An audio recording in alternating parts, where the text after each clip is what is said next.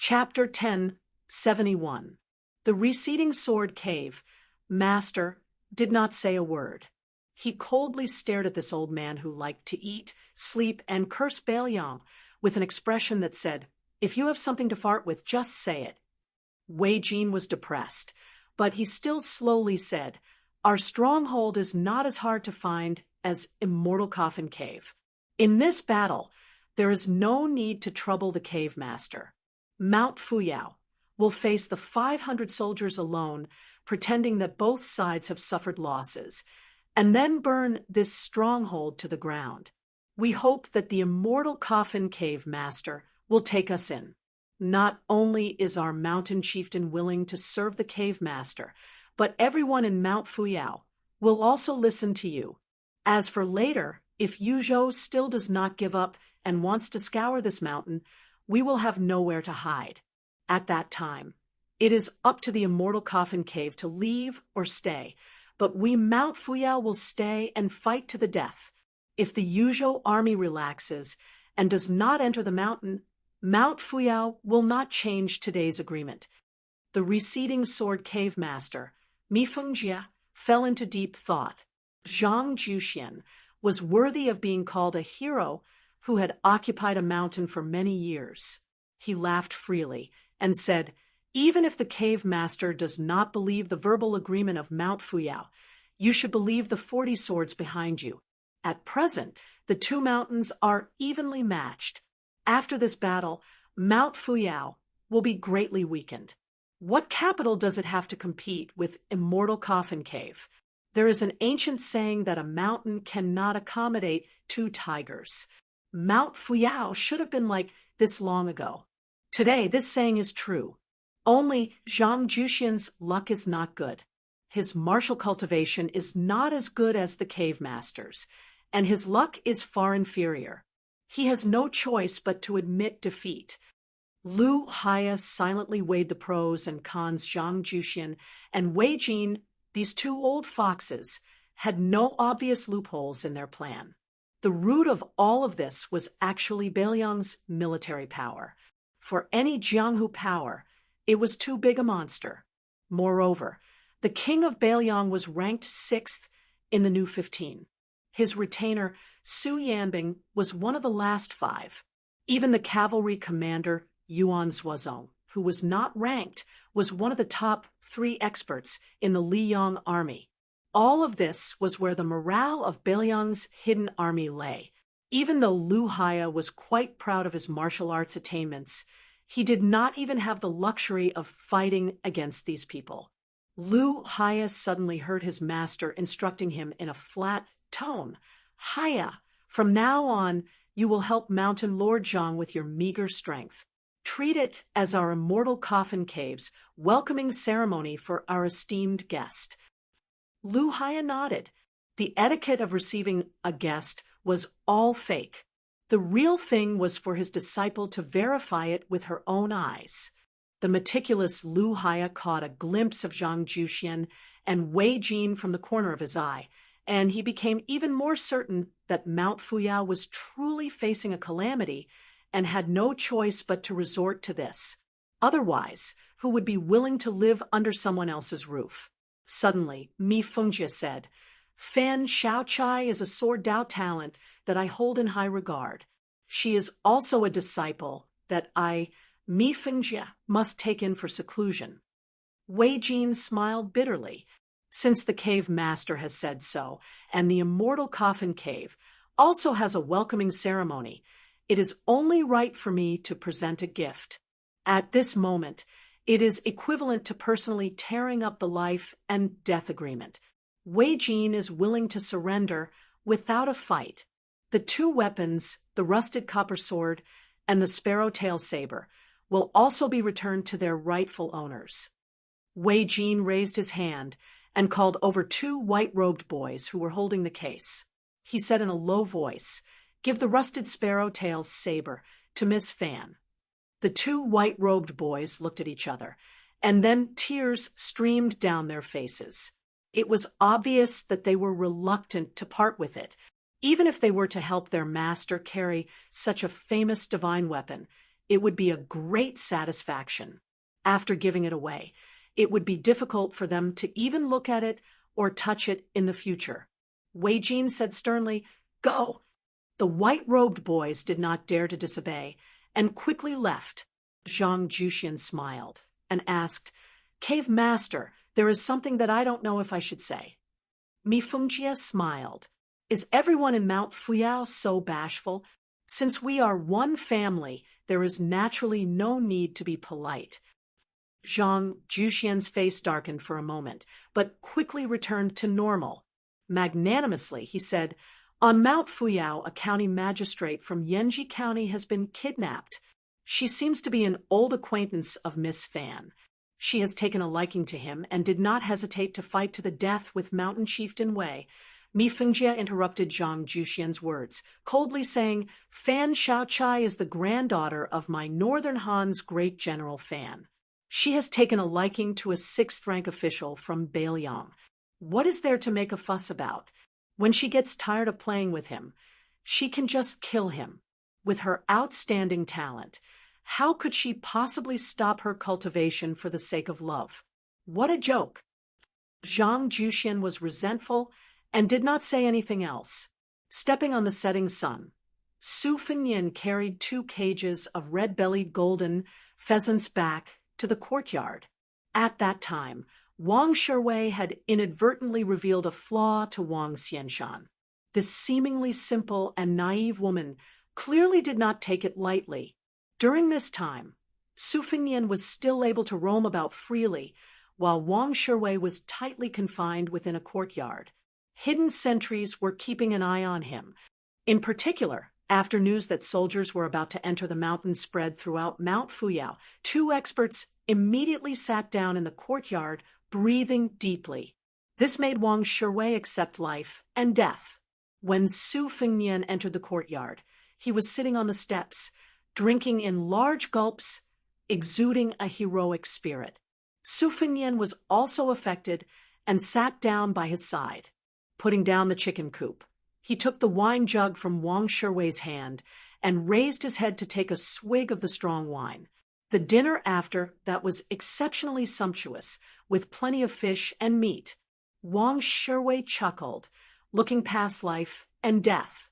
He said, "It seems that this group of evildoers on Mount Fuyao will mistakenly kill and not let go. Registrar Su, you have benefited from this Wang's glory for this last meal. That said, if Brother Su still has the chance to leave the mountain, I'd like to trouble you to tell my wife and son in Horsehoof County, Qingan County, that Wang Shiwei did not die in vain. Brother Su, remember to especially tell my son, Bai, that his father made a great contribution in uprooting the Golden Pheasant Mountain bandits." Wang Shiwei drank the wine with a calm expression. "It's just that I've let down the mother and son, so I feel somewhat guilty." Su Fengnian nodded, but did not say any words of consolation. The next morning, there was quite a commotion on Mount Fuyao. There were more than 180 young and strong bandits, all of them rushing down the mountain aggressively. Su Fengnian and Wang Shiwei's courtyard was already under house arrest. Wang Shiwei sat in the main hall, calming himself down, preparing to kill one to recoup his losses when Mount Fuyao turned hostile. If he killed a pair, it would be a profit. Su Fengnian had long since left his body and entered a spiritual state. He quietly came to the dense forest of Mount Fuyao and stood on a tree branch in the middle of a mountain peak, quietly observing the battle. Fan Shaochai, who had obtained the sparrowtail copper rust, was indeed not stupid. She probably guessed that Su Fengnian would be absent-minded while watching the battle, so she snuck into the backyard. There was only a wall between her and Su Fengnian, who was sitting cross-legged on the bed. She pressed her hands on the saber and sword at her waist. During Su Fengnian's 9 journeys as a celestial being, Su Yanbing had always been guarding him. This was because he was afraid that someone would take advantage of the opportunity to take advantage of him. Most of his soul had left his body to travel far away, and condense into a new form, which would greatly reduce the strength of his body. This was an established fact that not even an immortal on earth could change. Although there were no written records of this in Taoist scriptures, Fan Shaochai had already reached a higher level in martial arts. At the same time, she was able to stand out among the many spies of Fushui society. This was the best opportunity to kill Su Fengnian, who was ranked 6th in the world. She did not think that there would be such an opportunity in the future. Therefore, she did not hesitate to strike. The sparrow-tail copper rust broke through the wall as easily as a needle piercing through paper. Her delicate body also smashed through the wall. The moment she vaguely saw the back of that figure through the dust, Fan Shaochai did not feel too much hatred, only relief. When Fu Shaoshan saw this, he did not hate Fan Shaochai to the core. However, this did not mean that Fan Shaochai would give up the butcher's knife and become a Buddha. Moreover, there was no record of any woman becoming a Buddha in the Buddhist scriptures. When the tip of Fan Shaochai's saber and sword were only a foot away from that figure, her already abundant qi increased by another level. The gang qi at the tip of her rusted sword suddenly surged. Before the tip of the sword reached, the gang qi had already arrived. Su Fengnian, who was on a mental journey, stood lightly on a branch. He could not help but chuckle softly. Do you think Gao Shulu's body is made of paper? Otherwise, why would I go on an out-of-body journey so easily? Ignoring the changes in the courtyard, Su Fengnian looked into the distance. Finally, people were starting to die. Chapter 1072. When it came to a small war, there was no such thing as destiny, so there was no such thing as an opportune moment. However, Mount Fuyao held the geographical advantage, so there was no need to doubt it. With more than 20 military scouts thrown into the mountain, it was very difficult to capture military intelligence that would be beneficial to the war situation and successfully transmit it back to the army at the first possible moment. Mount Fuyao had 6 beacon towers that were hard to detect, because the Wei and Jin dynasties, who had been military officers, pursued a policy of being loose on the outside and tight on the inside. There was only one outside the mountain. Originally, there were only 8 beacon towers, but 8 more were added at the last moment. Half of them were stationed on the mountain, while the other half were roaming about. The latter were assisted by the chirping of birds, making them even more secretive and difficult to detect.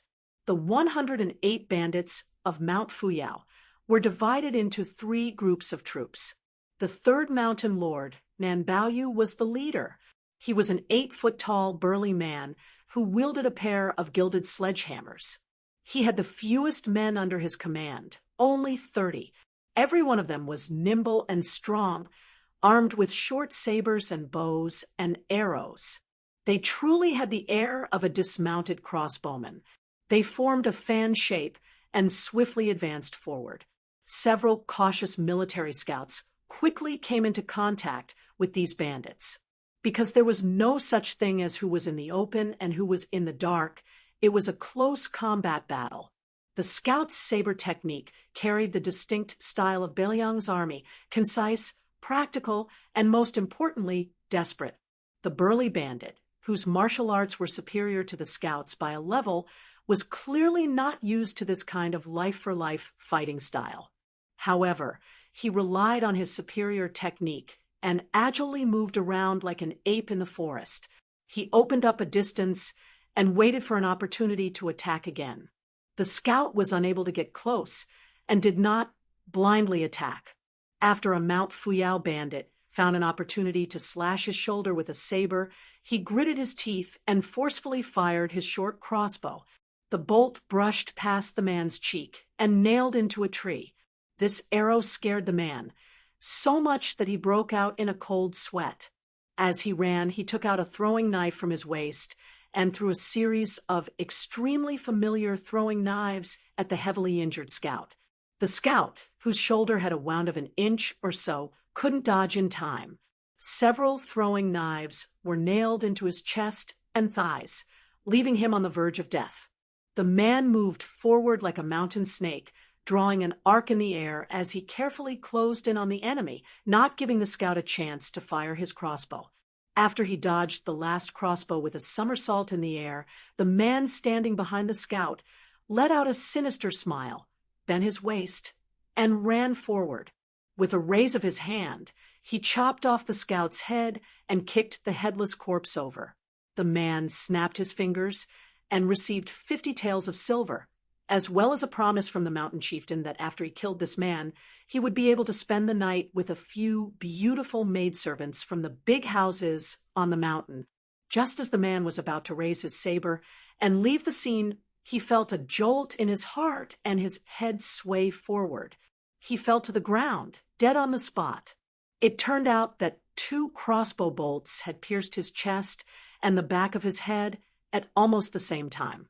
A grassland bandit, who had rushed over after hearing the commotion, had only just seen this frightening scene and was about to find a place to hide when 2 crossbow bolts came flying at him.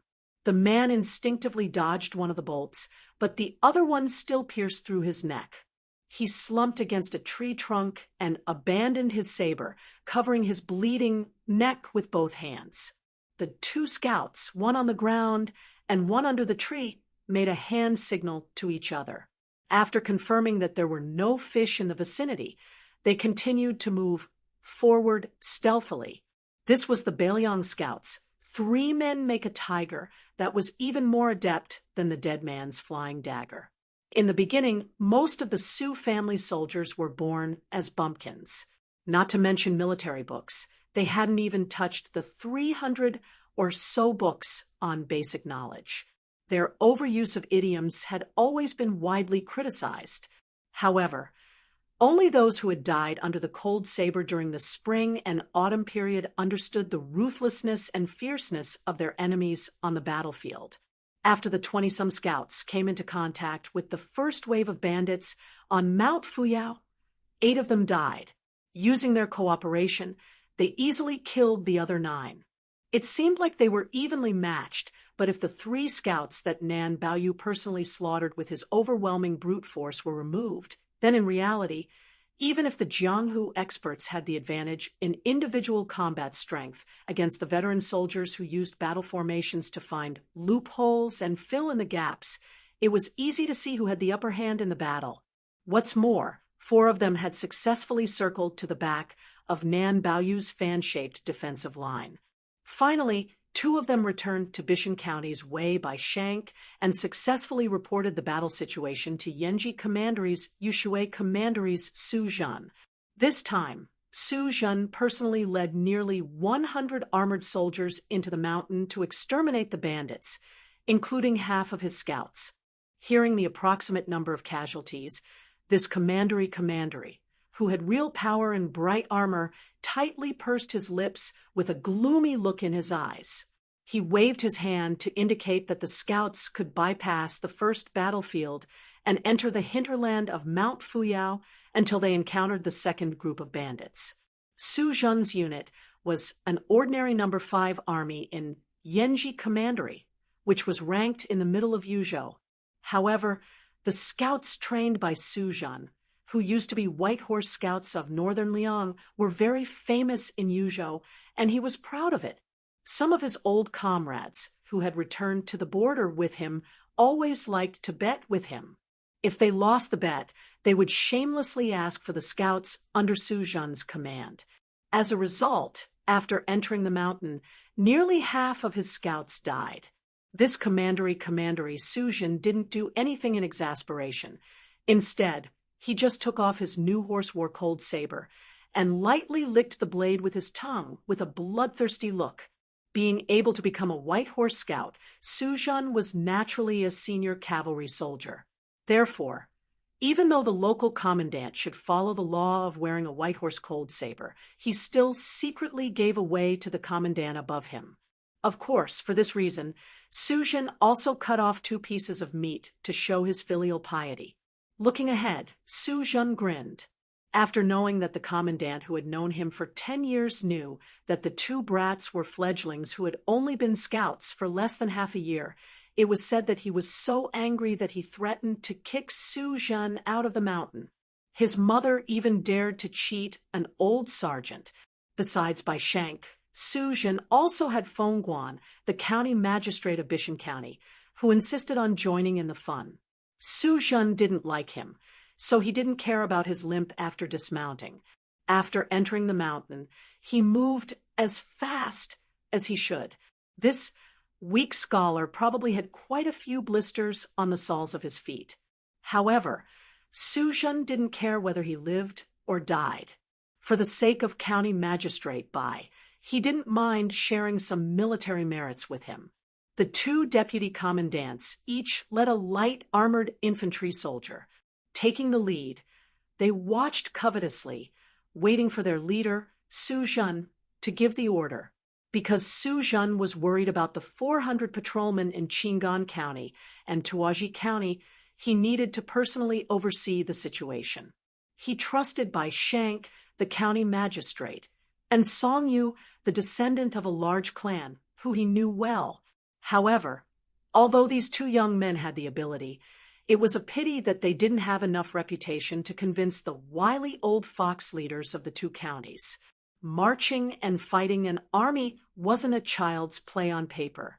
If word got out that he, Su Zhen, had brought 500 men and was still struggling to suppress 200 to 300 bandits, he, Su Zhen, couldn't afford to lose face. Chapter 1073. Behind Su Zhen's scouts were 100 patrol officers with outstanding martial prowess. Although they didn't participate in the first wave of battle, they quickly bumped into Nan Baoyu. The patrol officers of the two counties were very careless with the grand task of suppressing the bandits. Su Zhen already disliked them for being a hindrance. Since these patrol officers with high official ranks felt that battle merits were at their fingertips, Su Zhen allowed them to explore. Su Zhen himself also wanted to know how many troublesome experts these bandits had. After all, it was never a bad thing to know one's own strength and the enemy's strength. At this moment, Nan Baoyu, who was the third in command of Mount Talisman, was sitting on a mountain rock.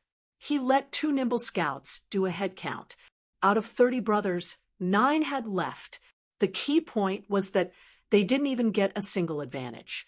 This caused Nan Baoyu to angrily bang his hammers together. The sound was as loud as the ringing of a temple bell. He didn't care about exposing his hiding place.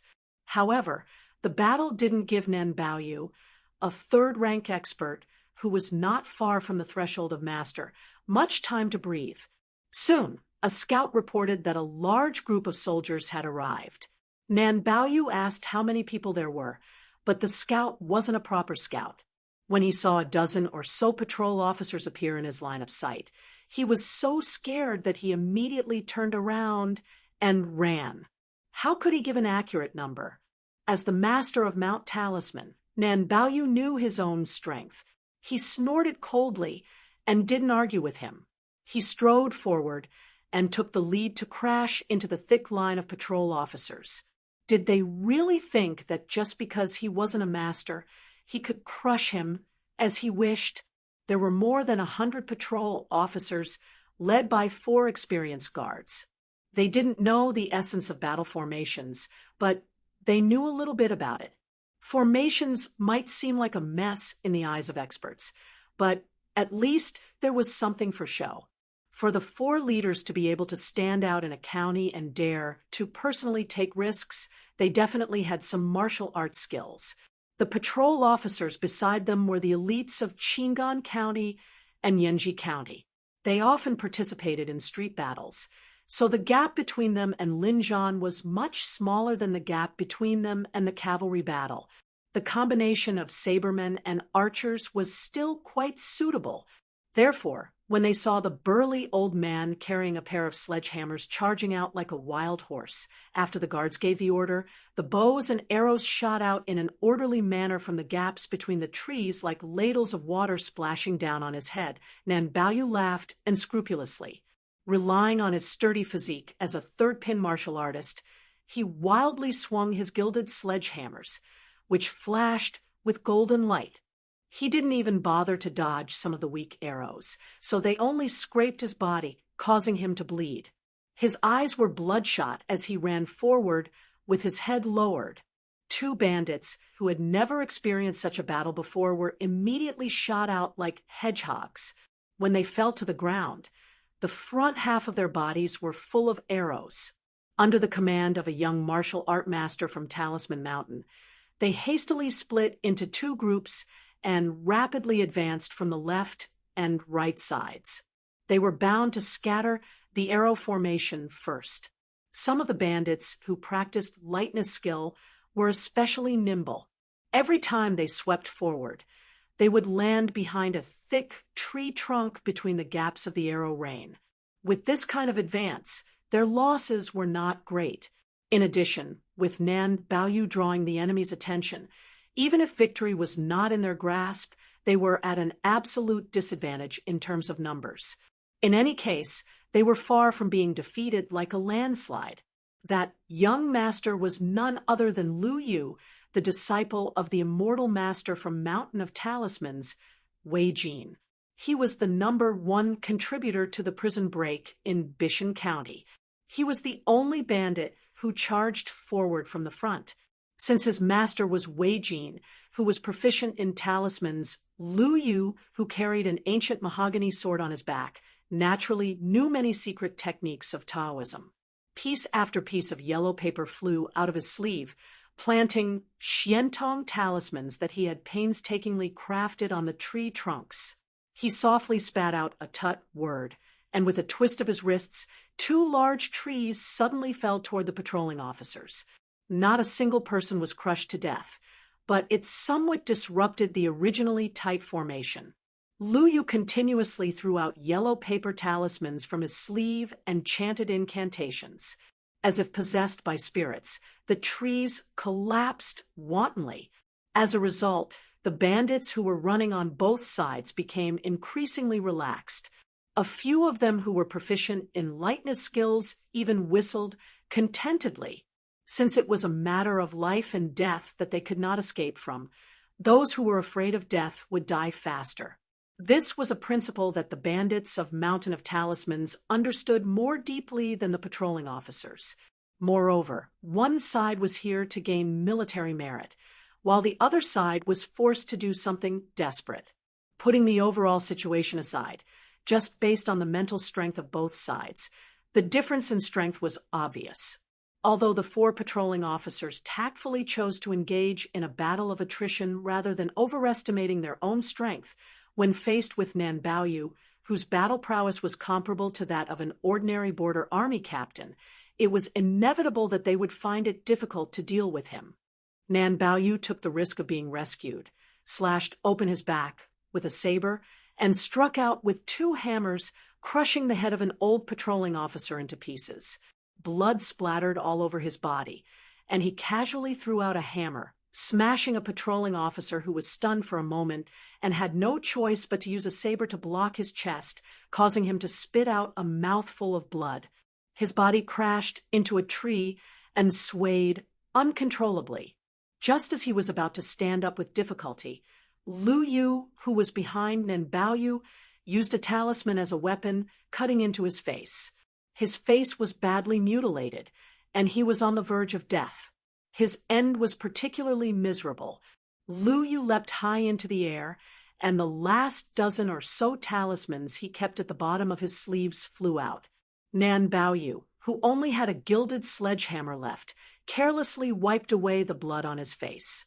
He spat out a mouthful of saliva, glanced at the shadow above his head, and cursed, "Stinking brat, you like to shit and pee on your Uncle Nan's neck when you were little.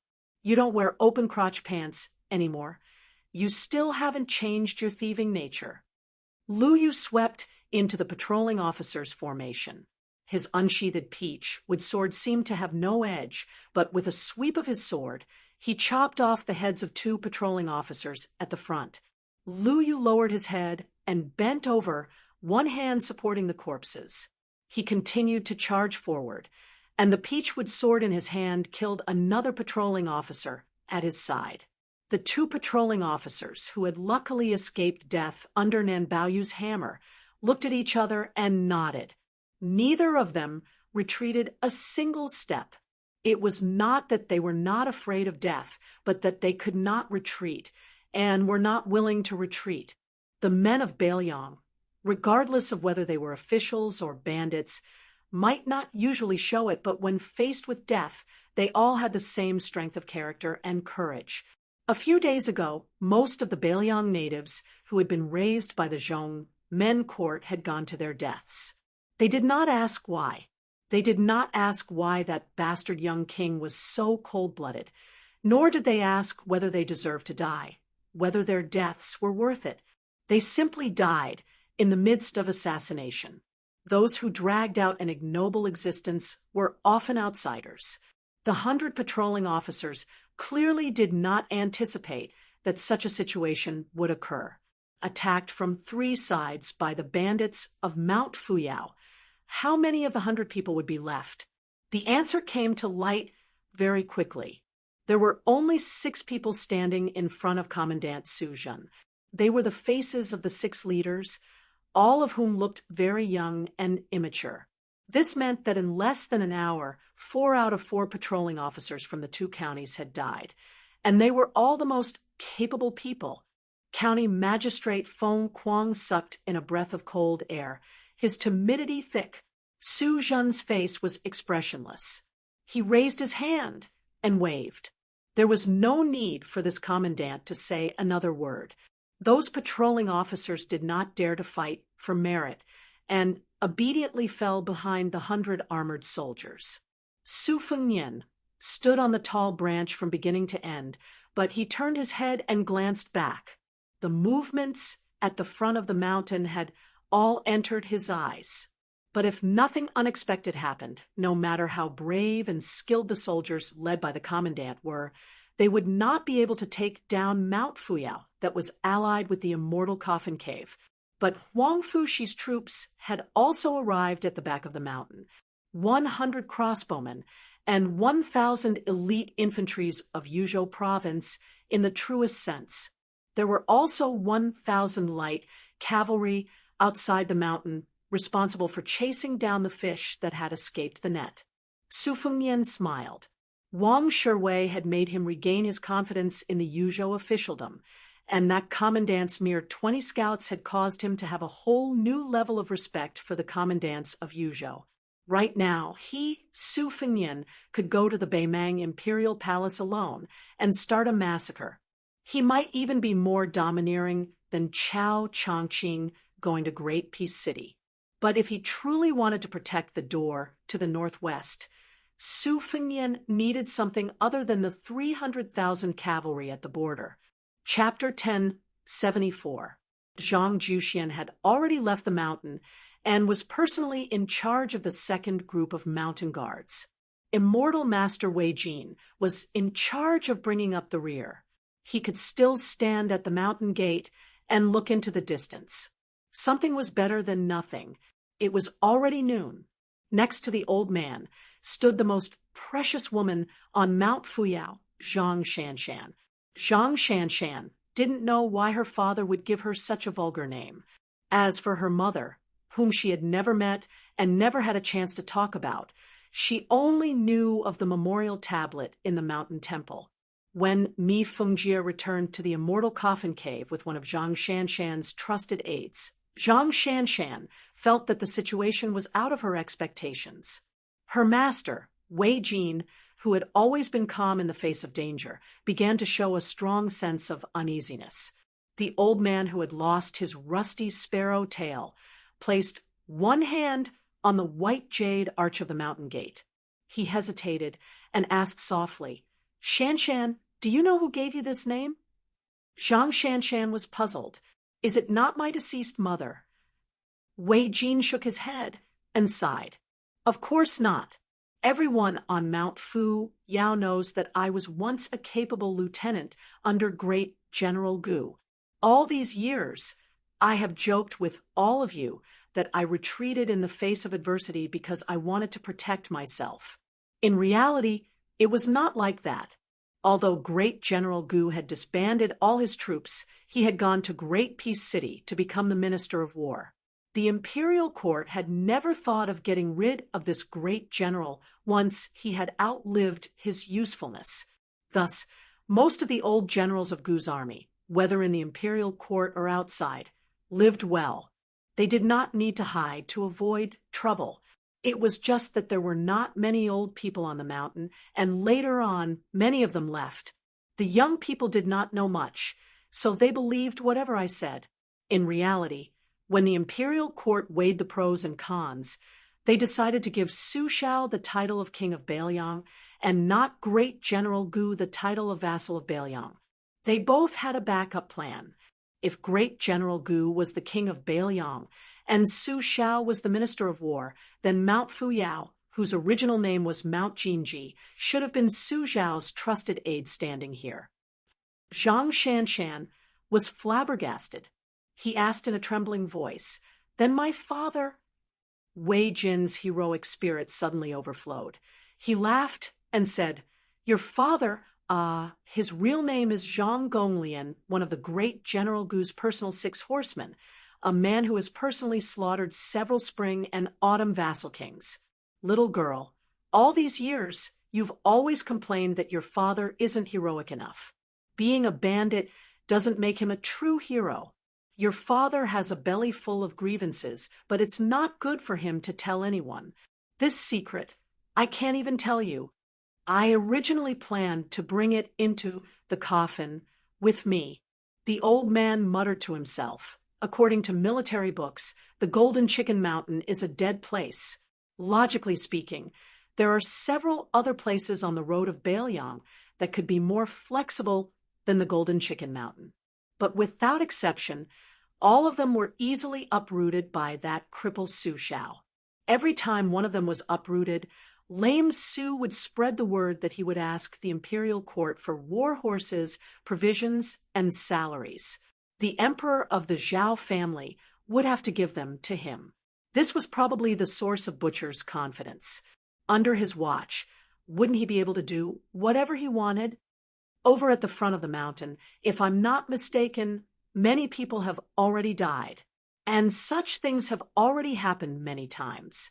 Many spies like your father and I who have concealed our identities for many years can only endure until we die. In the end, the scheming of these important people in the imperial court behind the palace was caused by the piling up of our lives. I watched as those young people, who were kept in the dark until their deaths, died one by one. Far away in Great Peace City, there were naturally first and second-rank officials coldly watching me and your father, silently waiting for the news of our deaths. Other than Great General Gu, those people didn't even frown. The old man pulled back his hand and rubbed the girl's head. He said sadly, "That's why I didn't want you to know about these unhappy things, the grievances and grievances of the previous generation. The great general once praised your father for his talent and even wanted to bring him into the Ministry of War. Whether it was to go to Jing to fulfill his ambitions or to retire safely, it was a blessing worthy of the envy of ordinary people. However, your father was stubborn. He resented the imperial court for not giving the great general the title of king and only giving him the shitty minister of war. As for the 8 people that the world knew had gone to Jing to be the pillars of the country, wasn't that an insult to the great general? Your father couldn't take it anymore, so he came here with me. Even when the great general left the capital to lead the military affairs of the northern lands, he sent a secret letter asking your father to accompany him to Liao. However, your father disliked that place because it was the place where lame Su rose. More importantly, he was afraid that you would not be used to the ice and snow there. No matter how much I persuaded him, he would not go. A whistle hurriedly ran from the back mountain of the talismans to the mountain gate, delivering a piece of bad news. Wei Jin only nodded. He was not too shocked. He sighed and said, "Girl, you should know the answer. Your name was given by the great general. Originally, It was agreed that you would marry his youngest son when you grew up and become the daughter-in-law of the Gu family. Zhang Shanshan, who had been in a daze, asked, "Master, what did the whistle say just now?" Wei Jin said bitterly, "As soon as Mi Fengjie left, I knew something was wrong." As expected, the soldiers at the front of the mountain were just a smokescreen. Behind the mountain was the real deal. Yuzhou General Huangfu Xiu personally led the troops here. Just the crossbowmen at the border alone numbered more than 100. This was not something the scouts of the Fifth Army within the borders could compare to. They have already entered the mountain. Zhang Shanshan's face turned ashen. Wei Jin revealed a look of resignation. "I'm also puzzled. Although this mountain seems to be a dead land, it's actually unbalanced in terms of offense and defense. It's not important to the overall situation of Yuzhou province. Obviously, the general who led the army to Yuzhou province asked your father to come here for selfish reasons. How did it attract the interest of that madman Huang Fujin?" Zhang Shanshan asked painfully. "Master, is there a traitor on the mountain?" The old man smiled bitterly. "It doesn't matter. Everywhere, there will be people who are greedy for life and afraid of death." Zhang Shanshan asked in a daze, "Master, why don't we let father surrender? If we don't fight, people won't die." The old man was neither angry nor disappointed. He shook his head and said indifferently, "Silly girl, if we don't fight, people will die." The Han family of Jizhou was wiped out. Bailiang Su family also lost many people outside the battlefield. Even His Royal Highness almost died. To be honest, I have been watching that Bailiang Lame Su for almost 20 years. Only then did I realize that if our great general became the king of Bailiang, it might not be a good thing. Zhang Shanshan was about to speak when Wei Jin flicked the girl's forehead. She immediately fainted. A young man with a golden-haired monkey squatted on his shoulder, supported her. Wei Jin said calmly, "Take the young lady to the secret room to hide. Ho Xia, even if you die, you must die before you send the young lady to Liao. Your life and your name were all given to you by Mount Talisman. It is time to pay back your debt." The young man's eyes were resolute. He nodded and carried the girl he admired on his back. He walked past the archway of the mountain gate and was about to enter the secret passage that only 3 people in the entire Mount Talisman knew about. He had just become the 3rd person yesterday. Ho Xia did not expect that he would have to use this escape route so soon. Chapter 10, 75. Ho Xiashan suddenly stopped in his tracks, as if he was facing a great enemy. Wei Jin also frowned, unconsciously twirling his beard as he stared fixedly at the young man blocking his way. The young registrar of Bishan district, a general's son who should be an embroidered pillow. Wei Jin walked forward and stood shoulder to shoulder with Ho Xiashan. He chuckled softly. "I guessed that something was wrong with you, but this old man's eyes must be muddled. I didn't see that Registrar Su was an expert who could restrain his divine, well, to the point of leaving no trace behind. As expected, only those who hide their strength are considered true experts. This old man's eyes are blind. I hope that Registrar Su will be magnanimous and forgive me." Su Fengnian had long since regained her senses. Fan Xiaochai's previous attack was no different from throwing an egg against a rock. She could still be considered clear-headed. After her attack failed, she threw away her sword and saber and knelt in the room, adopting a posture of waiting for death. When Wang Shiwei had heard the sound of the wall cracking, he had broken down the door and entered. In the end, he had seen such a strange scene that he couldn't wrap his head around it. This man had heard from the maidservants in the courtyard that the beautiful demoness living next door had taken a liking to Su Qi. She didn't hesitate to sign a life and death agreement with immortal Master Wei making an enemy out of the entire Mount Fuyao by herself just to protect his life. But what was she doing, crashing into the wall and then kneeling without saying anything? Wang Shiwei couldn't figure it out, no matter how hard he racked his brains. Could it be that he was too old to understand the love and affection of the younger generation? Or was it that the demoness of Jianghu liked the young and handsome in such a soul-stirring and vigorous way? Wang Shiwei didn't dare to move. Fan Xiaochai knelt without saying anything. Su Qi closed his eyes and rested. Wang Shiwei, a man who was bound to die, had nothing to do, so he simply squatted at the door. He even went to the table to pick up a jug of wine and took a few sips from it.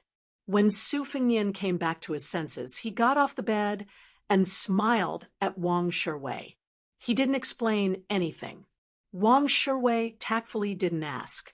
She just thought that this Brother Su's appearance was so handsome that it made people's hair stand on end. He could make a woman go crazy. Su Fengnian had seen the gathering and dispersing of the Fengqi on Mount Fuyao, so he naturally took advantage of the situation to strengthen his own Fengqi.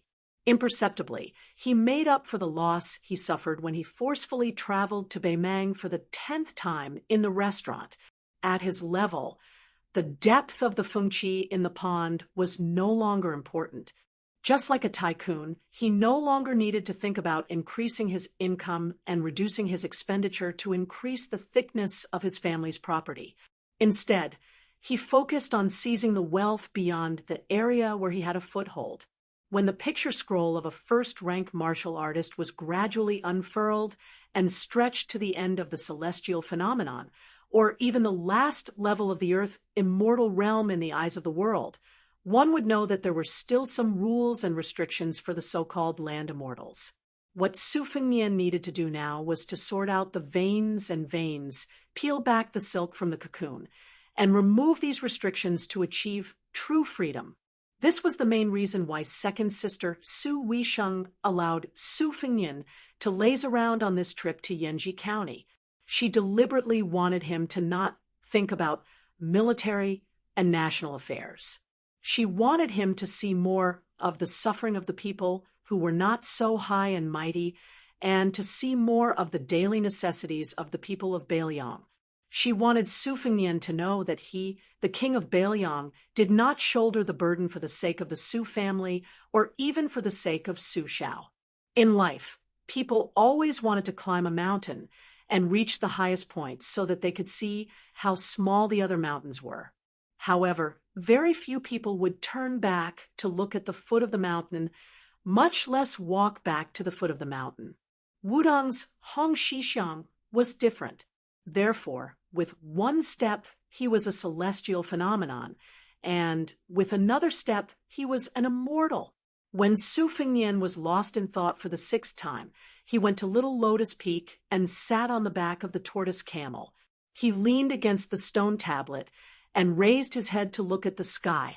However, no matter how much he tried to pry into the mysteries of heaven, it was a pity that he had little success. Although I have stopped at this place, my spirit has traveled thousands of li. Don't ask me where I come from. Think about where I am going and who I am going to see. Su Fengnian only understood these 2 sentences very late. These 2 sentences were the last words that Hong Shixiang had engraved on the stone tablet before he died. At the gate of Mount Fu-yi, Su Fengnian turned sideways and allowed Ho Xia, who had not yet descended the mountain, to carry him up the mountain. Wei Jin was deeply worried. Su Fengnian walked to the foot of the memorial arch. Wei Jin stood beside him. Su Fengnian opened his mouth and said, "Senior Wei may not know that Wang Shiwei is the head of the patrol in Qingan County. As for the heart-piercing Yama Shun Li, I only just found out that he was a spy bribed by the Yuzhou general with a large sum of money. Huang Fu, she wanted to destroy Mount Fu-yi, an immortal coffin cave, because he wanted to reign in the Yuzhou Jianghu and curry favor with the king of Beiliang. My ascension to the mountain was a very unexpected thing. As for Senior Wei and Mountain Lord Zhang's hidden identities, it was an even more unexpected surprise.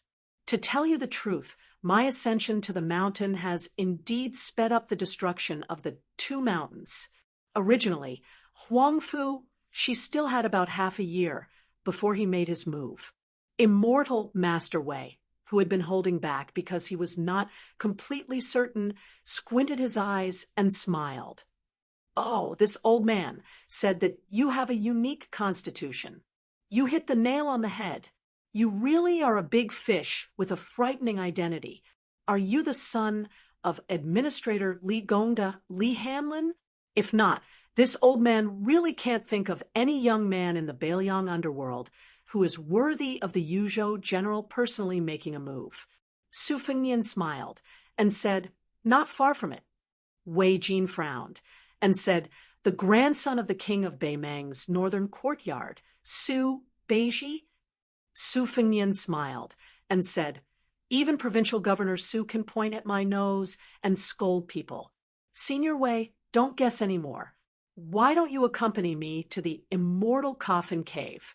Along the way, I have some matters that happened during the spring and autumn period that I want to ask you about."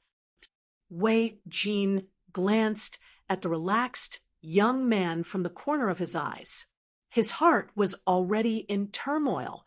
Even though he was familiar with the secret arts of Taoism, he was still unable to determine the level of this person's realm. If it weren't for the fact that the old man didn't dare to act rashly, he wouldn't be in the mood to chat with him. Su Fengnian glanced at the eagles in the distant sky and said, "If we don't go now, I'm afraid we won't be able to see Mi Fengjia's final glory." This shocking insider information finally made Wei Jin's ruthless temperament, which he had suppressed with great difficulty over the years of cultivating Taoism and nurturing his character on the battlefield, completely come to the surface. But before Wei Jin could act, everything was over. A woman with a compassionate face and a Buddhist aura slowly walked up the mountain. She looked at Su Fengnian and said softly, "Mi Fengjie escaped." Su Fengnian laughed angrily and said, "He's the big fish that our Yuzhou general has his eyes on. Why don't you go catch him?" The woman tied up her black hair with a thin red string and tied it casually around her neck like a ponytail. She stretched out a finger and gently brushed the soft hair that hung down to her chest.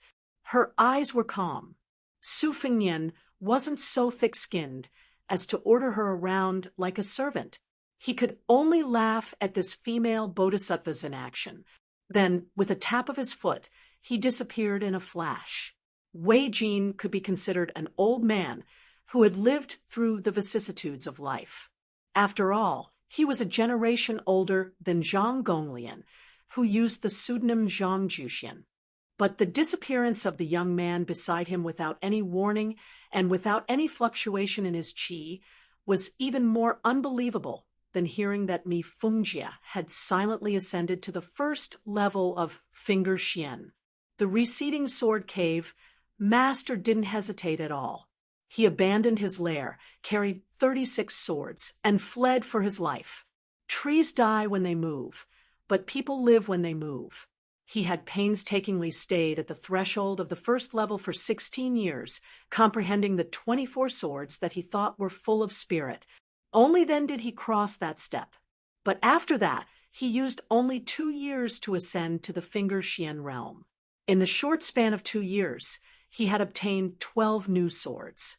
He didn't want to learn from the West Shu Sword Emperor and fight the Bailiang cavalry to the death. He also didn't want to lead Qingliang Mountain and become a lackey for that young king. Then he was stopped by a young man he had met on Mount Fumiao. He heard him say something baffling. "You, Mi Fengjie, shouldn't be in such a situation. You're no different from the Prince of Qingcheng. You're all borrowed from Bailiang." Chapter 1076. Since Mi Fengjie had just entered the Finger Xian realm, he started to show signs of blossoming. Most martial artists in the world were like this. The higher one entered the Finger Xian realm, the more they cherished their cultivation. After all, not everyone was like Li Chungang, a rare genius who could make a breakthrough in a few years. However, the person in front of him was too young, so Mi Fengjie did not see him as a mortal enemy. He only wanted to demonstrate his strength with his sword and force the person to retreat before continuing on his way. Mi Fengjie did not draw his sword. He merely exhaled lightly. Previously, he had gifted the youth an ancient sword on Mount Fuyao. There were a total of 35 ancient swords. Among them, there was a sheathless sword that was hidden among the swords. It was as thin as a young girl's little finger. It swept towards the young Northern Liang official, who was babbling nonsense. After Mi Fengjie controlled the flying sword, he squinted his eyes to admire the green and slender blade. Because it was too fast, it looked like a young bamboo leaf that was twisting in a subtle arc. The tip of the sword also had strands of scarlet sword chi that seeped out just like a green snake spitting out its red tongue. Su Fengyin seemed to casually extend his hand. His thumb and index finger pinched the green bamboo leaf and crushed the sword energy in an instant. After the thin sword was restrained by his finger, Mi Fengjie decisively cut off the connection. However, the remaining energy of the flying sword still caused the tail of the ancient sword, named Green Leaf, to vibrate violently. Mi Fengjie did not dare to be careless anymore. He opened his arms and was about to unsheath the 6 ancient swords to kill when the young man laughed softly and said, "My name is Su Fengyin. Do you really want to fight?" Mi Fengjie's expression changed drastically. He forcefully swallowed a mouthful of majestic qi, and the 6 swords returned to their sheaths in the blink of an eye. Mi Fengjie was a little surprised. When the young man announced his identity, he did not suspect anything. He was just curious as to why a vassal king would come to Mount Fuyao.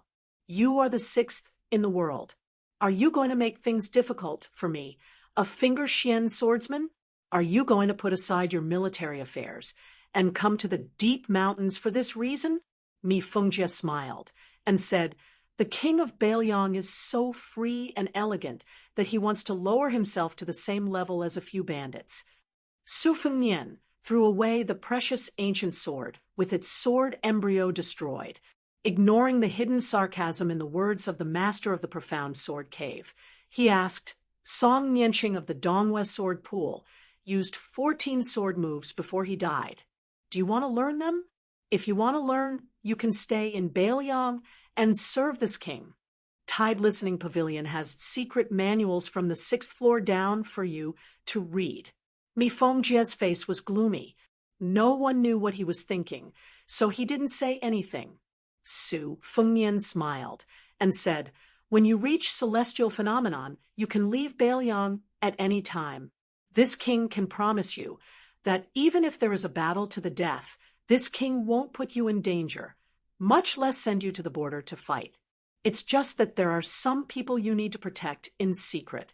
Bailiang still lacks some top-notch experts to oversee the prefectures." Mi Fengjie sneered and said, "Is there such a good thing in the world?" Su Fengyin hooked his finger and the thin sword that had destroyed the sword embryo, and the divine will of the sword returned to his hand. His finger slowly brushed across the body of the sword, and an image of flowing lights and vibrant colors appeared. The new sword embryo was close to perfection. Such a mysterious move was no different from the Buddhists becoming Buddha on the spot. Su Fengyin held the new sword in his hand, pointed it at Mi Fengjie, and took a step forward. There was no shocking aura, nor were there any complicated sword moves that were beyond words. Even Su Fengyin's previous stance and the step he took were very casual. There was no air of an expert at all. He was like an old man looking at the sunset and taking a step forward to catch up. However, Mi Fengjie still retreated a few dozen feet, his face pale. This sword had just started, but Mi Fengjie found that he couldn't break through all 36 sword moves. He had no choice but to surrender before the battle. Su Fengyin threw the ancient sword back to Mi Fengjie and said calmly, "This is the beginning of Song Nianqing's Earth Immortal Sword before his death. Do you believe me now?" Of course, this king has only learned about 50 to 60% of the spirit qi. Mi Feng Jie gritted his teeth and was about to kneel down. Su Fengnian waved his hand and laughed. "Forget it. You have to know that 4 to 5 years ago, a top expert like you, Mi Feng Jie, would be worshipped by this king. Back to the immortal coffin cave and pass down this king's order. Tell Huang Fujin to show mercy. As long as you want them to live, they can live. They can choose whether they want to join the army at the border or become the personal guards of the generals in the border.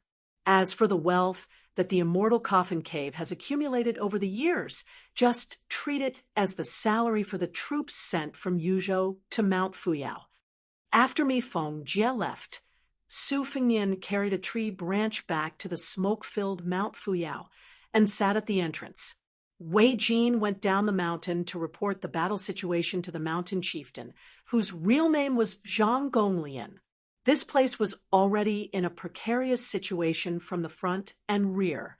More than 100 strong youths fought and retreated to the foot of the mountain. Lu Haya, who was fighting for Mount Fuyao, had already left midway and hurried to the immortal coffin cave. Zhang Juxian suffered some minor injuries, while Lu Yu, the Wei and Jin dynasty's disciple, was severely injured. In the midst of the fierce battle, Commandant Su Zhen seized the opportunity to take advantage of the situation. Not only did he slice off half of Lu Yu's shoulder, he also gave Su Zhen an arrow that pierced through his other shoulder. If Lu Yu had not relied on his intuition to turn sideways, he would have been pierced through the heart by the arrow.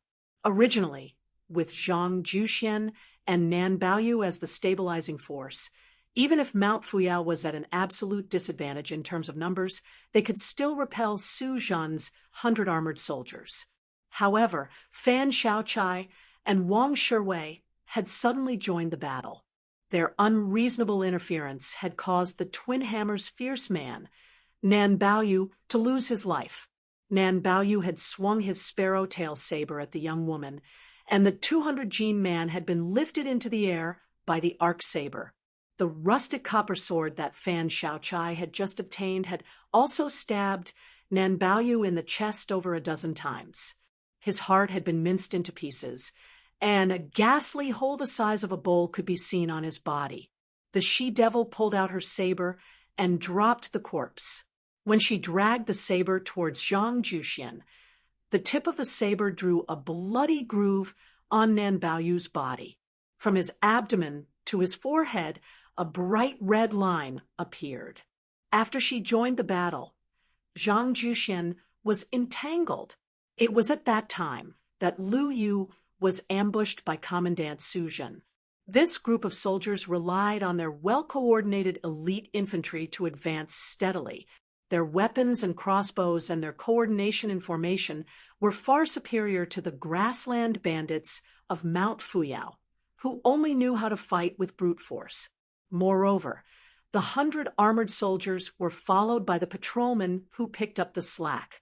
Although these people did not have the ability to fight to the death, they had the ability to take advantage of the situation to pursue and attack. Moreover, they had stepped over the corpses of more than 90 of their comrades, which had truly aroused their bloodlust. As a result, Mount Fuyao's army was naturally defeated. If it were not for Wei Jin and his men helping to bring up the rear, let alone 100 of them, not even 10 of them would have been able to retreat back to the foot of the mountain. These grassland bandits, who were more or less injured, were chased down and killed like drowning dogs on their own territory. They all had lingering fears. In the past, they had often come into contact with the government's patrolmen. As time passed, they also began to look down on the Bailiang army. They always felt that the two sides were jackals of the same lair. How strong could the Bailiang soldiers be? Normally, they would curse Bailiang together with the immortal Master Wei Jin. They always liked to say that the Bailiang cavalry was the best in the world. If they were really powerful, why didn't the Sioux family's 300,000 iron cavalry, which consisted of 120,000 cavalry and over 200,000 infantry, which were collectively known as the Sioux family's iron cavalry, trample Baimang Flat? In the end, when they actually encountered Commandant Su Jun's troops, they finally realized that the real Bailiang army, which was clad in armor and equipped with cold sabers, was simply like the difference between heaven and earth when compared to those patrolmen who were wearing a layer of official skin. Chapter 1077. Su Fengnian sat under the archway of the mountain gate, watching the half-dead young men of Mount Fu Yao climb up the mountain at top speed. After thinking for a while, he decided not to reveal his identity in front of these bandits, so he returned to his courtyard. After that, it was still a battle of offense and defense. The people of Mount Fui, who had nowhere to retreat, especially after they heard the commandant's order not to take captives, began to bite like rabbits without regard for their own lives. Relying on the geographical advantage and the weapon storage on the mountain, they managed to drag on for more than 2 hours after noon. Most of the time, the soldiers and the bandits exchanged bows and arrows. There was no shortage of arrows. Wei and Jean knew that Mount Fui was quenching their thirst by drinking doves to quench their thirst. In terms of proficiency with bows and arrows, the bandits on the mountain were no match for the soldiers, especially the elite soldiers of the Fifth Army in Yuzhou.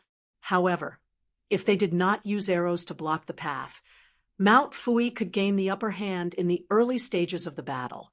Even so, it was not worth it even if they were heavily injured in exchange for the lives of the soldiers.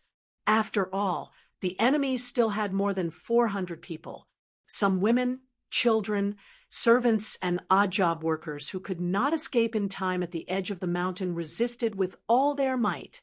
Some even pretended to surrender and waited for an opportunity to stab their daggers into the enemy's abdomen. They did not hesitate to die together with the enemy. This unexpected situation made the soldiers who were ordered not to kill them all feel too lazy to speak nonsense about not killing those who surrendered. After several of his bodyguards died in battle, an extremely angry deputy commandant would bring an extra weapon with him every time he led a team into the courtyard. He would throw the weapon to the bandits when he saw them, regardless of whether they would resist or not. He would then raise his arm with a sinister smile and kill everyone he saw. Commandant Su Jin did not seem to be in a hurry to end the battle. He had someone set up a table in an open area and piled a few jugs of wine on the table. He began to drink by himself. There were not many people who were qualified to sit down. Wang Shiwei, the head of the patrol officers of Qingan County, was definitely one of them. However, he did not sit down. Instead, he stood to the side and watched the battle, discussing with the old patrol officers around him how to attack. The blood-covered county commandant, Bai Shank, first approached and exchanged a few pleasantries. Later, when he heard that the battle in one of the courtyards was in a stalemate, he did not hesitate to leave with a dozen or so patrol officers. Wang Shiwei did not see the demoness surnamed Fan. He guessed that she had gone to save Brother Su. Thus, he resisted the urge to look for the registrar. Song Yu, who had killed many enemies in this battle, sat down without restraint. Su Jin nodded and smiled at the young man. When the county commandant Feng Guan sat down, he glanced at the commandant. The county commandant Su, the county commandant. The county commandant Feng, Saturday, sat. Su Jin saw that the local civil official had some discernment.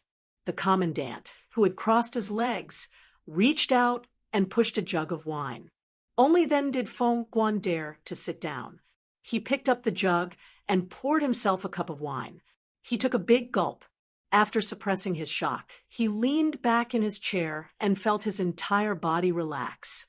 Bishan County had made a great contribution this time. It was only natural that Commandant Yu, who sat across from him, took the lead. Feng Guan did not dare to fight, for anything.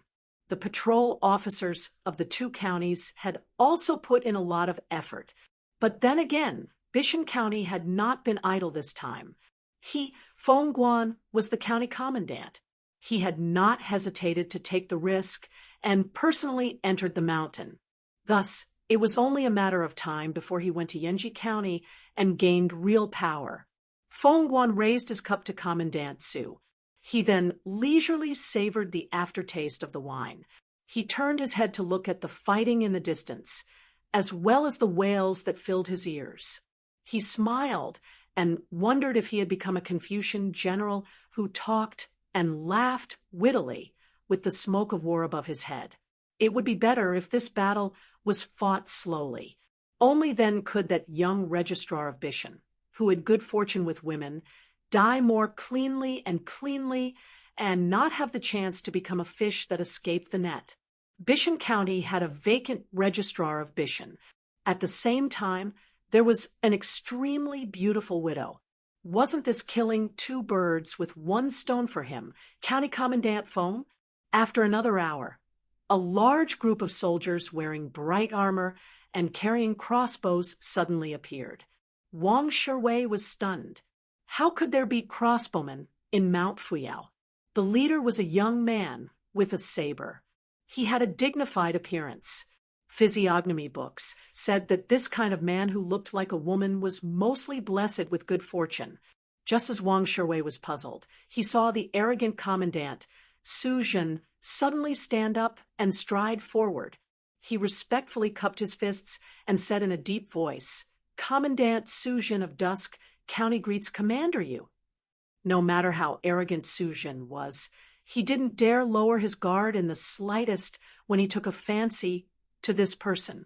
Some time ago, he had seen with his own eyes how this person was able to speak freely between Provincial Governor Hu Kuei and General Huang Fuji, the two major officials of Yuzhou. He was able to be neither servile nor overbearing and respectfully accompany the last seat.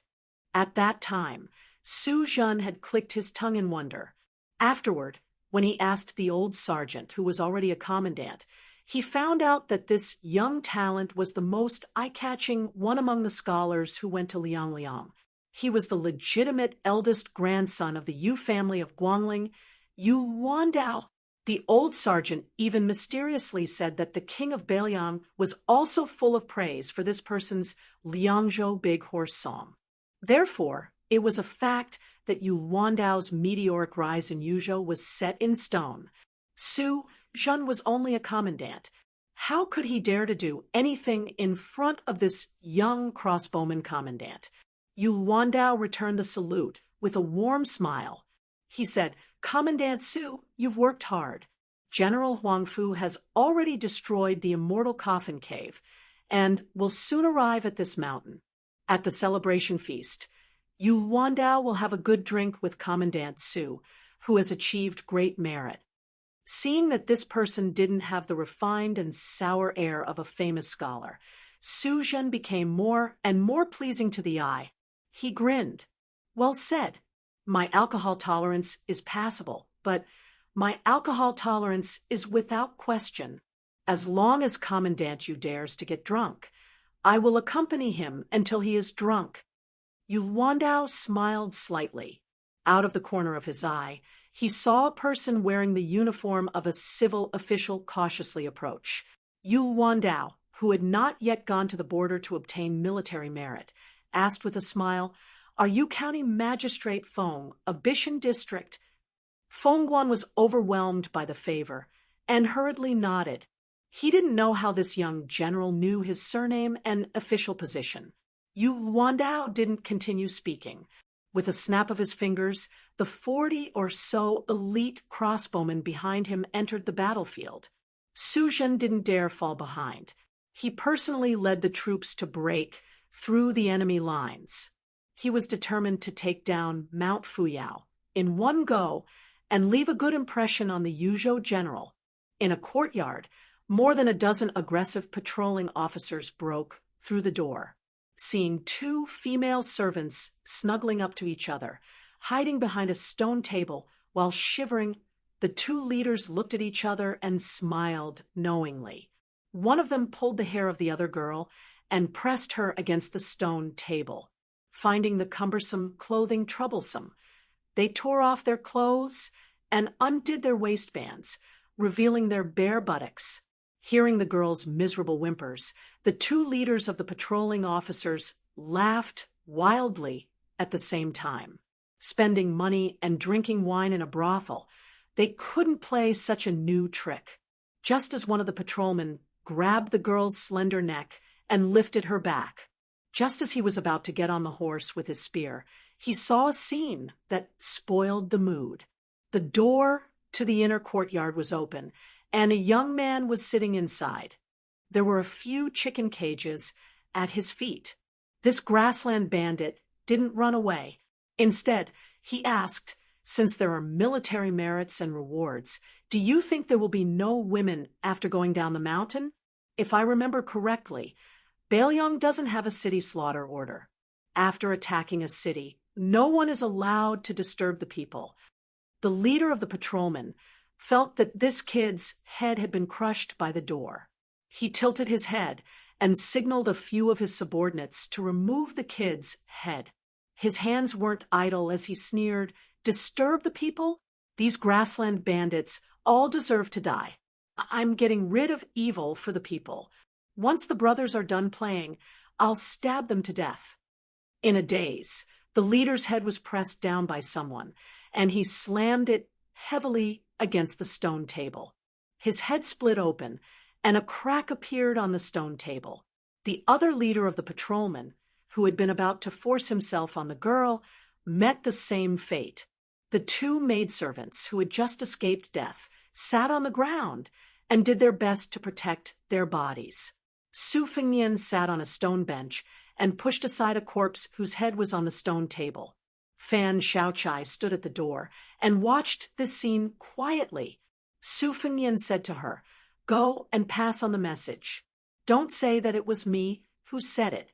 Just say that it's okay to kill people, but they have to follow the rules." Fan Shaochai left silently.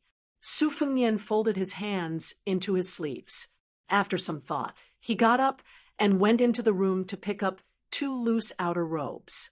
He bent down and handed them to the 2 crying girls. Their eyes were filled with fear as they retreated. Su Fengnian smiled and threw the clothes in front of them. "Don't worry.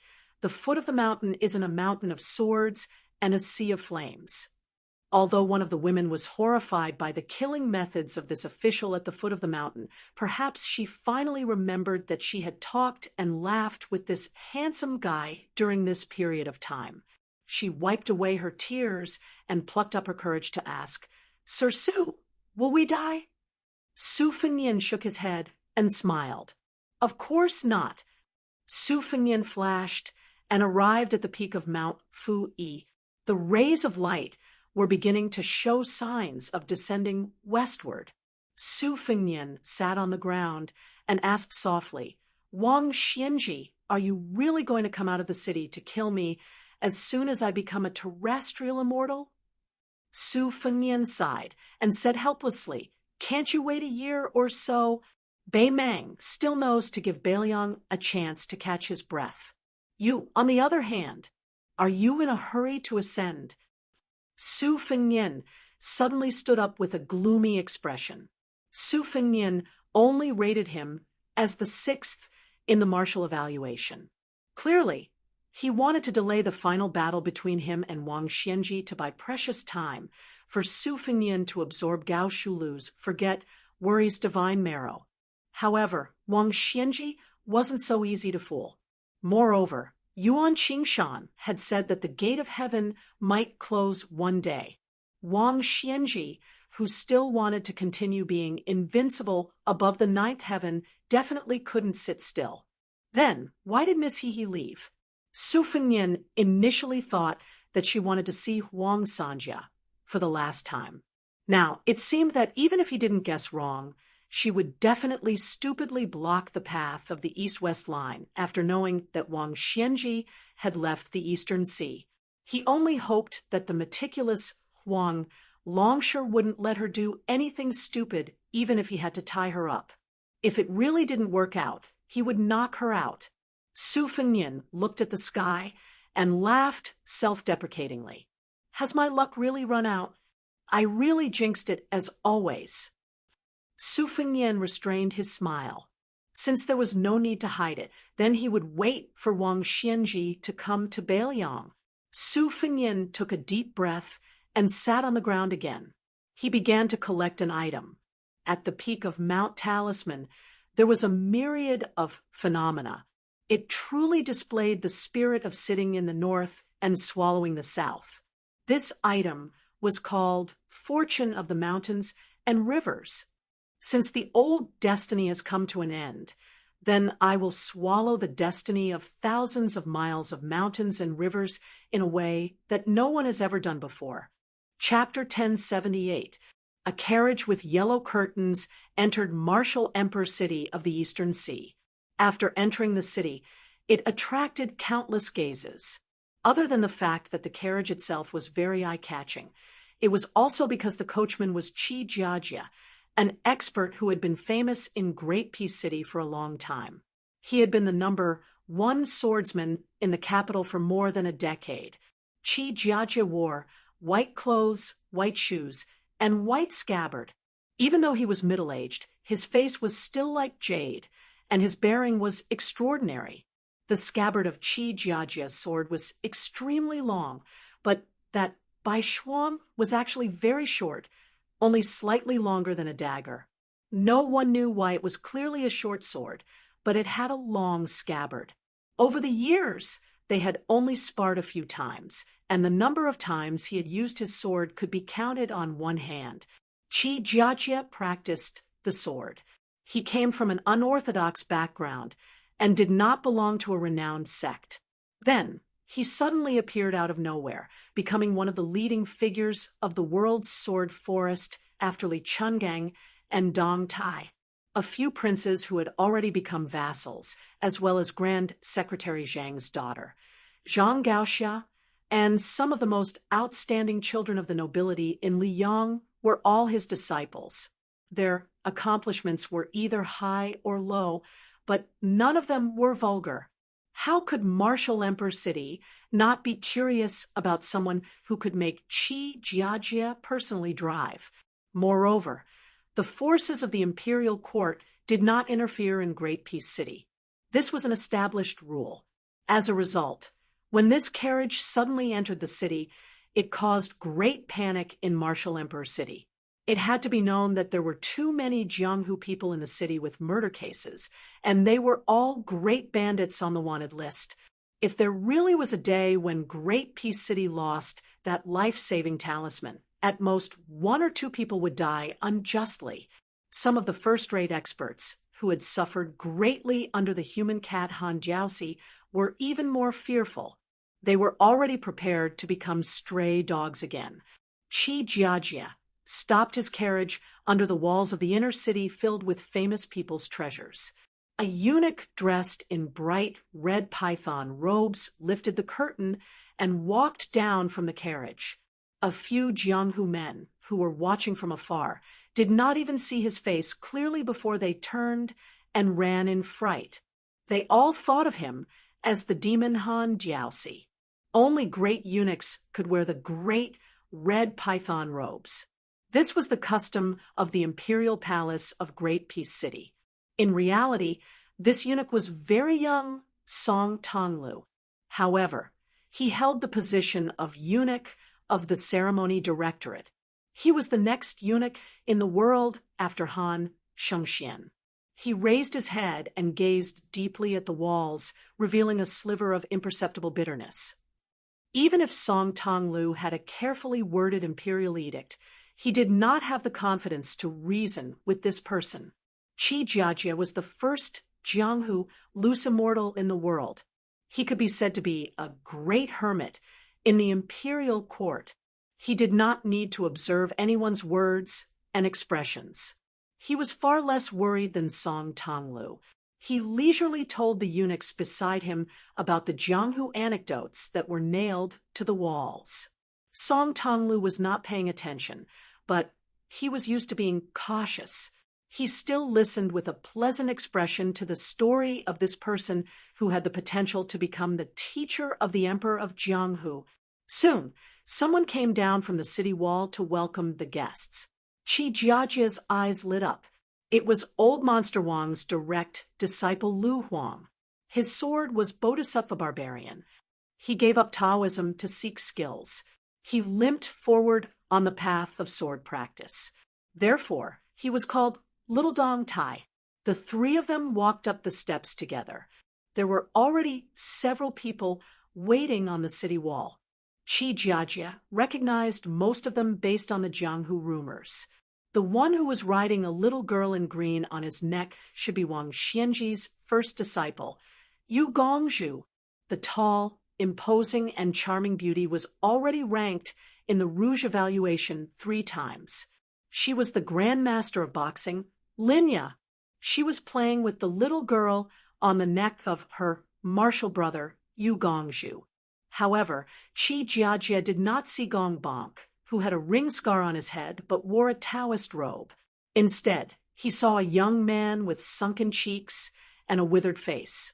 A dilapidated ivory fan hung on his waist. He stood a little far from Yu Gongzhu, staring blankly at the eastern sea. Song Tonglu's gaze swept over the young man's face. He paused for a moment, then calmly looked at the bridegroom Yu and asked softly, "Young Master Yu, our ceremony director at Song Tonglu, may I know where City Lord Wang is?" Yu groom, who was holding the legs of the green-clothed girl, said apologetically, "Master has left the city with junior sect brother Gong. But he knew that Song Jiao Temple was coming and told me to pass a message to Great Peace City." Song Tonglu made a sound of acknowledgement. He did not show any anger or disappointment. His gaze was calm as he said, "Young Master Yu, please speak." Yu groom smiled slightly and said, "Master said that he sent a message to Great Peace City not to ask for a promise, but to inform the Zhao family's son of heaven. This trip out of the city is his last time appearing in the world. If anyone wants to block the way." At this point, the girl in green lowered her head and whispered in the bridegroom's ear. He could only gently pat her little head and ask her to let him finish his words. When the girl stopped, the bridegroom continued, "You can try to get 10,000 cavalry to try first." Qi Jiajia frowned. At the same time, Linya looked straight at this dissatisfied top swordsman of Jingdo. Song Tonglu seemed to have a naturally slow temperament. When he heard such rebellious words, he only took them seriously. He was still like a clay bodhisattva without any temper, not at all like the head of the ceremony directorate who had the power to overturn the capital. Yu Groom said calmly, "It is not that I do not understand Jingdo's thoughts. That king of Beiliang should not die now. It is best if he dies after he and Bei Mang are both injured. But Master is not willing to wait. As disciples, we do not dare to say anything. If this is a bad thing, there is also good news for Song Jiangyin. That is, starting from the day Master left the city, the court will take over Jianghu. You can enter the city to capture and kill people. There will be no more restrictions on the Eastern Sea. After saying this, I will also leave the city with my junior sect brother and sister. I plan to explore Jianghu." Song Tonglu nodded and said gently, "Young Master Jingyu, you will become famous in one move." Song Tonglu obviously did not know martial arts, but everyone present was the top grandmaster of Jianghu. Listening to his words and aura, it seemed to come from the bottom of his heart. It could be said that it was impeccable. If it was really intentional, this Martin Temple's cultivation in officialdom was simply shocking. Of course, it could not be ruled out that this person had a calm temperament.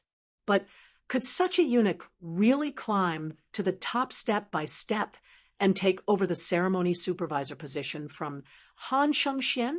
Linya was still fine and continued to tease the green-clothed girl. Lu Huang could not help but look at Song Tonglu a few more times. Song Tonglu turned his head and looked back. He said with emotion, "It is rare for me to leave Qingdao. It is a pity that I could not see old immortal Wang with my own eyes." Song Tonglu laughed loudly and said, "Since we have left the city, I will return to Qingdao immediately. Heroes, farewell. I hope we can meet again in the future." Yu Groom and Lu Huang cupped their fists to send him off. Even Linya nodded slightly. The green-clothed girl suddenly asked curiously, "Hey, Mr. Song, do you have an imperial edict? Can I touch it?" "Mr. Song?" Song Tonglu was stunned at first, but then he laughed heartily. His eyes narrowed into a line, and his expression was especially gentle. He no longer referred to himself as I. "Yes, I will bring it to you now. Wait a moment." The imperial edict was in a box. Song Tonglu did not think of taking it out to announce the edict at first. Was he going to ask the people of Martial Emperor City to kneel and listen to the edict? So he simply left it in the carriage. But since the jade-like girl on Yu Groom's shoulder wanted it, Song Tonglu would give it to her. Qi Jiajie glanced at Yu Groom, who was said to be able to inherit Wang Xianji's mantle. He rubbed the white frost sword's hilt with his thumb and smiled. "Mr. Yu, if you have the chance, come to Qingdao. I will definitely be a good host."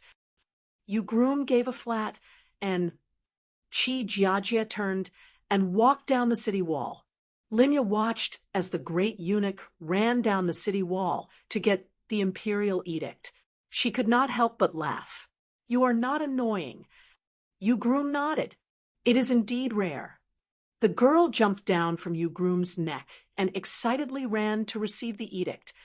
Linya asked, "Senior Marshal Brother Yu, Senior Marshal Brother Gong originally wanted to go to Great Peace City, but he changed his mind and went to the southern border.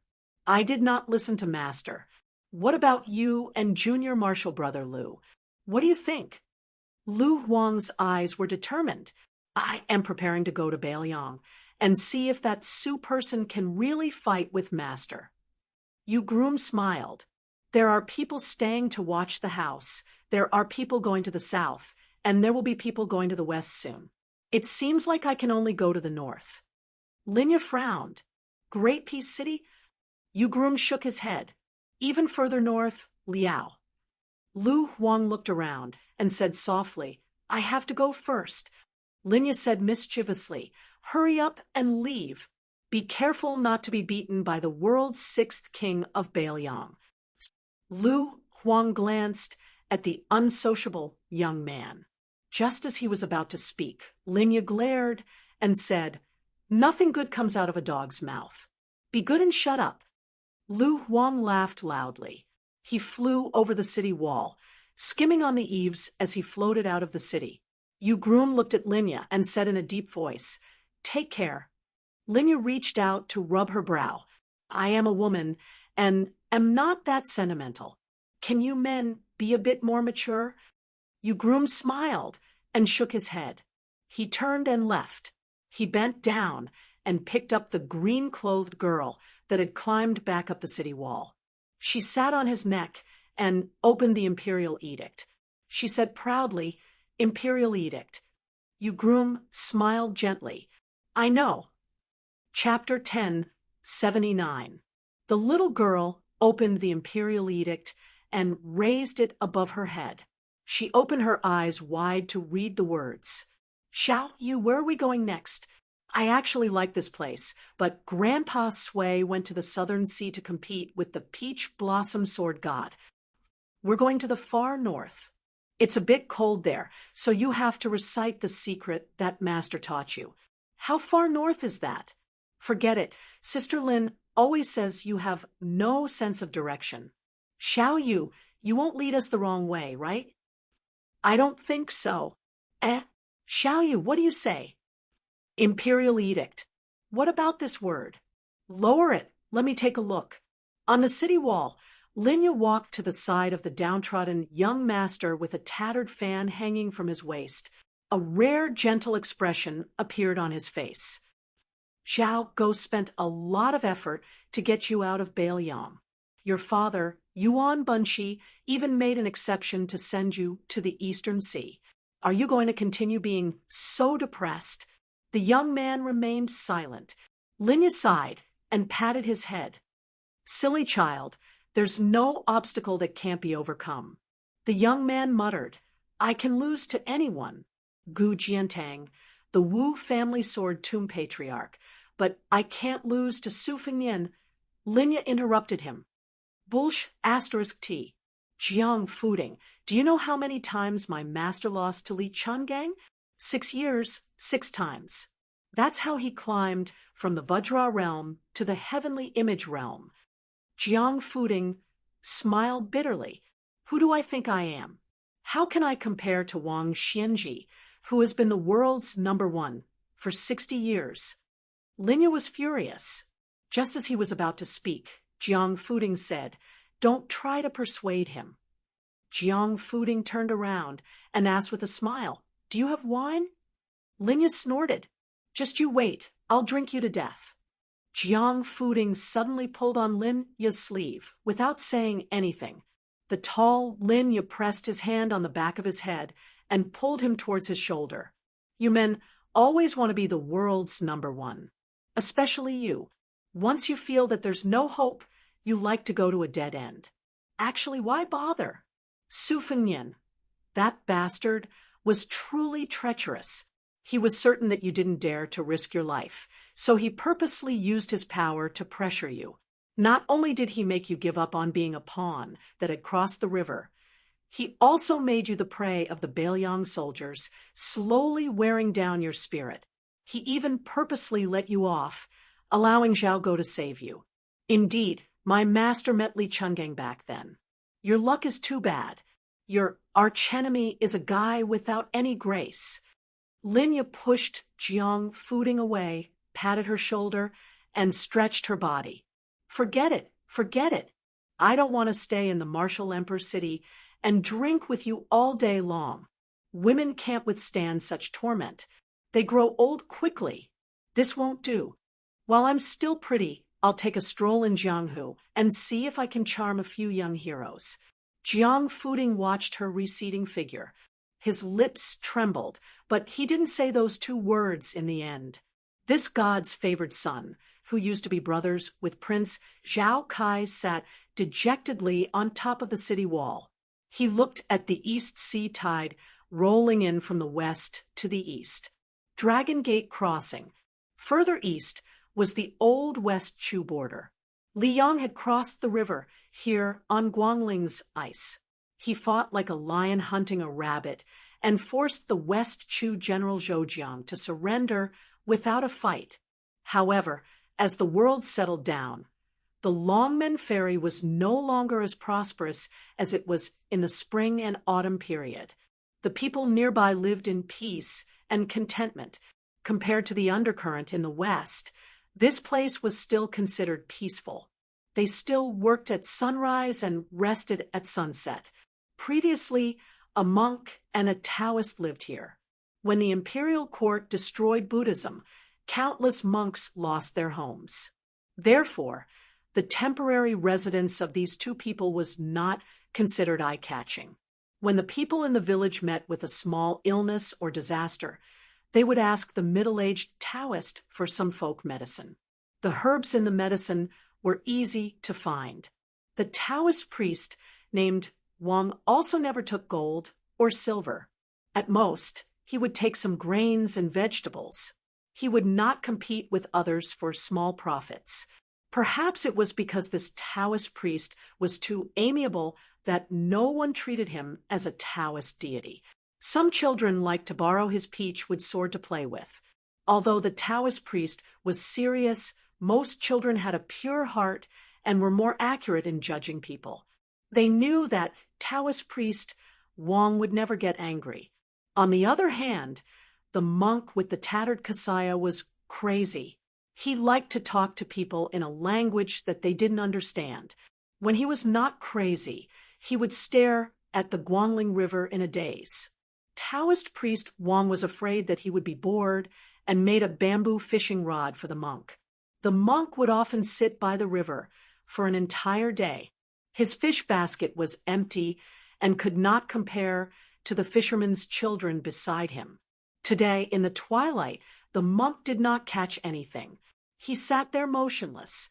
The fisherman's children had already returned from a rewarding journey. They happened to meet Taoist priest Wang. After greeting him, they left happily. The Taoist priest stood beside the monk and asked with a smile, "Awake?" The monk nodded. The poor Taoist priest was the martial uncle of the current Wudang leader Li Yufu, the sword maniac Wang Xiaoping. The monk was not only the Fuwang of Mount Lantua, but also the cult leader of the devil cult, Lu Songtao of Mount Zhulu 100 years ago. He was also the famous useless monk in Jianghu. After the two met, they fought and fought, asked and answered. It was not until they reached the Dragon Gate ferry that Lu Songtao was more awake than asleep. Wang Xiaoping's attainment in the art of the sword advanced by leaps and bounds. Although he did not enter the top 15 of the new martial arts ranking, Wang Xiaoping could vaguely feel that he was only a foot away from that threshold.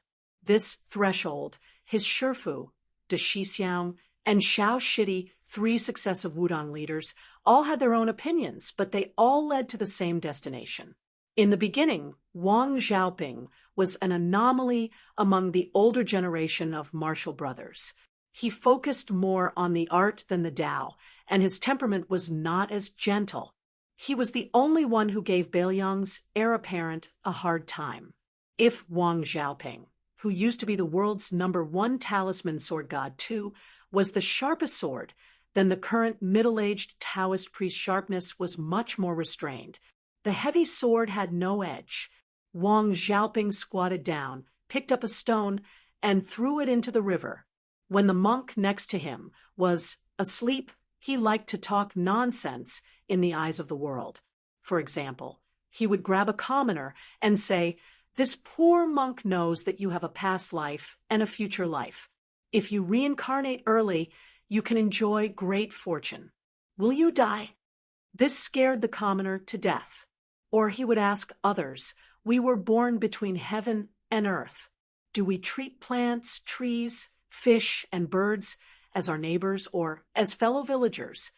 Or he would ask himself, "What I think, and ask, is it destined by the heavens? What I don't think, and don't ask, is it also destined by the heavens? Since it's like this, how can I be truly free?" Moreover, this monk often did the act of asking Buddha by the river. He loudly asked, "Tathagata, how come? Joyful Buddha, what is joy?" and so on. This made the commoners feel inconceivable. However, considering that Taoist Wang was not strange, they did not report this to the authorities. Lu Songtao rarely swung the bamboo pole in his hand. He asked, "Are you still thinking about the matter of ice and charcoal in the same furnace?" Ancestor Lu clearly thought about this problem, but couldn't explain it clearly. You just have to make things difficult for yourself. What's the benefit? Wang Xiaoping smiled and said, "Cultivating on Mount Wudang for 500 years, I've always insisted on doing small things. I don't want to be a big figure. What I do is nothing more than adding oil to the fire. Cultivating oneself doesn't seek to ascend to immortality, but to let nature take its course. Before this, I had to go down the mountain to travel, and I was even more busy cultivating others.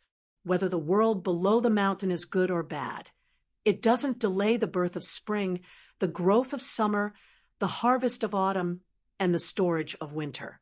You said that Ancestor Lu didn't clearly explain the root of the fusion of the 3 religions, but Mount Wudang has never had the rule that if the ancestors didn't do well, the descendants wouldn't do it.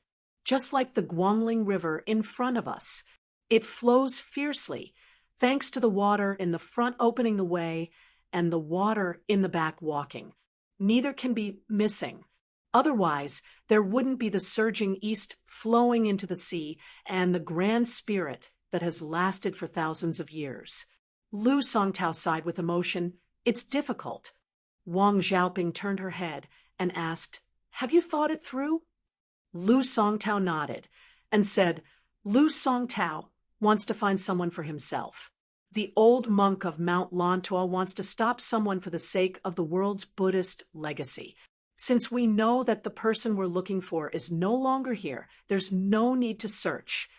Wang Xiaoping smiled and asked, I once promised little junior brother that it's probably the same person you're trying to stop. When the time comes, will you go first or should I? Lu Songtao said calmly, You go first. When the time comes, I can still recite a few sutras for you. Besides, I can't die for the time being. If I can't stop him, then I can't stop him. I'll just make way. But you, Wang Xiaoping, or your sword, can't. Wang Xiaoping said, That's fine too. When it comes to praying for blessings and averting calamities, I'm far inferior compared to my brothers. Lu Songtao smiled and said, Your sword is a good sword. If it were 100 years ago, I would still appreciate it. Wang Xiaoping, who had always been cold, suddenly laughed for no reason. She remembered the time when she was at Mount Wudong, when the young man who practiced the knife went to the purple bamboo forest to flatter him. He said that his swordsmanship was extraordinary and his swordsmanship was godly. In reality, it should be that cheap word, right? No wonder little junior brother was secretly happy at that time, but didn't dare to laugh out loud. Su Yanbing left the border of Beiliang alone and stopped at the border between Yuzhou and River Prefecture. There was also a young girl who left Beiliang after visiting the grave. She carried a tender sunflower that had not yet turned golden. She didn't walk quickly because she didn't want to see old Huang. She wore an unfashionable mink hat. It was unknown who had given it to her, but she was so reluctant to part with it. Chapter 1080. In Bishan District, there were those who were happy and those who were sad. Those who were happy were those who knew their place. They had long pledged allegiance to the county yamens Fengguan and the other officials. Those who were a step slower were worried that if they wanted to become the honored guests of these important people, they would no longer be able to do so with just 100 or 200 taels of silver. County Magistrate Fengguan could be said to be riding on a wave of success. Yanji County's County Chief Hong Shandong personally came to the Bishan District Yamen to commend him. The county's wealthy Zhu family also took the lead in donating 3,000 taels of silver. In one night, they had gathered nearly 10,000 taels of silver. Of course, the eldest grandson of the Zhu family was also able to enter the county yamen's torture chamber. However, Zhu Zhengli wasn't too happy about it. This was because even though Brother Su had survived the disaster, he clearly had no place in Bishan District anymore. He heard that Fengguan had mentioned, intentionally or otherwise, to the prefectural governor, Hong Shandong, that this young registrar had done many strange things on Golden Chicken Mountain. If it weren't for head of patrol officers Wang Shiwei's guarantee, the registrar position that Su Qi had spent so much money to buy would probably be in jeopardy. Zhu Zhengli specially made a trip to the private residence and brought back 2 jars of Jianan spring wine. He originally wanted to say a few words of consolation, but in the end, he was so angry that Su Qi, this bastard, could still smile. Instead, he gave him a basket of red belly golden chicken, saying that if he didn't play with it himself, it would definitely be worth it if he gave it to the children of Yanji County. Zhu Zhengli was not in the mood to play with the basket of rare birds. He was worried that Su Qi would soon pack up and leave Bishan District. When that time came, who would he find to drink with? Zhu Zhengli had no choice but to reveal his secret. He said that his family had accumulated some incense in Yanji County and that he could help Su Qi put in a good word. He didn't dare to say that he would be promoted, but he had to at least keep his registrar position. He didn't expect that this bastard would not appreciate his kindness and instead spouted a bunch of reasons. He said that his Zhu family had not had a young person who could shoulder the burden for so many years, and that the incense that his seniors had accumulated in the officialdom would be used up every time they were used. He also said that it would be difficult to make a profit on Su Qi. That day, Zhu Zhengli was dead drunk, and it was Su Qi who carried him to the door of his house. When he went to look for her the next day, the woman who was addressed as Madame Su by everyone in the county yamen was still there. However, she said that Su Qi had taken a leave of absence and went to Mount Wudong to relax. When Zhu Zhengli heard this damned news, he squatted on the steps and sulked. This guy surnamed Su was too disloyal. Once he encountered a little trouble, he abandoned his wife and brothers and ran away to hide himself. Zhu Zhengli lowered his head, lost in thought, and occasionally sighed. That refined and quiet woman, who he didn't know whether to call her sister-in-law or sister-in-law, was actually much calmer than a big man like him.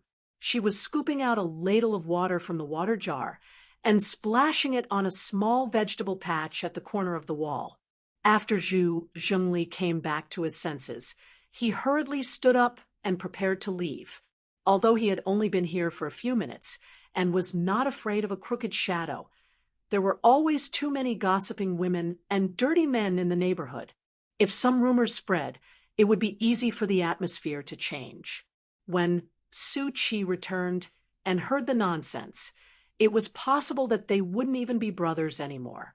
Zhu Zhengli jumped down the steps and said goodbye.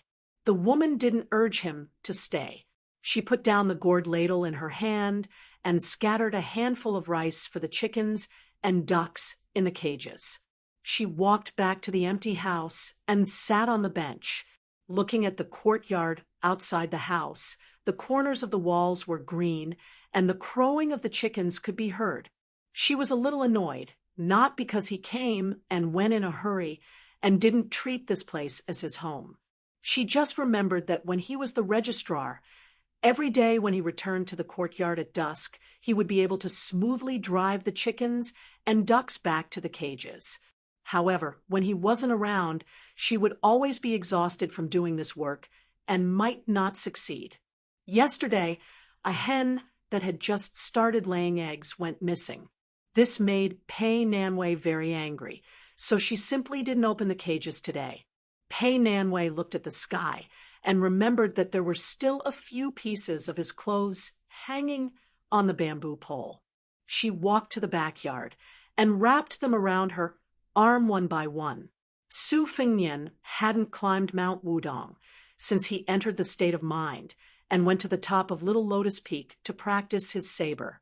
After passing the stone memorial arch, Su Fengnian went up the steps alone. He didn't bring a single retainer with him, nor did he notify the authorities at the foot of the mountain. As a result, there wasn't any activity to welcome him on the mountain.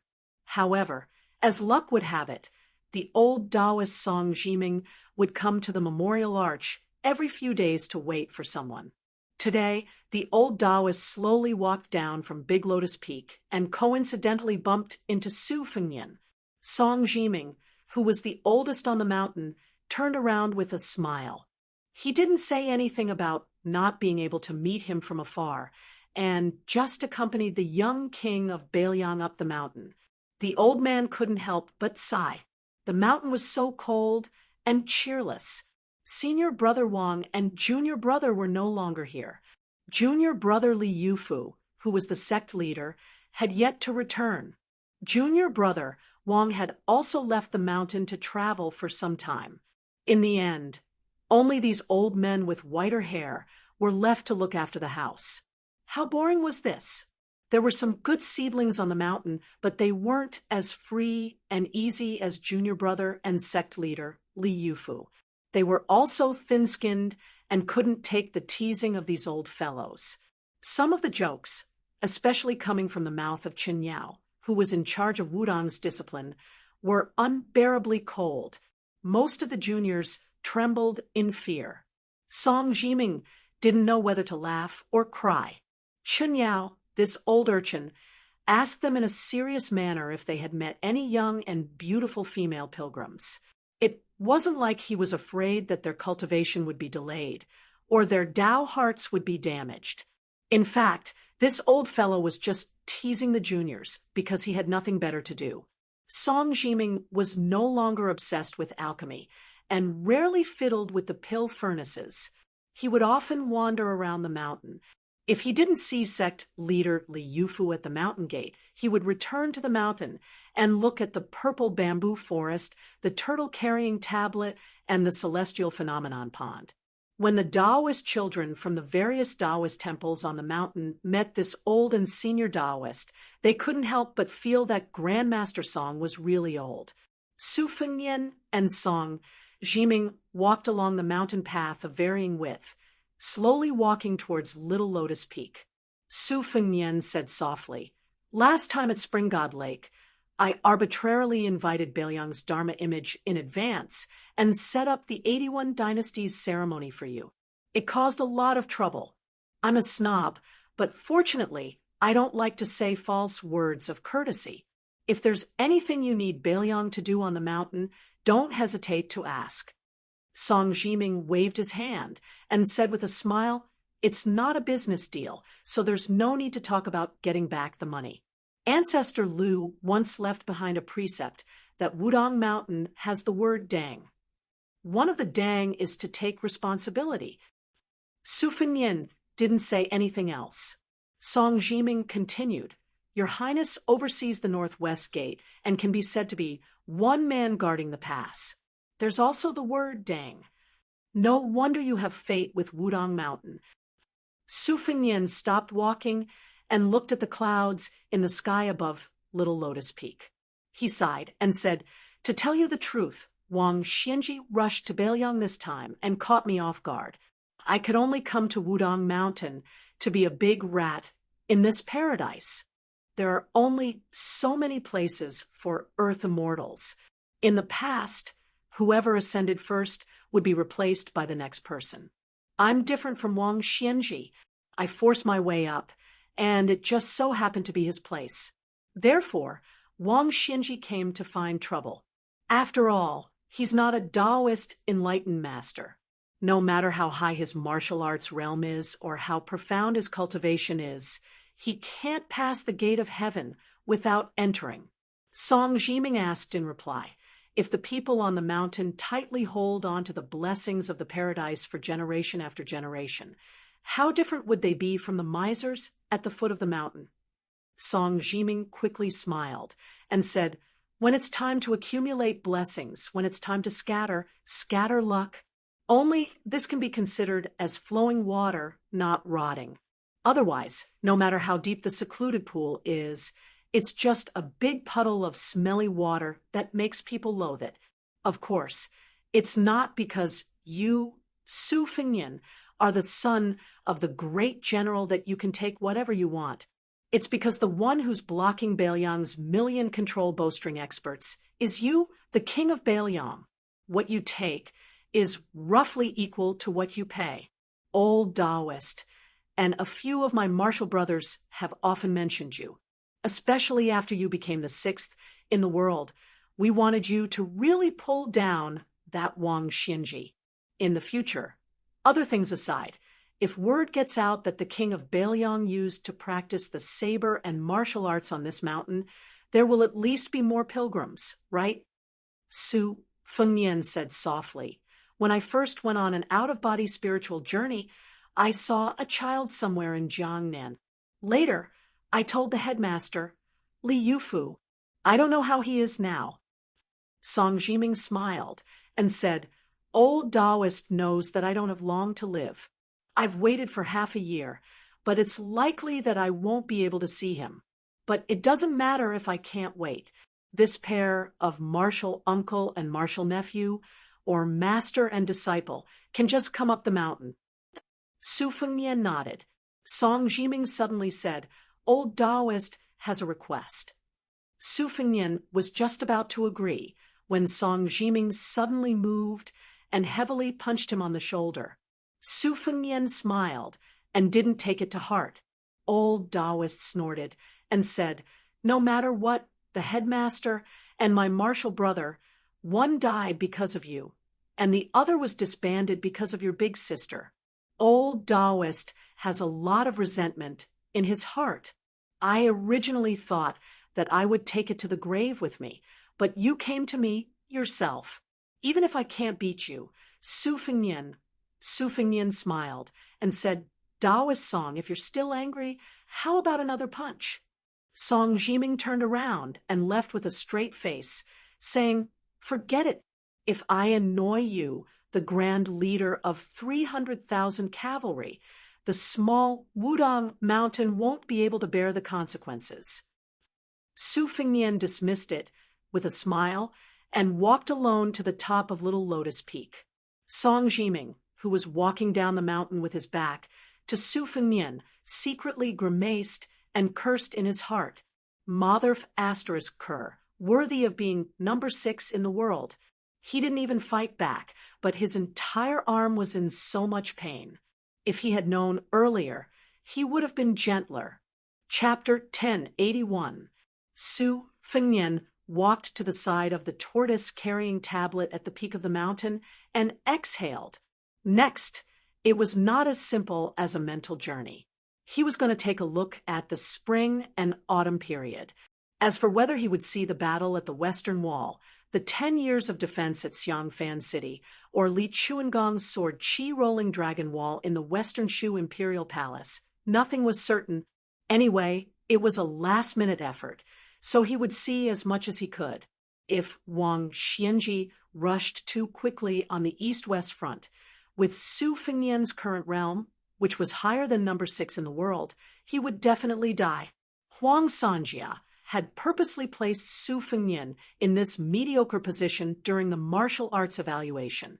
His original intention was for Su Fengnian to die a little later, so that Su Fengnian could replenish his realm of fate and save Lady Hehe according to the agreement. By then, whether Su Fengnian lived or died, it would have nothing to do with Huang Longshi. In the world, Huang Sanjia was definitely not the most fair when it came to doing business, but he was definitely an old turtle that did not want to lose out. Su Fengnian pressed down on the back of the tortoise and closed his eyes. 800 years ago, there was the Great Qin. 400 years ago, the Great Feng dynasty only had one less Great Feng than the Great Qin. Are you waiting for me? The 800-mile-long spring god lake was like a huge turtle slowly rising to the surface of the water. In Great Peace City, the golden body statue of the Zhenwu Great Emperor holding the Shinto talisman sword also started to shake. Su Fengnian stretched out a finger and wiped his eyebrows. The current situation was far more than just an emergency.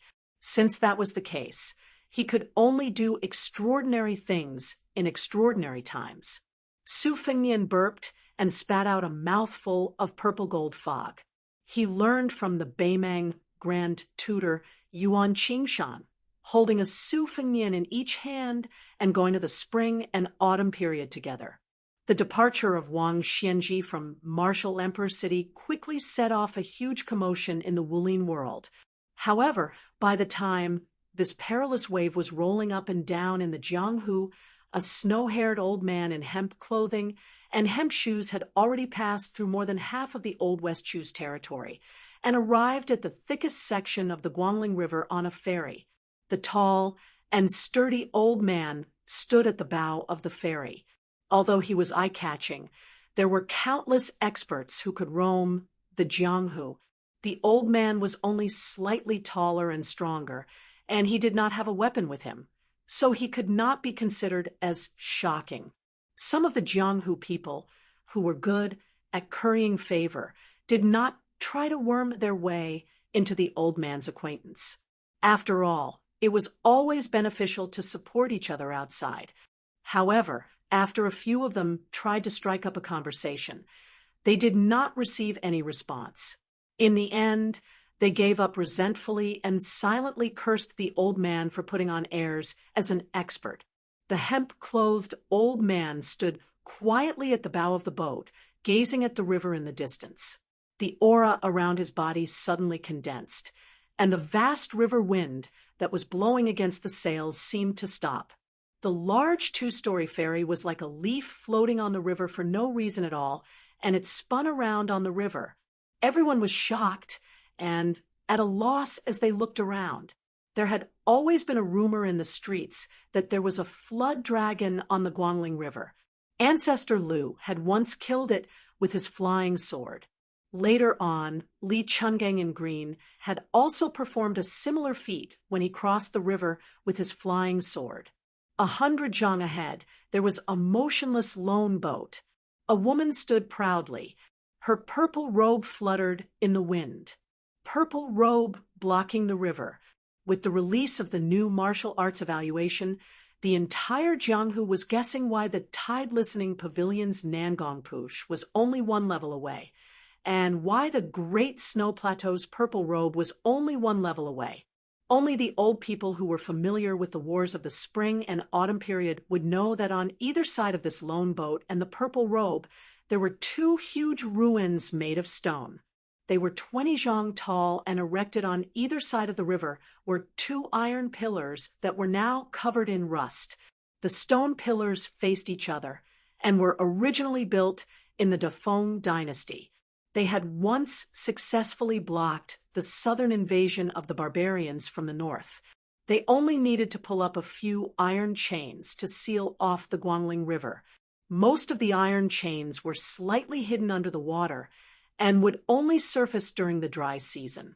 Later on, the West Chu general guarding the river rebelled and personally burned off the iron chains. Only then did the tragic story of the iron chains sinking into the river.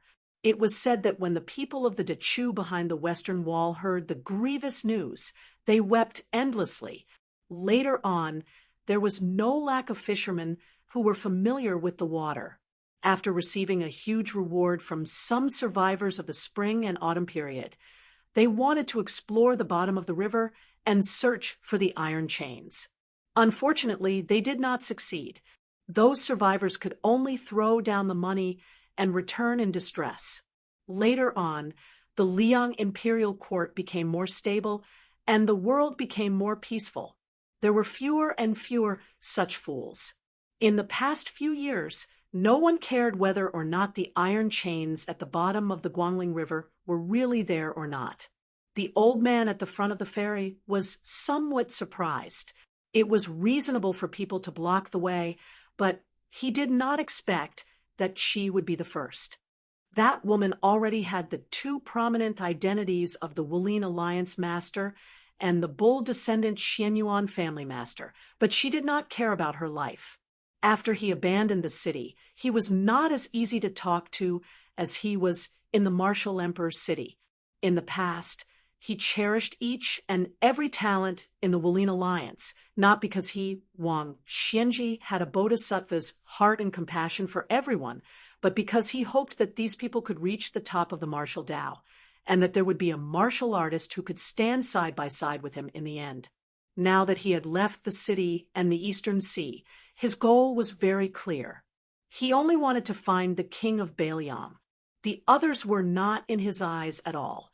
If they came to pick a fight in front of him and acted recklessly, he would not mind killing them one by one. It would be good to pave the way for his last battle in the world.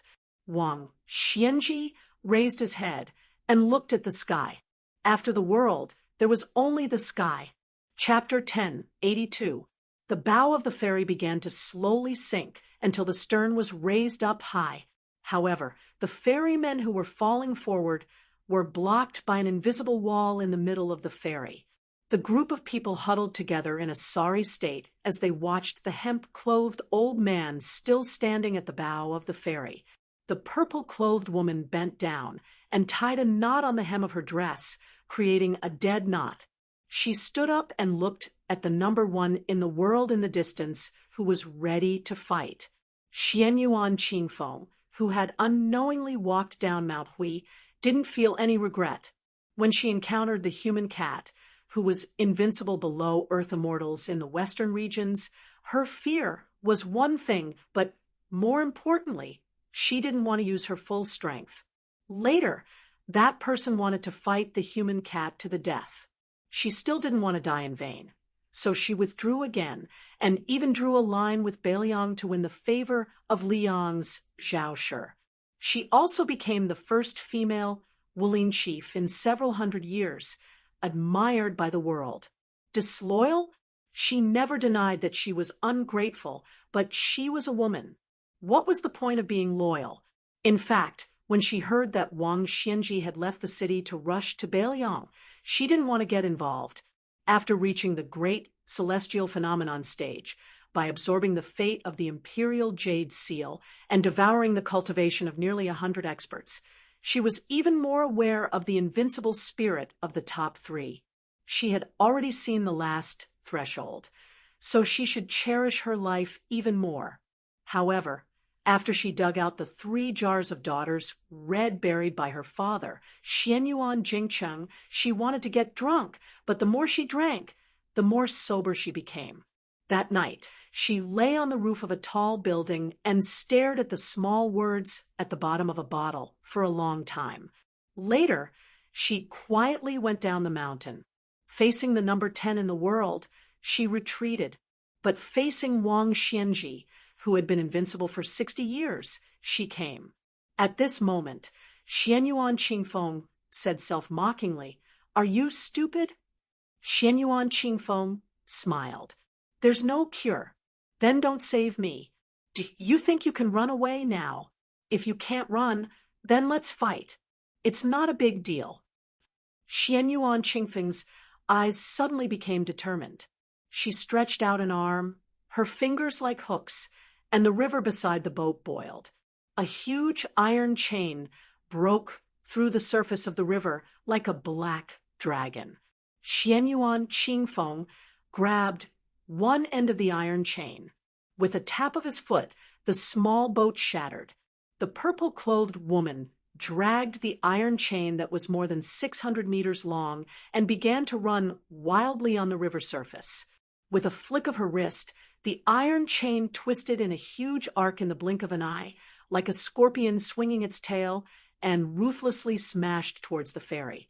The old man at the front of the ferry leaped high into the air, and the entire bow of the ferry abruptly plunged into the river. Then it was hit by the downward force of the river, and was pushed back to the surface of the water, and rapidly slid backward. Wang Xianji rushed into the air, directly facing the descending metal chain with the force of a thunderbolt.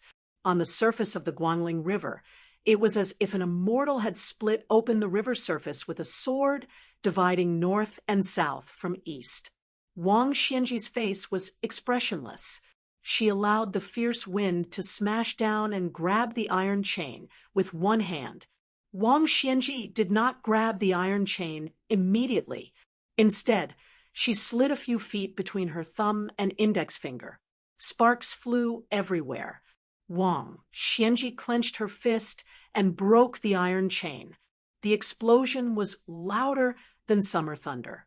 The river surface under her feet exploded, and huge waves rose to the sky.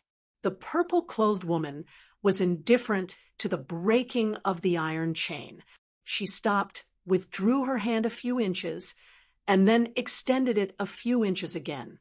The whip and iron chain nimbly and viciously turned into the tip of a spear, piercing straight towards Wang Xianji's chest. Wang Xianji stretched out her palm and blocked the tip of the spear. Her body tilted slightly as she fell. The tip of the spear was like a lit firecracker, turning into fine powder section by section. The vibrations continued without end. The woman, who was unwilling to let go, was knocked into the river by the vast and boundless force. With the purple-clothed woman as the center, a magnificent splash suddenly bloomed on the surface of the Guangling River. The woman's figure could no longer be seen on the river. Before Wang Xianji landed on the river surface, she threw the black iron chain that was more than 10 feet long at the woman, who had almost sunk to the bottom of the river. Wang Xianji did not care about her life or death. When her feet touched the water surface, she bent her knees and squatted. Her 10 fingers clenched into a fist, and she smashed the river surface under her feet. The entire river surface was smashed into a water bowl. The river water in the bowl suddenly overflowed the shore, and in the center of the bowl, the water level dropped sharply. It was obvious that she wanted to crush the woman at the bottom of the bowl into a pile of meat paste. Wang Xianji, who was not in a hurry to get up, said indifferently, "Hide? Su Fengnian has 300,000 iron cavalry, but they can't hide. Where can you hide?" Wang Xianji did not wait for the turbulent river to calm down. She put her 2 fingers together and tapped the water surface under her feet. Every time she tapped, a dragon would emerge from the river surface and then hover in the air.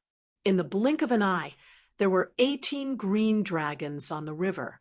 Wang Xianji stood up and waved her sleeve. There was the green-clothed swordsman and the 2-sleeved green snake. After that, there was Wang Xianji's sleeve that roamed the green dragon. After a wave of her sleeve, the head and tail of the green dragon connected and pierced into the water surface. The river and the sea were overturned. Wang Xianji crossed her arms in front of her chest, waiting for the woman to be driven out of the water to her death. Under the water surface, there were dozens of rapid and dull sounds. When the woman appeared on the river surface, there were countless broken iron chains wrapped around her. Ziyi stood on one of the iron chains placed horizontally on the river surface. Blood seeped out of the corner of her mouth. Wang Xianji was still more than 80 feet away from the woman. He raised one arm and put the other behind him. She punched through the air. Bang! A fan-shaped curtain of qi appeared beside the old man. Then, the woman in purple's iron chains pounced forward crazily and were torn to shreds in an instant. There was another loud bang. Ziyi was knocked out. Even though she was constantly being pulled by the chaotic qi, trying to stop her from falling back, it was futile. She kept falling back until her body hit the wall of the gorge, creating a huge depression. It was like a grave. Chapter 1083. With a seemingly casual punch, the purple-clothed woman was forcefully embedded into the canyon wall. Wang Xianji only glanced at her, but did not pursue her. Instead, she leaped back to the ferry. There were still water stains on the deck. Without the old immortal's order, the ferry continued to move forward. No one dared to get close to the ship, and they all whispered to each other. Nowadays, purple clothing was all the rage in the world. Some pretty young heroines in Jianghu all liked to wear purple clothes and dresses. Those on the ship who had been in Jianghu before were not sure that the purple dress blocking the river was the current Wulin Alliance leader. If the woman was Xianyuan Qingfeng, the house master of Great Snow Plains, then who else could the old man standing at the bow of the ship who could beat her into a pulp be? The ferry under Wang Xianji's feet moved forward slowly. Before crossing the gorge, they were getting closer and closer to the new grave. The Jianghu people and common people on the ferry were on tenterhooks. Wang Xianji did not look sideways. At the cliff of the gorge, there was a slight sound of gravel falling into the river. The loose purple clothes were like living vines and grass after winter. They grew again when the spring breeze blew, and like overflowing water, they seeped out of the stone pit. Strands of purple clung to the stone wall. Everyone on the ferry was scared out of their wits. Could the woman really be the incarnation of the unkillable evil dragon of Guangling River? The woman wrapped in purple slowly floated out of the grave. She stretched out a hand and pressed it against her mouth. However, scarlet blood still seeped through the gaps between her fingers. Reaching the celestial state named by Gao Shulu 400 years ago, the flow of qi and the birth and death of qi were extremely fast. If the Xian finger state was to see the qi of all things in the world and change the rules, then wait for an opportunity to knock the finger and ask or cut off or help the process, then the celestial state was to feel the entire vein and act according to the situation. However, Gao Shulu once said that the celestial state was the gatekeeper of the courtyard in the human world. She also understood the principle of beating a dog depends on its master. Ordinary celestial state masters would inevitably be tainted by qi when they killed people. Han Shengxian deliberately stayed at the Xian finger state for his whole life so that he could be more unscrupulous when he killed a Jianghu master. Xianyuan Qingfeng used the original method created by her ancestor Xianyuan Pan to crazily absorb other people's qi and qi to strengthen her own strength. The first batch of senior masters in Mount, we almost all died for no reason. Every month, she would secretly go down the mountain to look for fresh food. This was no longer a case of a rabbit not eating the grass near its burrow, but a helpless action when there was no grass near its burrow to eat. Xianyuan Qingfeng was like a female Pishio going further and further on this unorthodox path. Her graceful figure floated out of the dilapidated mountain wall. Not only did the large sleeves of her purple robe not diminish her charm, but it also added to the mystery of this Wulin chief. Wang Xianji's punch had destroyed her first breath. During the time the fairy was traveling, it gave her a chance to regenerate her qi. In fact, when she was chased by the green dragon sleeve at the bottom of Guangling River, Xianyuan Qingfeng had already forcefully regenerated her qi. At that time, she had two options. After breaking the green dragon sleeve, she could avoid the sharp edge and hide at the bottom of the river. However, she still used her qi to pull the iron chain out of the river, which almost took Wang Xianji's punch head-on. Sure enough, before the fairy entered the gorge, Xianyuan Qingfeng looked at Wang Xianji's side and stretched out a hand. Wang Xianji's figure, which was standing proudly at the bow of the ferry, flashed and disappeared. The ferry under her feet was like an arrow released from a bow. It suddenly split the river surface and quickly crashed into the gorge. The ferry passengers who were in a mess obviously did not have the chance to see the battle between the peak of the Wulin of Liang. Xianyuan Qingfeng pressed his hands down, and his body floated up more than 10 feet against the cliff wall. Wang Xianji followed him like a shadow. The tip of her foot first stepped on the edge of the hole, and then, as if she was walking on flat ground, she chased after the purple figure up the mountain wall. Xianyuan Qingfeng pulled with both hands. The countless black iron chains hidden at the foot of the cliff clattered and climbed up the mountain rocks. They clustered together and twisted together, crazily chasing after the burly old man's back. Wang Xianji, who was sliding on the mountain wall with both feet, turned a deaf ear to the black mass of iron snakes behind him. Xianyuan Qingfeng's arms knocked backward, and his 5 fingers drilled into the stone wall like a purple gecko nailed to the wall. The purple robe crashed into the mountain and suddenly spread out, and then instantly covered its owner's body, wrapping him into an airtight cocoon. It spat out thousands of silk threads, using the iron chains to force Wang Xianji's qi dynamic out, and then used the silk to chase after the unique path of Wang Xianji's qi dynamic. The bright red silk threads and the black iron chains rapidly intertwined, trying to crush Wang Xianji, who was trapped in it. This was a trap that covered the sky and the sun. Wang Xianji was strolling leisurely in it. As he moved forward, the silk chains moved with him, and rocks kept falling into the river, stirring up layers of waves. Wang Xianji's qi dynamic did not show any signs of swelling like an ordinary master's, but it was enough to prevent the endless silk chains from getting close to him. The old man did the opposite. He withdrew most of his qi dynamic and allowed the spider web to tightly grip his body that was said to be even more invincible than the Buddha's Vajra, leaving only his head exposed. Wang Xianji's speed was not the fastest in the first 4 realms. To this day, even though he, the Lord of Martial Emperor City, had been the world's #1 for 60 years, he had not won the first 3 realms. In the Vajra realm, there was the white-robed monk Li Dongxin, and in the mysterious Finger realm, there was Dong Tai.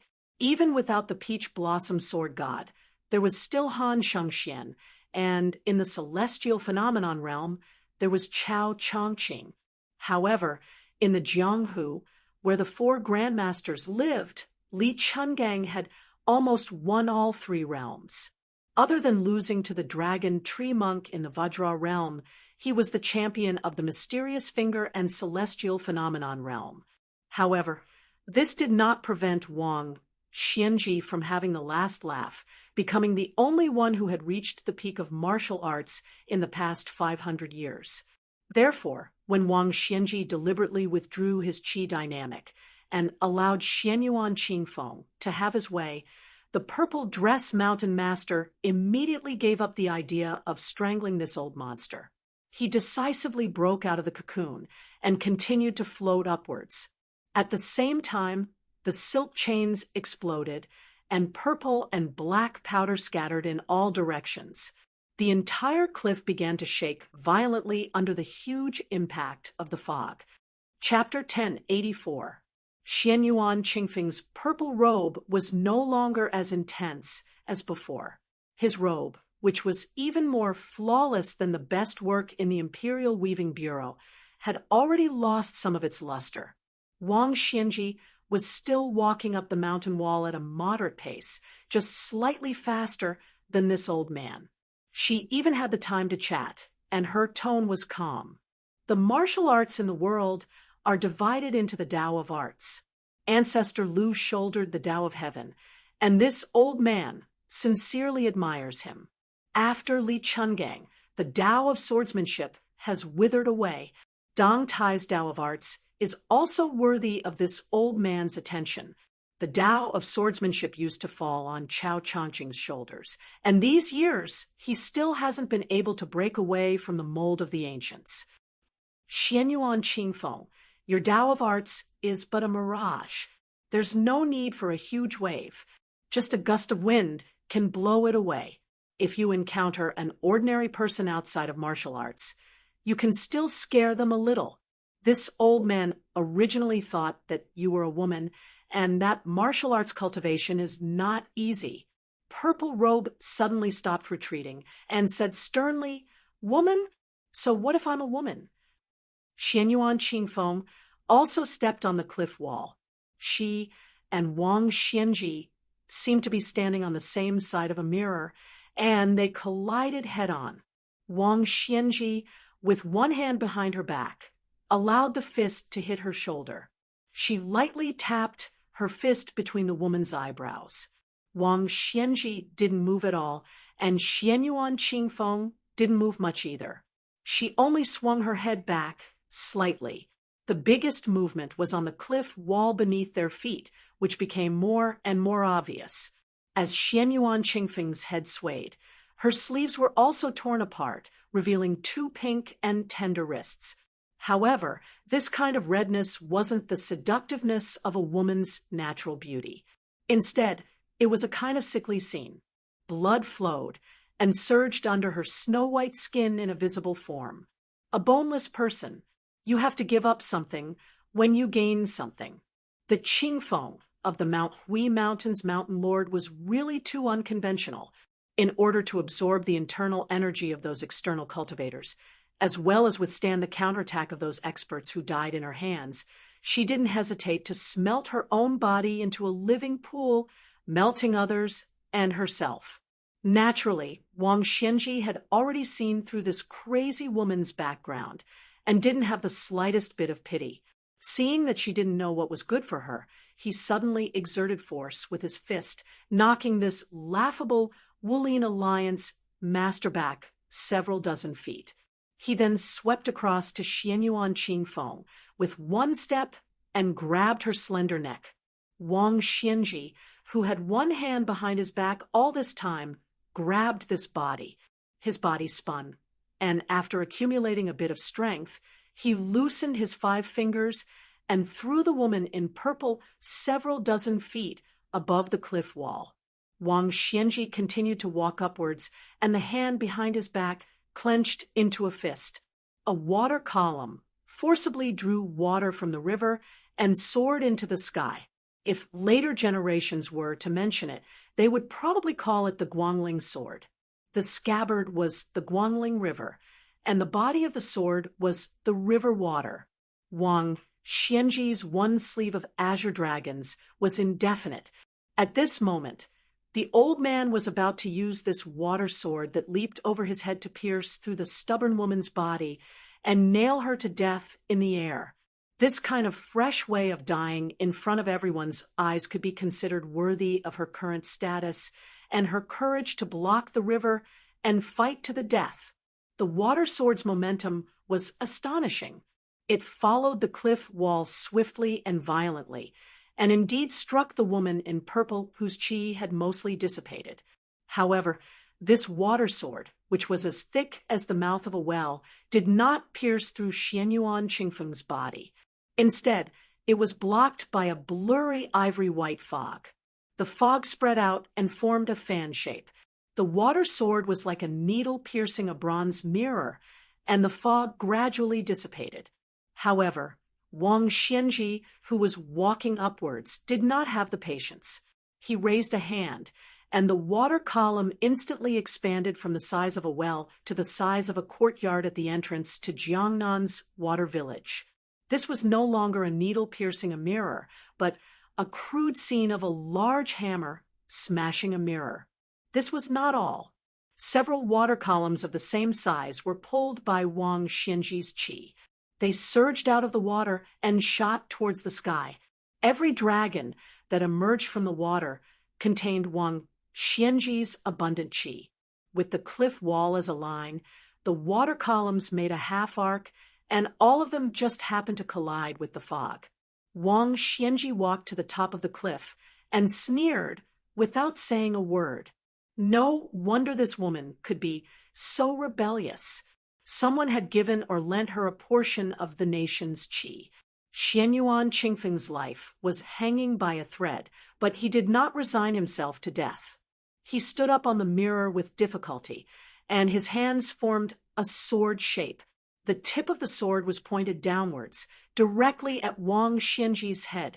The qi of the imperial jade seal that had been transferred to her began to rotate. It was pulled away from the mirror and condensed on her hand and sword. Xianyuan Qingfeng roared angrily. He pressed down with both hands. The first water dragon's water sword was instantly shattered. The water columns that were originally hitting the mirror were also affected by this qi of the sword. They changed sides and followed the invisible qi of the sword, smashing towards Wang Xianji's head. Wang Xianji sneered softly. How could a tiny bit of qi of the imperial jade seal compete with the brilliance of the sun and the moon? This martial artist no longer clasped his hands behind his back. Instead, his 5 fingers formed a hook. He slid a few inches on the ground of the cliff, and his knees were slightly bent. This was probably the first time the martial Emperor City's city lord had truly made a move. After Xianyuan Qingfeng's sword strike, he was already bankrupt. He could only wait for death to come if he maintained the strange posture of holding the sword. Wang Xianji leapt up in an instant. The entire cliff top was pressed down by several feet. Without waiting for the bottom of the cliff to make a sound, the majestic qi that poured down from above had already repelled the waves of Guangling that were crashing into the cliff. Be it the qi of the sword or the water columns, they were neither blocked nor smashed. They even seemed to have lost their target and randomly smashed onto the already precarious cliff. Wang Xianji had already arrived above the head of the purple-clothed woman. With one punch, she smashed this reckless woman off the cliff and into the river in the distance. It seemed to be a punch, but before Xianyuan Qingfeng's body fell into the Guangling River, the purple-clothed woman's body paused several times in the air. What followed was a thunderous boom, and the purple-clothed woman's qi dispersed again and again. It seemed that Wang Xianji was still not satisfied with her celestial phenomenon realm cultivation. The old man raised his left hand, and the purple-clothed woman, who was about to dive into the river, was suspended in the air. His right hand once again punched the fingernail-sized figure in the distance. The powerful fist aura tore through the sky like a white rainbow and directly hit the dying purple-clothed woman who was hovering in the air. Chapter 1085. Xianyuan Qingfeng could only watch helplessly as the fist aura flew towards him. Perhaps in the eyes of a level 2 master, even the lady of the great snow meadow couldn't withstand a single blow. Ordinary martial artists felt that as long as they were lucky enough to reach the celestial phenomenon realm, the qi in their body would be able to connect heaven and earth, and they would be inexhaustible. This perception couldn't be said to be wrong, but it was only half correct. Celestial phenomenon realm experts weren't gods on earth. Gao Shulu once compared the experts of this realm to the Kunlun Peak, who sat on top of the Kunlun Peak and looked at the ocean. One was still climbing the mountain, while the other had already reached the peak. Therefore, as long as someone destroyed this ladder, they would be unable to move forward. Han Jiaoxi was good at killing celestial phenomenon realm experts, and because of this human cat's finger, it was the most suitable for destroying ladders. However, Han Shengxian needed to get close to the body to do this, while Wang Xianji didn't. From the beginning to the end, this martial Emperor City's city lord didn't get close to Xianyuan Qingfeng. She broke the lock with her bare hands, used the azure dragon to enter the water, and threw 2 punches. Even if they walked along the cliff, the distance between them wasn't close. At this moment, Xianyuan Qingfeng's mind was blank, and he couldn't remember anything. He couldn't remember the long osmanthus rain on Mount Hui, the fragrance of new Erhang, or the rainstorm on the great snow meadow. When she exhaled a mouthful of turbid qi, it was equivalent to letting go of her last breath. She let her remaining qi dissipate, and even her purple robe fluttered in the wind. Xianyuan Qingfeng closed his eyes, and his heart was as still as water. The last thought in his mind was that the debt between them was settled. When he was young, he didn't know much about the world and always liked to ask his bookworm father about this and that. Somehow he asked about love. His father had always liked to understand the word love, and he used the word clear to explain the word love. The 2 words beside the 2 words were water and heart, respectively. When one's heart was as still as water, when one truly let go, only then would the debt between them be settled. Wang Xianji stood at the top of the cliff and frowned when she saw the purple robe hit by the long rainbow. This lady realized something before her death, but it was too late. It wasn't that Wang Xianji couldn't change her mind and destroy the fist herself and let the lady live, but the old man Donglin Jianji was 60 years old. Just as the white rainbow fist was about to explode Xianyuan Qingfeng, Wang Xianji suddenly turned her head and looked at the left bank of Guangling River. As far as she could see, a middle-aged Taoist ran to the iron pillar of the ruins of Iron Lock Sinking River. He then leaped over the wide river and landed on another iron pillar on the opposite bank with his sword in hand.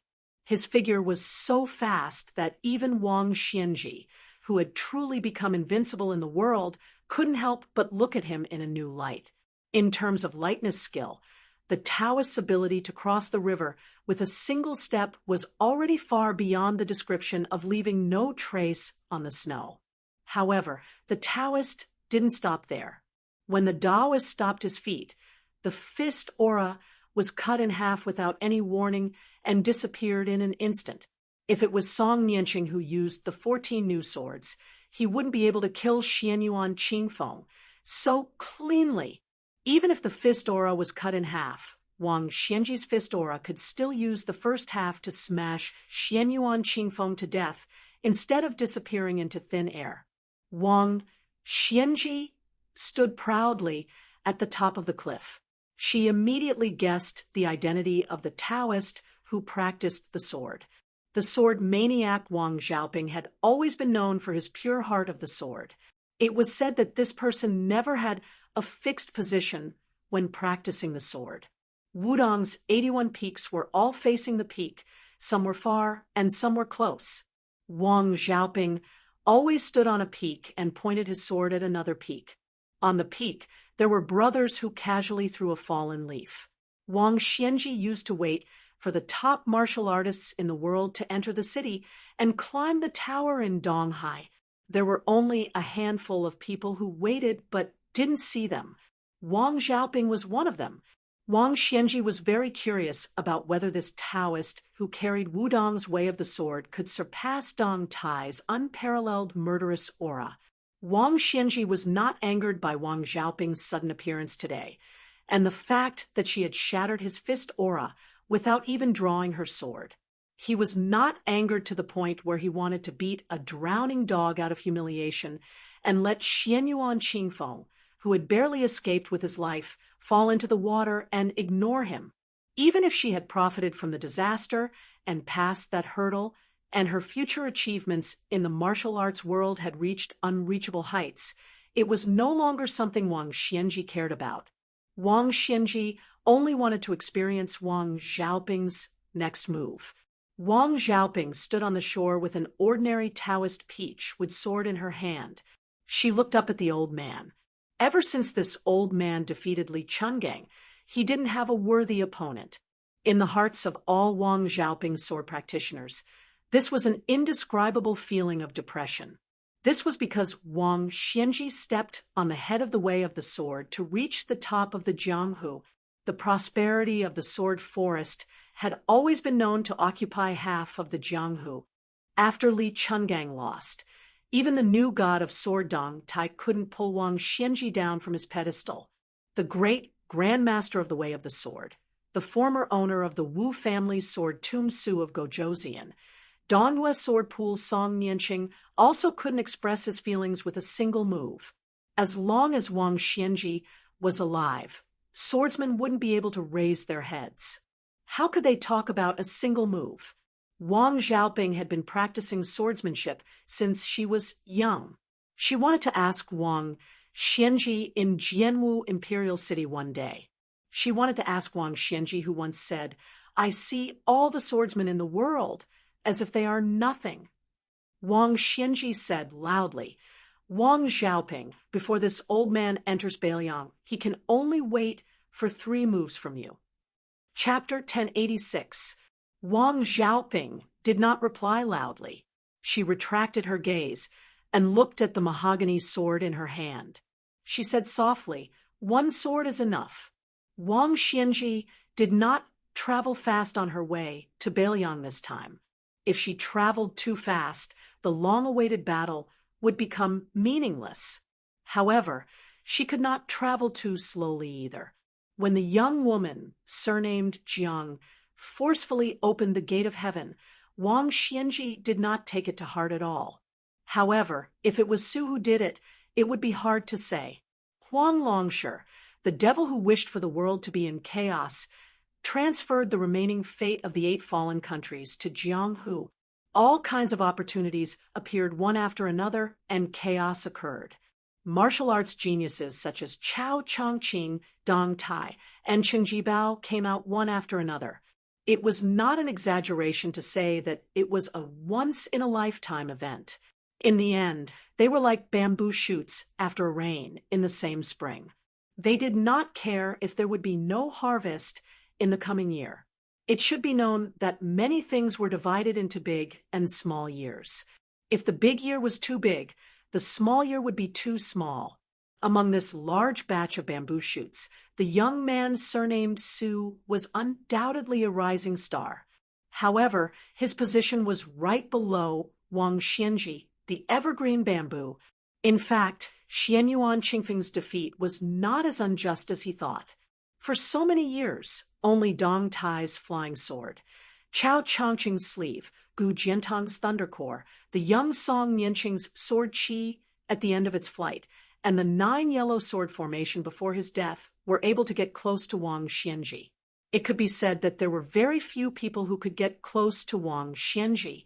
Of course, the most recent one was the young lord's fist. Wang Xiaoping suddenly raised her head and smiled. Wang Xianji, why are you standing so high up? After that, Wang Xiaoping slightly raised her left arm that was holding the sword. She twisted her wrist and pointed the end of the mahogany scabbard at the gorge wall. Her right hand gently patted the hilt of the sword. The sword in her hand was one of the dozens of mahogany swords that were newly made this summer. Because it was not the best mahogany from Feiqing, the color was only slightly copper, not to mention the pleasant smell of the wood. After she lived with the useless monk Lu Songtao, the nearby villagers had heard that mahogany could ward off evil spirits. However, they did not dare to carve their own swords. It was not easy to find a traveling Taoist. At first, a fisherman asked Wang Xiaoping for a mahogany sword. Later, word spread, and people came to visit. Wang Xiaoping. She did not refuse and agreed to give them all. However, she still owed 8 swords. Mahogany swords were made of mahogany wood. Almost everyone on Mount Wudong had a mahogany sword. Before going down the mountain, Wang Xiaoping carried the talisman sword, Shenshu, which made her an oddity. She remembered that when she first went down the mountain, her junior apprentice brother, Hong Shixiang, sent her to the mountain gate's memorial archway. She smiled and said that she helped her senior apprentice brother, Wang, carve half a mahogany sword. At that time, Wang Xiaoping went down the mountain with a sword. Why would she care about a mahogany sword that was within her reach? The end of the mahogany sword, after a pat, gently tilted up. Rise. Wang Xiaoping softly said a word. After a moment of silence, there was a series of continuous rumbling sounds. The gorge wall under Wang Xianji's feet, from bottom to top, was like a mountain-splitting sword cutting the mountain from the middle. The cliff was split into 2 halves. Rocks continuously rolled into the river, stirring up thousands of waves. The rise of the sword is already so bold. It seems that you want to learn from Li Chuangong's unsheathing. Since you are only willing to use 1 sword, this old man will do as you wish. Wang Xianji smiled and lightly jumped down the cliff. His falling speed was not too fast. When his feet landed on the water, there was a huge rock that split out from the mountain. Wang Xianji stretched out his palm and held the heavy rock that was several people's height. He stepped on the river towards Wang Xiaoping. He lifted the huge rock with 1 hand, but on the river surface under Wang Xianji's feet, there were only circles of almost invisible ripples. Wang Xiaoping looked at the strange scene of the rolling rock on the river surface. For some reason, he thought of his senior apprentice brother's finger cutting off the Canglan River. It was not to show off the mystical abilities of the immortals on the mountain in front of the people. It was because of the sudden torrential rain. A few fairies swayed in the wind and rain. Only then did his senior apprentice brother stop the turbulent river water upstream until the fairies safely reached the shore. In the past on the mountain, he, Wang Xiaoping, was the most diligent and obsessed with martial arts among his senior apprentice brothers. He always felt that his senior apprentice brothers did not take cultivation seriously. It was fine if they did not pursue immortality, but they did not care about the 4 words, Wudong will prosper. His senior apprentice brother, Wang Zhonglo, always said that there was no hurry, and that junior apprentice brother Hong, who called him Little Wang's senior apprentice brother. He always felt a little angry and resentful. But when he heard that his junior apprentice brother had really left the mountain one day, Wang Xiaoping felt that it would be better if his junior apprentice brother stayed on the mountain for the rest of his life to cultivate that unattainable Tao. Wang Xiaoping completely forgot about himself as if he did not see that Wang Xianji was already rushing over with the huge rock. Wang Xiaoping smiled, knowingly. He remembered that when he was young, the sect leader Wang Zhongluo, who was both his senior apprentice brother and a loving father, always liked to throw a child high into the sky and then hug him with a smile and say, "Catch." He remembered sitting on his senior apprentice brother Song Jiming's neck and going to the top of Big Lotus Peak to watch the sunset together. He remembered that when he was young, he defeated his senior apprentice brother Chen Yao, who was once said by his master to be the most competitive, but senior apprentice brother Chen Yao did not feel any disappointment. He just turned his back and left. Afterwards, he heard that senior apprentice brother Chen was grinning from ear to ear. He remembered that every time his senior apprentice brother Yu Xingrui went down the mountain, he would always go to the purple bamboo forest to find him to chat about some interesting stories down the mountain, regardless of whether or not he was impatient. Wang Xiaoping returned to his normal sword-wielding posture, at the same time taking a step back with his right foot, his right hand grasping the peach with sword's hilt. He slowly closed his eyes. The side of the Guangling River, where the middle-aged Taoist stood, the river water slapped against the shore and receded. The iron pillar behind him that used to block the river began to shake violently, the foundation of the platform beginning to crack inch by inch. Wang Xiaoping only thought of 4 words. Wudong has a sword. Chapter 1087. In Wang Xianji's opinion, the saying that the martial arts of Jianghu were extensive and profound was rather boring. The old man had seen too many so-called supreme arts and new moves, but they were nothing more than old wine in a new bottle. It was difficult for them to escape the rules set by their predecessors, especially for swordsmen. The peaks of their predecessors were too high, and most of the later generations were only on their way up the mountain. Therefore, during this period of time, there was nothing new to speak of, and it was even more difficult for Wang Xianji's eyes to light up. However, Wang Xianji did not let his guard down in the slightest when Wang Xiaoping's half-sword was unsheathed. He originally wanted to use the method he used to deal with the woman from Mount Hui. He wanted to use his unparalleled aura to casually attack from afar. In the end, Wang Xianji, who was holding the mountain with his palm, did not do as he pleased.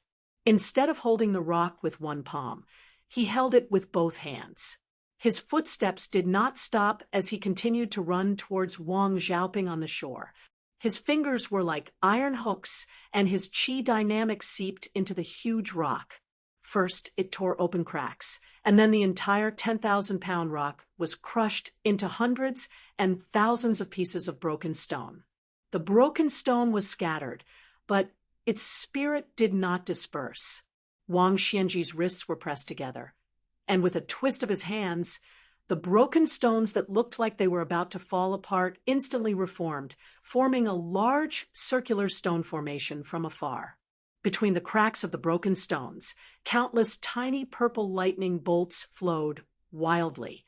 As Wang Xianji suddenly spread out his hands, a flock of purple and black crows in the shape of a half-fan appeared above the old man's head.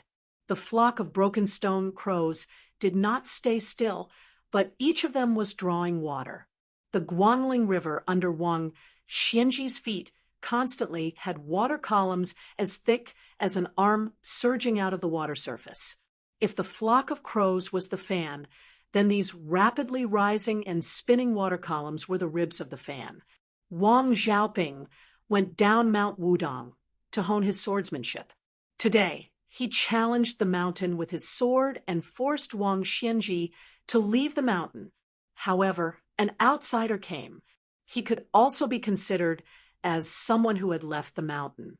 However, the timing of his appearance was coincidental with the rise of Wang Xiaoping's sword and Wang Xianji's flock of crows. It was neither beneficial nor detrimental to the overall situation, so the two of them intentionally chose to ignore this person. This uninvited guest was wearing an old Taoist robe that had been washed until it was white, but it was not the style of Mount Longhu and Mount Wudong.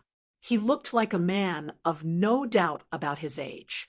He was about a mile away from the Guangling River and happened to see Wang Xianji's white fist aura smashing towards a man in purple.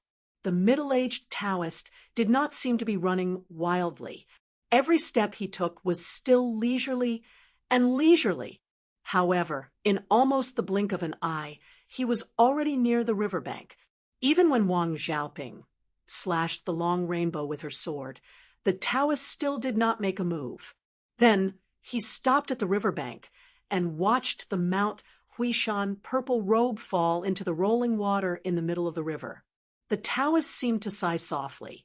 The middle-aged Taoist did not jump into the river to save Wang Xianji. He turned his head and looked at the fan that Wang Xianji had created with great effort. He frowned.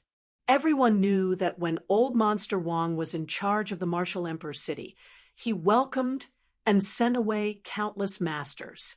He never asked for any fancy moves. In short, if you fought with him, it would be ugly. Whether you were Chao Chongqing, who had the 8 stars of elegance to himself, or the peach blossom sword deity, who defeated the sword manipulation to the sword manipulation, they would not give the outsiders the impression that the world would cry for ghosts and gods. The Taoist did not move at all. His left hand drew an arc, bringing about waves of ripples, as if he was blocking something invisible. However, the 5 fingers of his right hand were making gestures so fast that it was dazzling. There were 3 situations: the right time, the right place, and the right people. Beimeng's grand preceptor, Yuan Qingshan, was good at calculating the right people. Huang Longshi was especially good at calculating the right time, and he won by calculating the right place. Among the few remaining spring and autumn 13 ranks, this Taoist, who had been hiding his scholarly achievements from the beginning to the end, occupied the first rank. He seemed to be in his 40s, but in fact, he was already over 100 years old. However, the way he practiced made it impossible for him to reach the celestial being realm. Otherwise, with his outstanding talent and wisdom, he could have returned to his original state long ago. His degree of freedom could be compared to Ancestor Lu, who passed through the gate of heaven without entering it 500 years ago. However, whether the people could ascend or not was just a matter of a thought from him. In the long years, he had seen too many ups and downs of the world. He had discussed the Tao with Ancestor Lu's reincarnation, Qi Xian, many times. He had raised an evil dragon for the Zhao family of Liang in the Earth Lung Mountain and schemed against the 3rd generation of the Dragon Tiger Mountain's chief. Earlier, he had even walked Jianghu with Lu Songtao, the sect leader of Zhulu Mountain, who was invincible in the world 100 years ago. They were both enemies and friends. The Taoist stopped making gestures. He already understood the situation of the 2 people in the distance.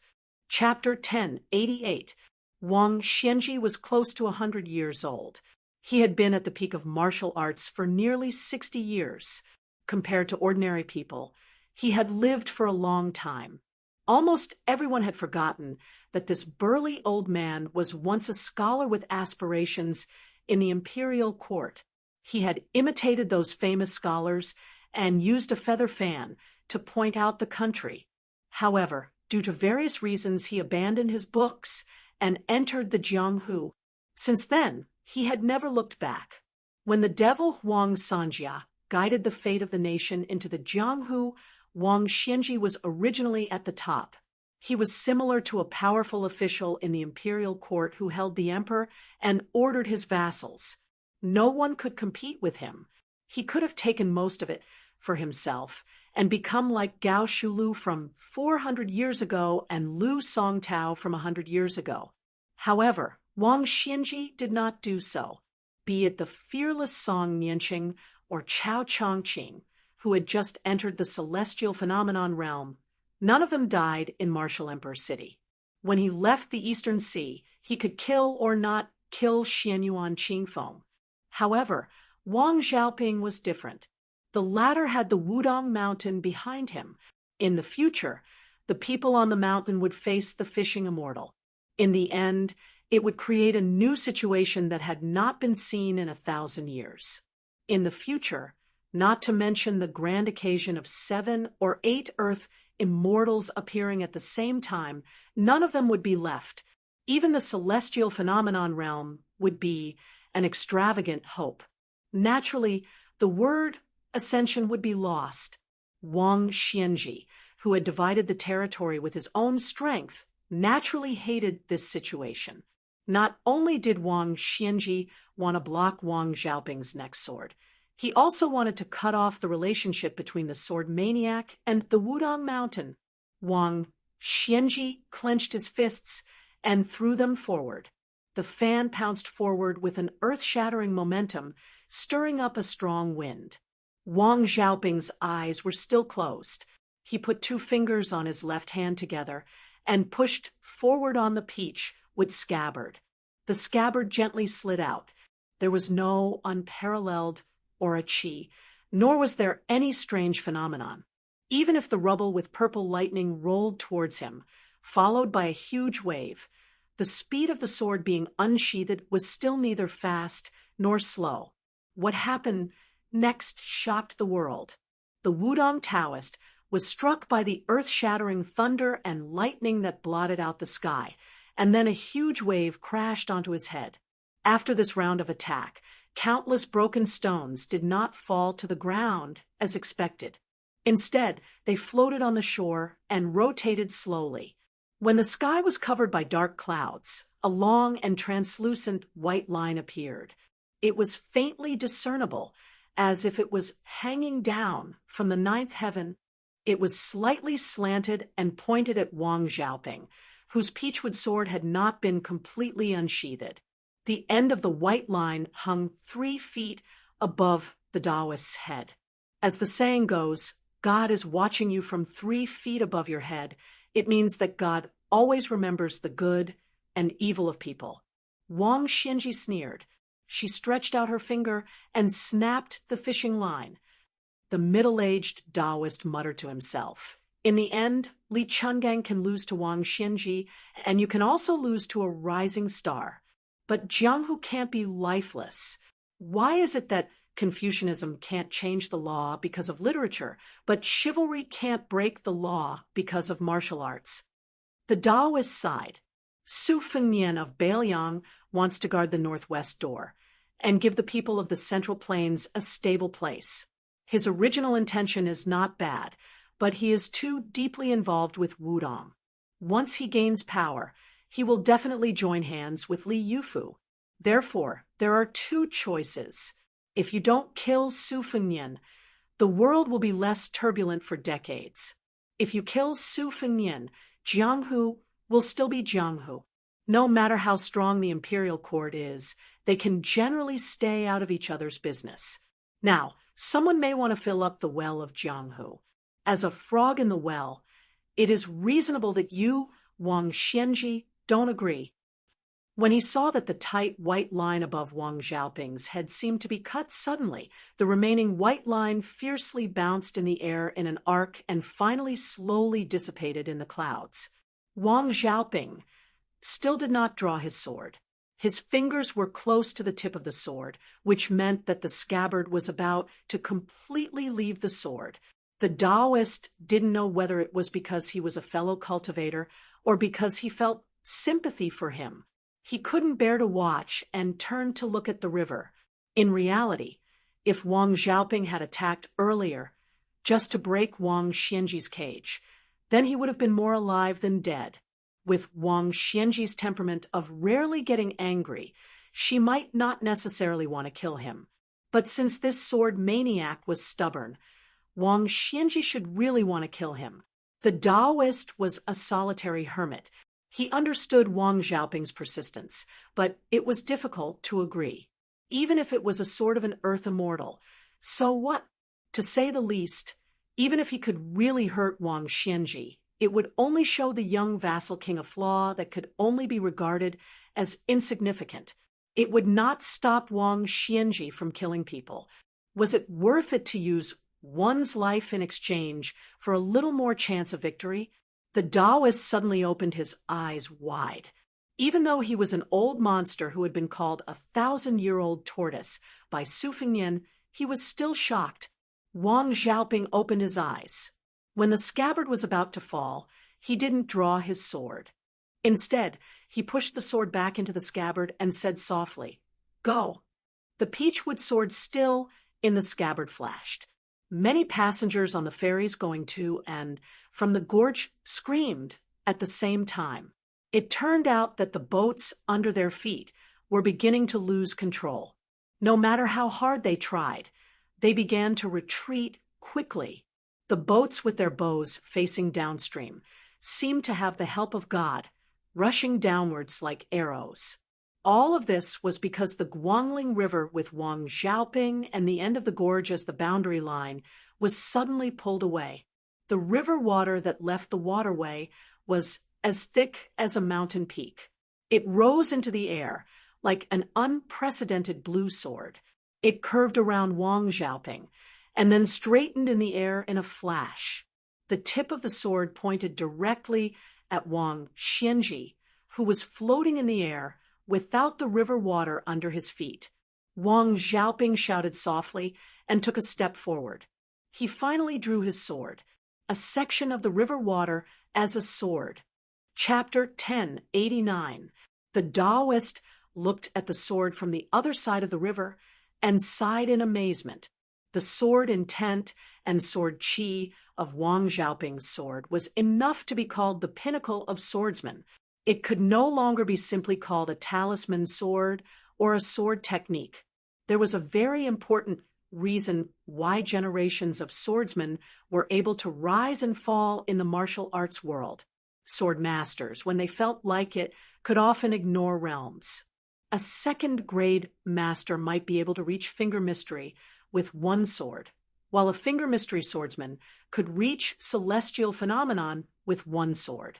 They could even break through bottlenecks and directly reach the level of a land immortal. The green dragon was 100 feet long and floated beside Wang Xiaoping. It was as if Wang Xiaoping was carrying a sword on his shoulder. Following this Taoist priest of Mount Wudong, who had profound knowledge, dug out a section of the river. The tilted boats on the river followed the water flow into the Guangling waterway. It just so happened that they could see this soul-stirring scene. Each and every one of their hearts swayed, probably because Wang Xiaoping's spirit was very upright and peaceful. The spectators were amazed, but not afraid.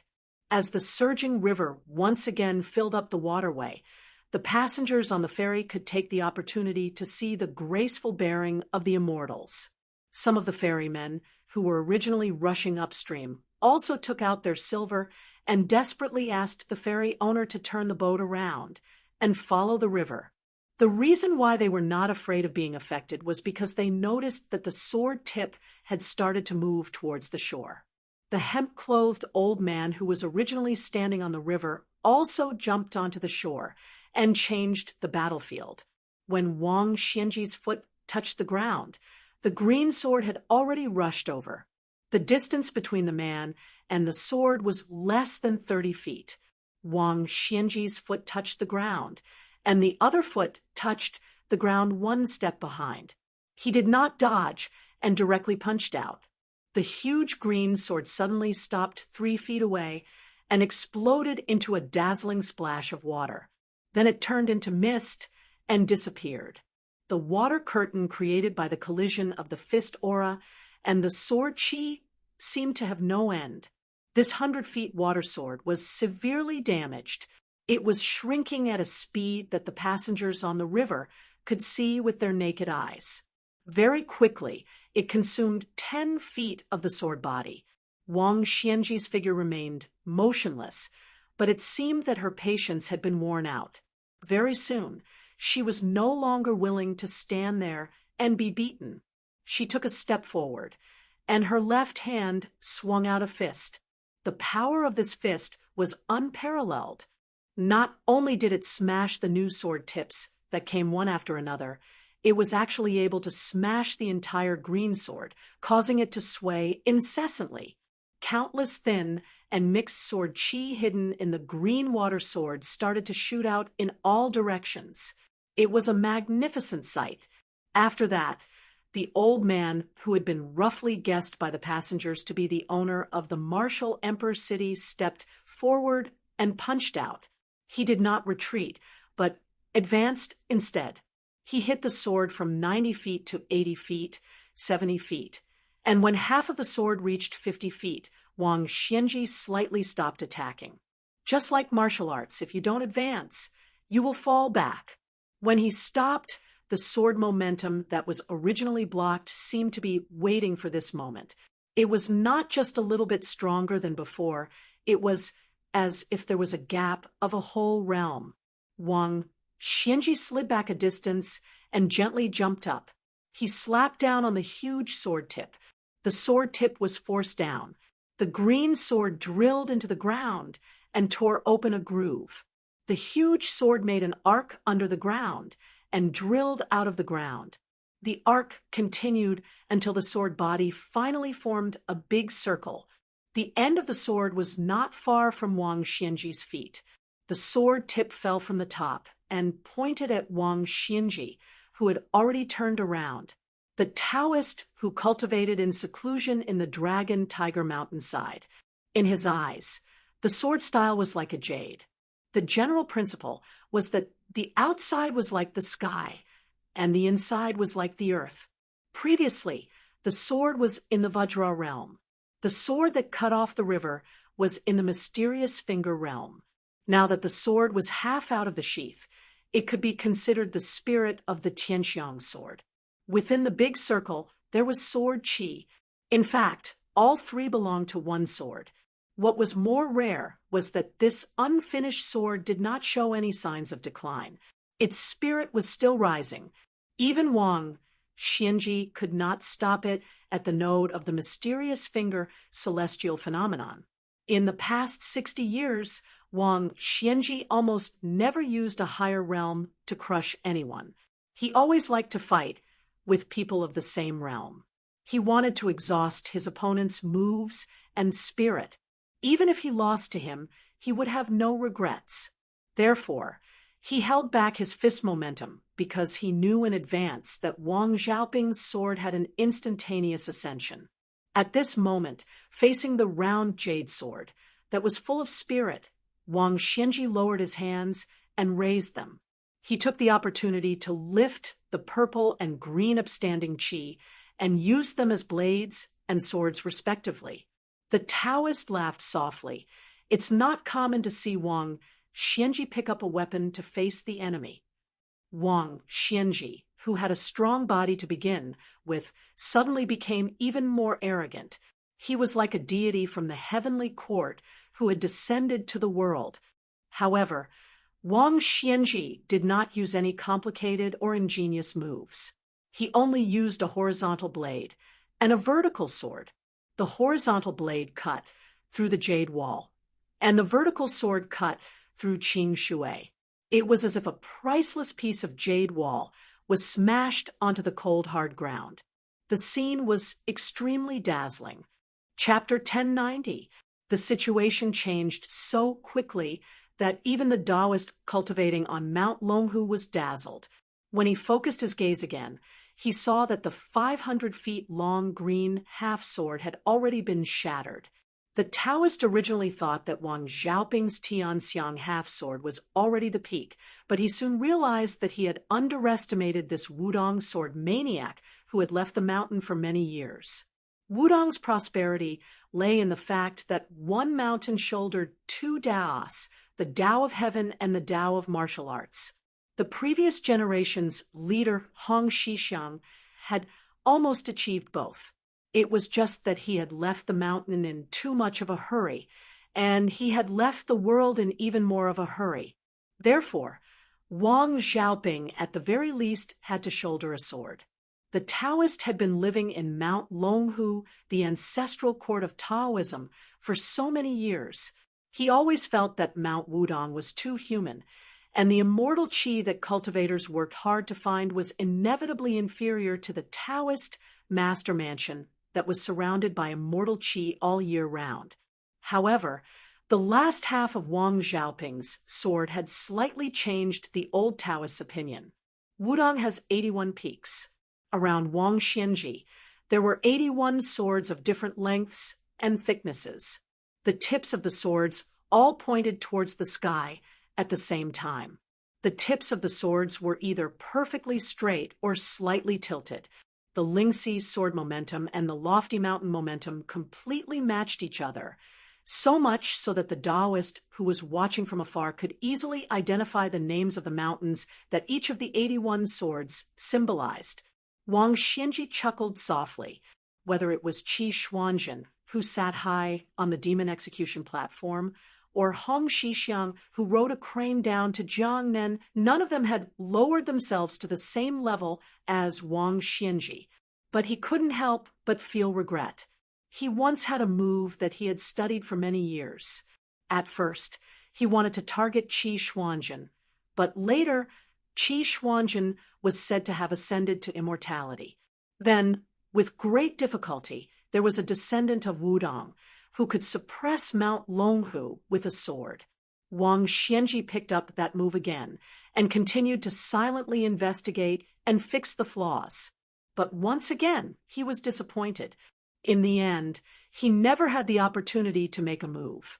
Since Wang Xiaoping did not disappoint her, Wang Xianji no longer deliberately restrained herself. She bent her knees slightly and assumed the role of an overlord lifting mountains and rivers.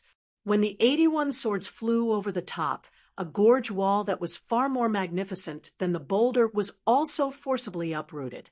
The raging waves shook the earth and the mountains. Everyone in the world mistakenly thought that the ability to move mountains and drain seas was just an absurd legend in those supernatural novels. At this time, the ferry passengers on the river saw it with their own eyes. They were scared to death. Many of them knelt on the bow of the boat, not daring to look at the flying mountain that covered the sky. One mountain suppressing 81 peaks. What was even more unbelievable was that Wang Xianji herself was also within the range of the flying mountain. It was obvious that Wang Xianji wanted to use this to suppress Wang Xiaoping. This old man had moved a mountain here. If Wang Xiaoping couldn't even break through the mountain, how could she compete with Wang Xianji? A cliff came crashing down. Dust filled the air on this side of the Guangling River. That deafening sound was ear-piercing. Wang Xiaoping dug out a section of the great river's water and made a one-of-a-kind big sword in the world. But that wooden sword, whose whereabouts were unknown, was the real root. The peachwood sword was originally the Taoist's house-guarding spirit weapon, yet Wang Xianji unexpectedly used the mountain as a sword. It was undoubtedly a great provocation to Wudong Mountain, where Lu Zhu had attained the Tao. Wang Xiaoping's sword was a new sword, and Wang Xianji's mountain was also a new mountain.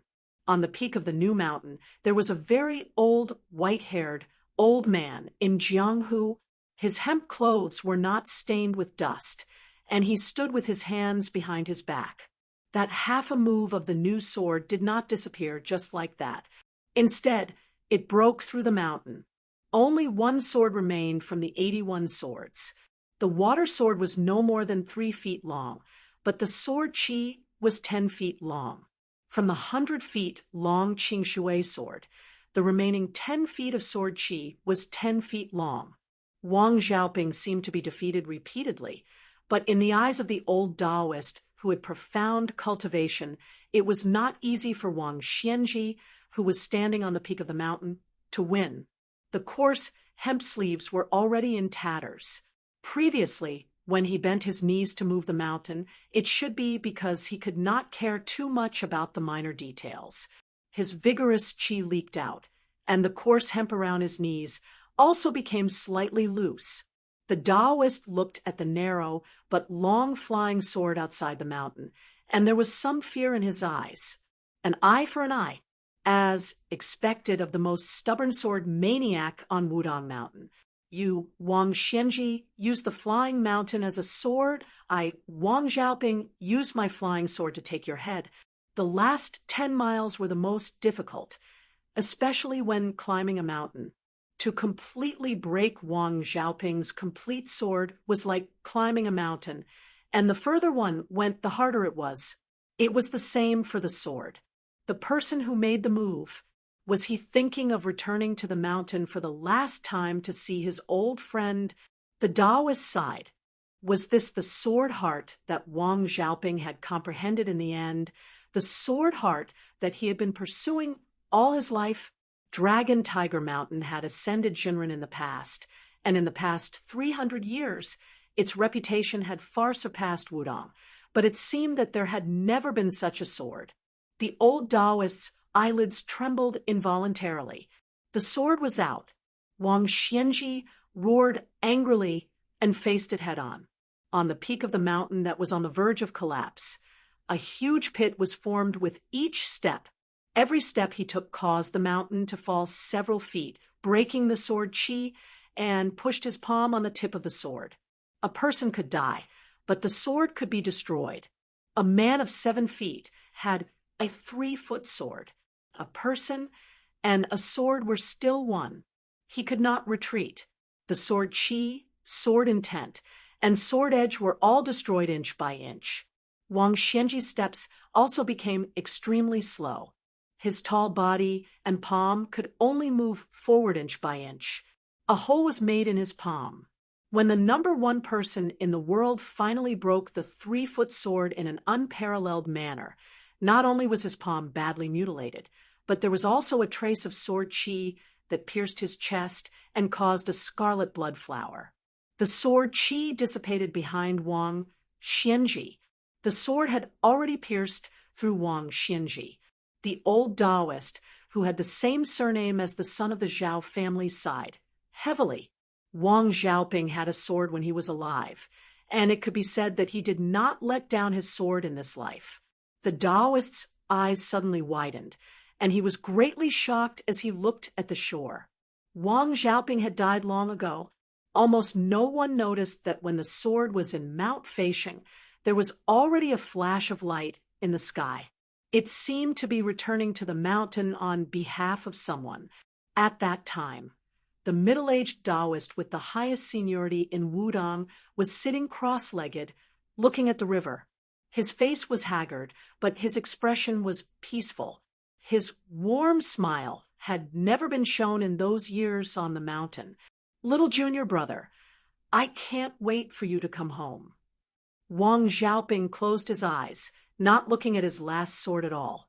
Therefore, that sword was the sword of Wang Xiaoping, who had regrets, but no regrets after his death. Chapter 1091. Outside the mouth of the gorge was a battle of the peak of martial arts in the world. Dozens of miles upstream of the battlefield on the bank of the Guangling River, there was only a muddle-headed monk left in the thatched cottage without the Taoist who still owed the villagers a dozen peach with swords. When Wang Xiaoping passed away, quietly with her hands folded on her knees, the mad monk also took off the tattered kasaya that had accompanied him all the way from Mount Lantua and changed into clean clothes that he had asked Wang Xiaoping to buy from the market 2 days ago. The middle-aged Taoist, who had always been serious, even made an exception and joked that he didn't need to return the money to collect the corpse. The monk touched his bald head and then stretched out his hand to pluck a reed leaf from the reeds on the bank of the river. He stepped on the surface of the river and gently stepped on the reed. A reed went into the river. A few ships went against the current, and before the first wave had subsided, another wave rose. They had just witnessed the hardy battle between the two immortals, and now they happened to see this scene. They were a little shocked to the point of numbness. They were all wondering what kind of great luck they had bumped into today. It was simply as if immortals had appeared in large numbers. However, all of them had appeared in such a way. Could it be that the reclusive masters were so worthless? The reed leaf went out of the gorge and floated to the center of the river. The useless monk, who was no longer wearing the kasaya, looked left and right. He first looked at Wang Xiaoping and then the old Taoist. With a calm expression, he took a step forward and quickly sank to the bottom of the river.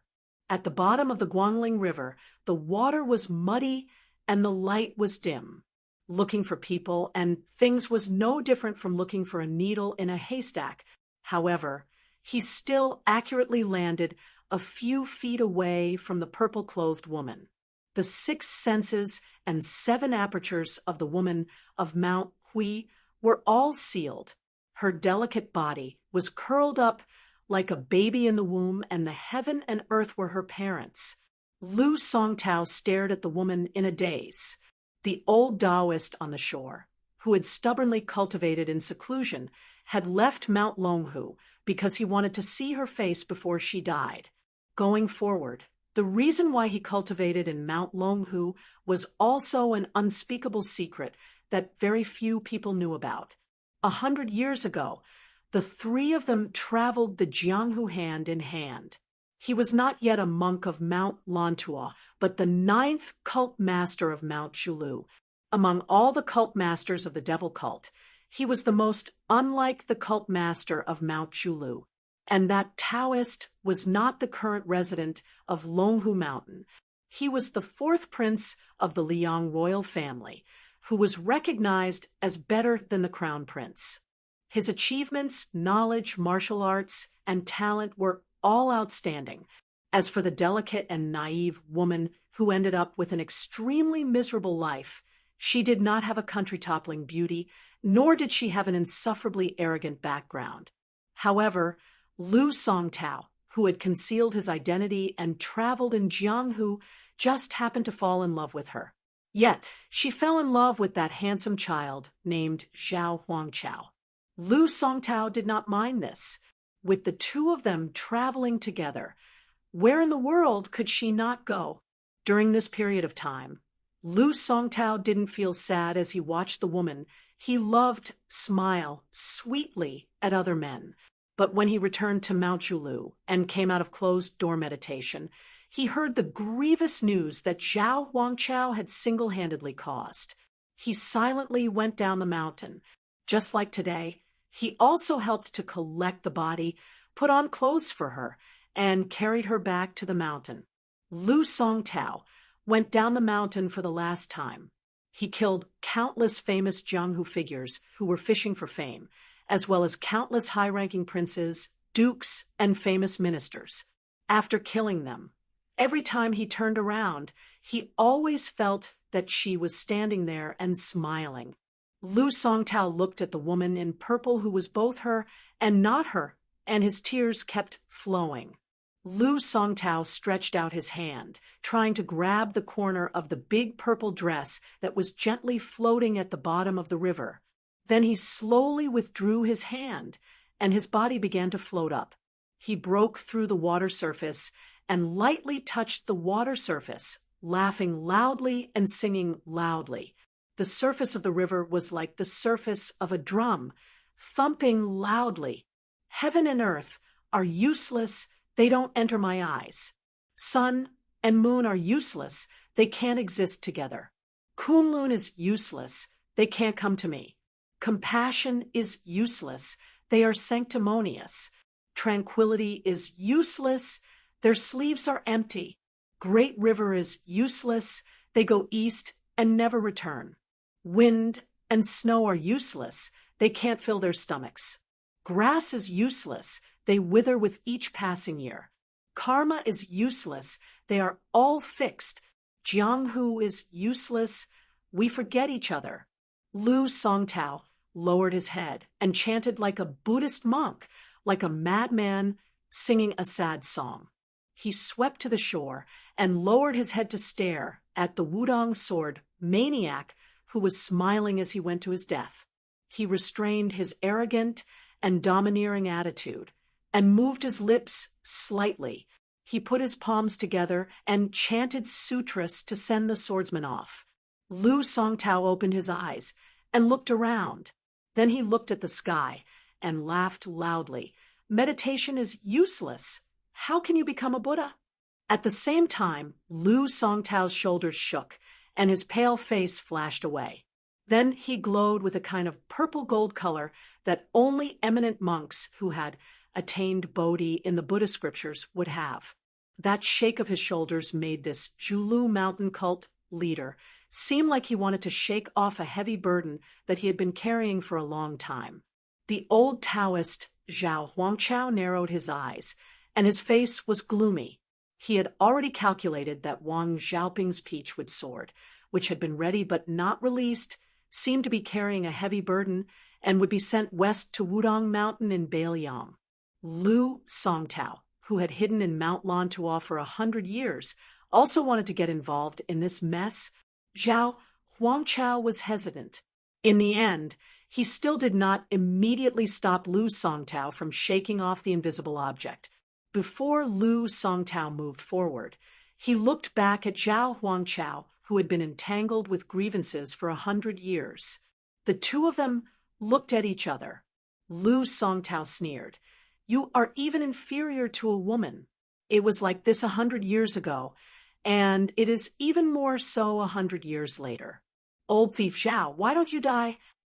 Zhao Huangchao, who had once gone out of his body and rode a dragon to Mount Quanglu, was silent. Chapter 1092. Back then, Lu Songtao went on a killing spree and swept through the court like a hot knife through butter.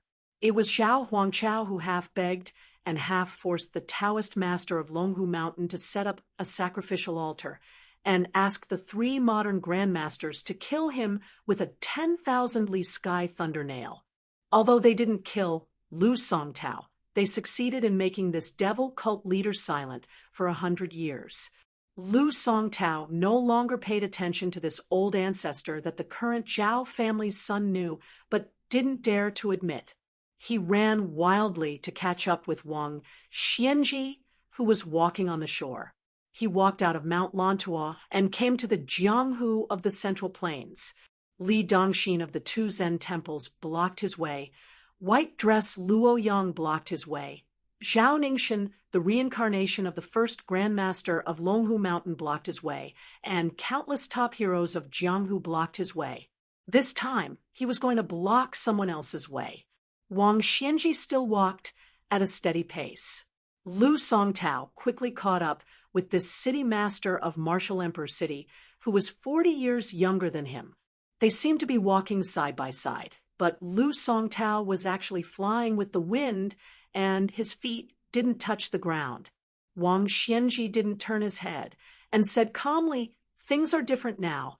100 years ago, Lu Songtao was the undisputed #1 in Jianghu. 100 years later, not to mention someone's sword skills, even the living Dong Tai's sword skills are slightly better than yours. Are you really going to stop me?" Lu Songtao smiled and said, "Isn't it a good thing that Jianghu and Jianghu are compatible with each other?" Wang Xianji didn't comment. Lu Songtao looked into the distance and continued, "As for what you're thinking, you're hoping that the Jianghu under our feet will prosper for 100 years and not die for 1,000 years. It's not that I don't know, but each generation has its own destiny and can't be forced. Just like those lobbyists and roamers in the Qin dynasty, they were all like wandering dogs. Who would have thought that later on there would be so many powerful clans? They were destined to become a cancer in the eyes of the later generations. What you, Wang Xianji, think is good in others' eyes. You've won the Jianghu of several generations by yourself, and you're still not satisfied. It's not a bad thing to just ascend and be a celestial being in the heavens and let your descendants walk their own path. You may want to say that Li Yufu of Wudong is more superfluous than you, but he is after all a member of the 3 sects and has just entered the secular world. As for Su Fengnian, his identity is even more special. He is very different from you. How can you compare the two of you?" Wang Xianji sneered. "Eating Huang Longshi's leftovers and helping Huang Longshi do evil, is it really reasonable to rely on your identity as a reincarnated celestial? Wang Xianji doesn't believe in this. If there's any justice, I'll have to wait until I ascend before I have the mood to listen to it. Lu Songtao smiled and said, I've heard a lot of rumors about you these days. You're different from me and Gao Shulu from 400 years ago, who killed every expert in the world on sight. Be it good or evil, you rarely kill. It's true that people who walk different paths can't make plans together. Wang Xinji snorted. Su Fengnian has worked hard to accumulate good cultivation. Instead of wasting it under Bei Meng's iron hooves, it's better to fight with me fair and square. After all, there are still people in Jianghu who remember him as the king of Beiliang. Otherwise, with the Zhao family's bullish *T conduct, not to mention leaving their names in the history books, even the unofficial history books compiled by private people wouldn't dare to mention them. Lu Songtao frowned and asked, Aren't you worried that once Bei Meng's iron cavalry breaks through the northwest gate and invades the central plains, how many people will die even if it's only 10 years of war? It won't be much less than the Great War of Spring and Autumn, right? Wang Xinji said calmly, What does the separation of the world have to do with me? Lu Songtao sighed with emotion. Didn't Huang Longshu say that every man is responsible for the rise and fall of the world? Wang Xinji sneered and said, He's just using his mouth and tongue to say a few good words. If others don't criticize him, do you, Lu Songtao, really think it's useful? If you were on the celestial list 100 years ago, after I ascended, the first thing I would do would be to knock you down to earth. Lu Songtao didn't get angry. After a moment of silence, he was amazed, happy, and admiring. For a moment, all kinds of feelings welled up in his heart. He even forgot to ride the wind and didn't dare to make a sound. He only said in his heart, I know what you want, Wang Xinji. After I ascended, Wang Xinji, will personally guard the divine gate and won't let the celestials interfere with the world. However, the martial artists in the world can still ascend. So you Li Yufu are simply drawing legs on a snake. Wang Xinji didn't stop. His words came into Lu Songtao's ears from afar. Since you've already prepared your power, if you want to block my way, you don't have to care about the sword wound. Lu Songtao silently said the word good and floated forward again. He passed Wang Xinji and stopped dozens of feet away from him. He lowered his head and put his palms together. Lu Songtao looked free and easy, as if he was truly relieved of a burden. He said to himself, Hiding in Mount Lantua, I can live an ignoble life. After 100 years, I can see the person I miss. It's time for Lu Songtao to be pious and offer a joss stick for the Orthodox Buddhism. Bodhisattva Dharma forms fell from the sky. They stood between Lu Songtao and Wang Xinji. This was Lu Songtao's blocking the road. Falling sword style.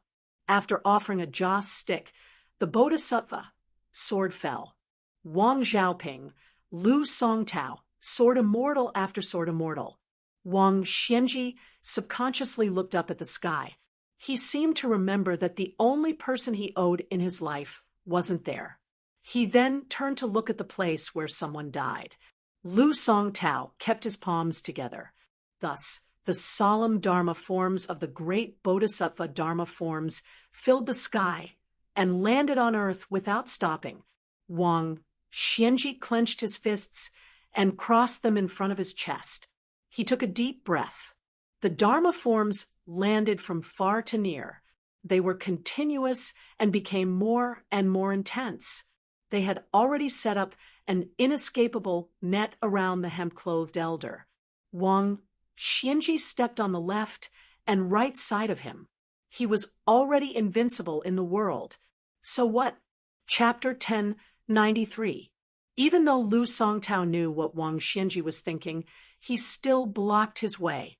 With a falling sword style, countless Bodhisattva Dharma appearances were summoned and trapped Wang Xinji. There were high and low Bodhisattva Dharma appearances.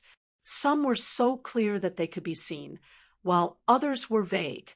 Among them, there were 4 bodhisattva dharma appearances that were the most majestic, guarding the 4 directions. There was Guanyin, who removed the suffering of all living beings, Manjushri, who was pure and untainted, Samantabhadra, who had no intention of turning back, and Ksitigarbha, who wished to become a Buddha after saving all living beings. Among them, Samantabhadra was the most vivid and amiable. It was due to Wang Xiaoping's sword heart that would not back down no matter what. After Wang Xianji stepped on the ground, he abruptly withdrew his fists, with him as the center. An aura that was strong enough to overshadow the surging waves of the martial emperor's city gushed out without restraint, wherever the aura touched. Regardless of whether they were on the ground or still in the air, most of them collapsed with a loud bang. Some of them were on the verge of collapse, obviously showing signs of collapsing. Only the 4 bodhisattvas remained motionless. Manjushri even opened his golden mouth slightly, chanting scriptures. Above his head, there were vaguely fairies with long sleeves flying around. Between heaven and earth, golden light overflowed and fluorescent, as if they were in a Buddhist land on the other side. The strongest person in Jianghu 100 years ago met the strongest person in the present. This magnificent battle had indeed reached a level that was not recorded in ancient books and unimaginable by modern people.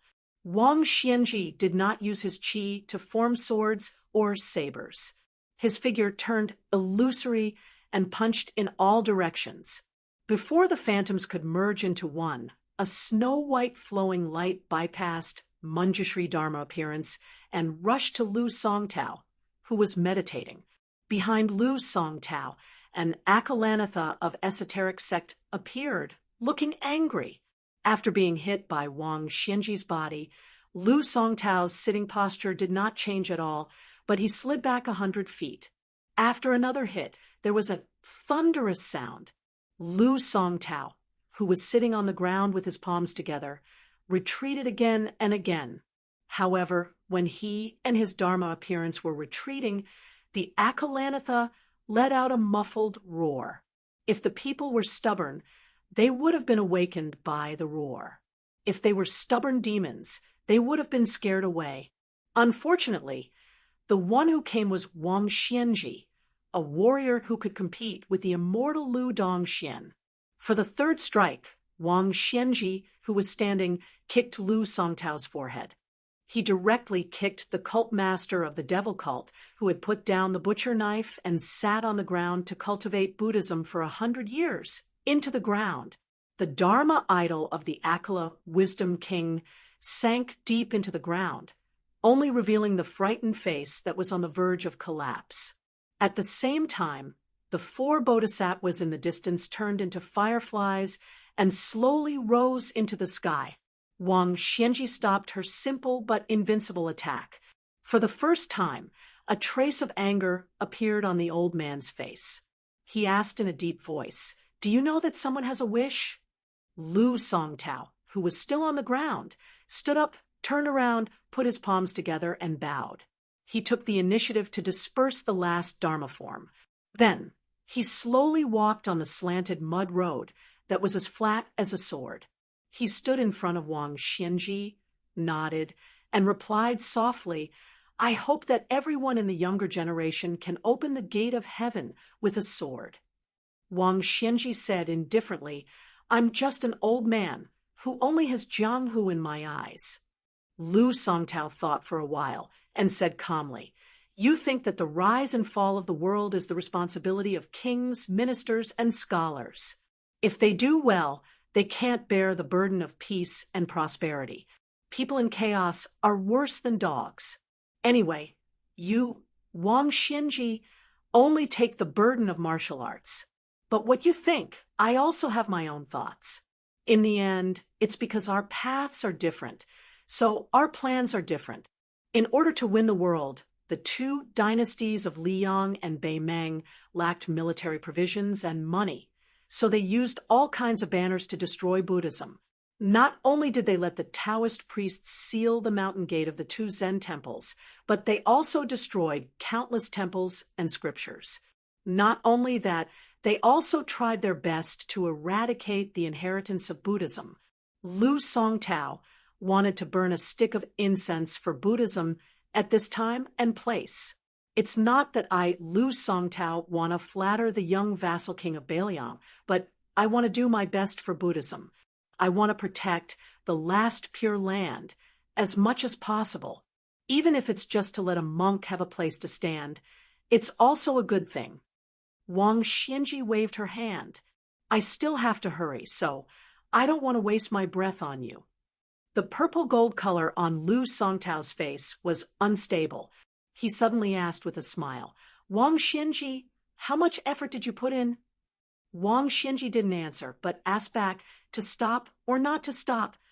Lu Songtao turned sideways and stretched out his hand. Since I, Lu Songtao of Zhulu Mountain, have no more requests, I've already let go. Besides, taking off the kasaya doesn't mean that I'm no longer a monk. I can't die for the time being. Besides, you may not be able to kill that person. Wang Xianji didn't say anything and brushed past Lu Songtao. In the end, Lu Songtao still didn't know if Wang Xianji had put in all her effort, but he didn't expect it either. It was enough if she had done it. 100 years later, the water level of Jianghu was much higher than before. He came a little late, but at least he wasn't too late. Lu Songtao walked to the shore of Guangling and cupped a handful of murky river water to wash away the bloodstains. He wanted to carry Wudong Wang Xiaoping on his back, but he lost his balance and sat on a pile of wet stones. He sighed and got up with difficulty. He looked to the south. It's a pity that the peach blossom sword god, who I've only heard of but never seen, probably won't come. Lu Songtao endured the stinging pain and rushed to find Wang Xiaoping. He bent down and carried this Wudong Taoist priest who could overlook the sword forest after Dongtai. He straightened his back and said softly, Gao Shulu's body, your peachwood sword, and my Buddhist fate. Together, the odds of winning are still not high. Lu Songtao smiled bitterly. Is it unfortunate that there's such an old man suppressing Jianghu? Or is it fortunate? It's fine for us, but that vassal king must be very unfortunate. On the other side of the river, Zhao Huangchao was nowhere to be found. At the bottom of the river, the woman who was lucky enough to survive the battle was still there. Lu Songtao stared blankly at the rolling East River, silent. Thinking back to those years, she used to laugh and say that there were partridges in the south of Jiangnan and that she couldn't do it. Chapter 1094. Lu Songtao closed his eyes and silently chanted Amitabha. After opening his eyes, he strode forward. Wang Xianji's fists were like rainbows, striking the purple clothes of Mount Huishan to the bottom of the river. Then she blocked the sword of Wang Xiaoping after she died. She even got rid of the demon-turned Buddhist Lu Songtao in one go. In one day, she had fought with 3 top masters in succession without too much trouble. But the indisputable #1 person in the world, the city lord of Martial Emperor City, was tormented by an unknown girl who did not know when to advance or retreat. The first inexplicable attack happened at the end of the Songxian River, a tributary of the Guangling River. At the time, Wang Xianji was surprised that before she leapt out of the river, he did not sense any trace of her. The old man was just curious. Towards her vicious hand chop, it was more of a senior's appreciation of the younger generation. He was not angry at all. After dodging, he did not pursue, watching the girl's figure disappear into the distance. He bent down and left the battlefield. He ran like a fox, extremely fast. The main thing was that she came and went in a hurry, almost not affecting her chi. It was not easy. At the time, Wang Xianji only thought of a rumor that had been widely spread in Martial Emperor City. The former 11th in the world, Wang Mingyin, was killed by a young female assassin's sinister hand chop. At the time, Wang Xianji did not pay much attention to it. Later, when she received a secret that was absolutely true, she remembered this assassin. She took the opportunity to kill the gatekeeper of Great Peace City, the celestial phenomenon expert, Lu Hausher. She must be the little girl who came to make the fourth stone. 4. Homophonic death. Little girl, this is not very auspicious. At the beginning, Wang Xianji felt that the girl was quite interesting. If they met, she could chat with her for a while to relieve her boredom. After half a year, they met for the second time. It was on a post road near River Prefecture. Wang Xianji was walking slowly under the shade of a willow tree. A caravan of merchants passed by. When the last rider was about to pass by Wang Xianji, the girl assassin suddenly darted out from under the horse's belly. She ran close to the ground and then leapt up quickly. Again, with a hand chop, she stabbed towards Wang Xianji's heart. Wang Xianji grabbed her wrist and threw her out. Her delicate body smashed through a willow tree that was as thick as a blue and white flower bowl. Wang Xianji originally thought that the girl would know the severity of the matter after 3 times. Unexpectedly, in the middle of the night, a sneak attack followed. Wang Xianji closed his eyes and rested in the wilderness. He sat and slept for a full 6 hours.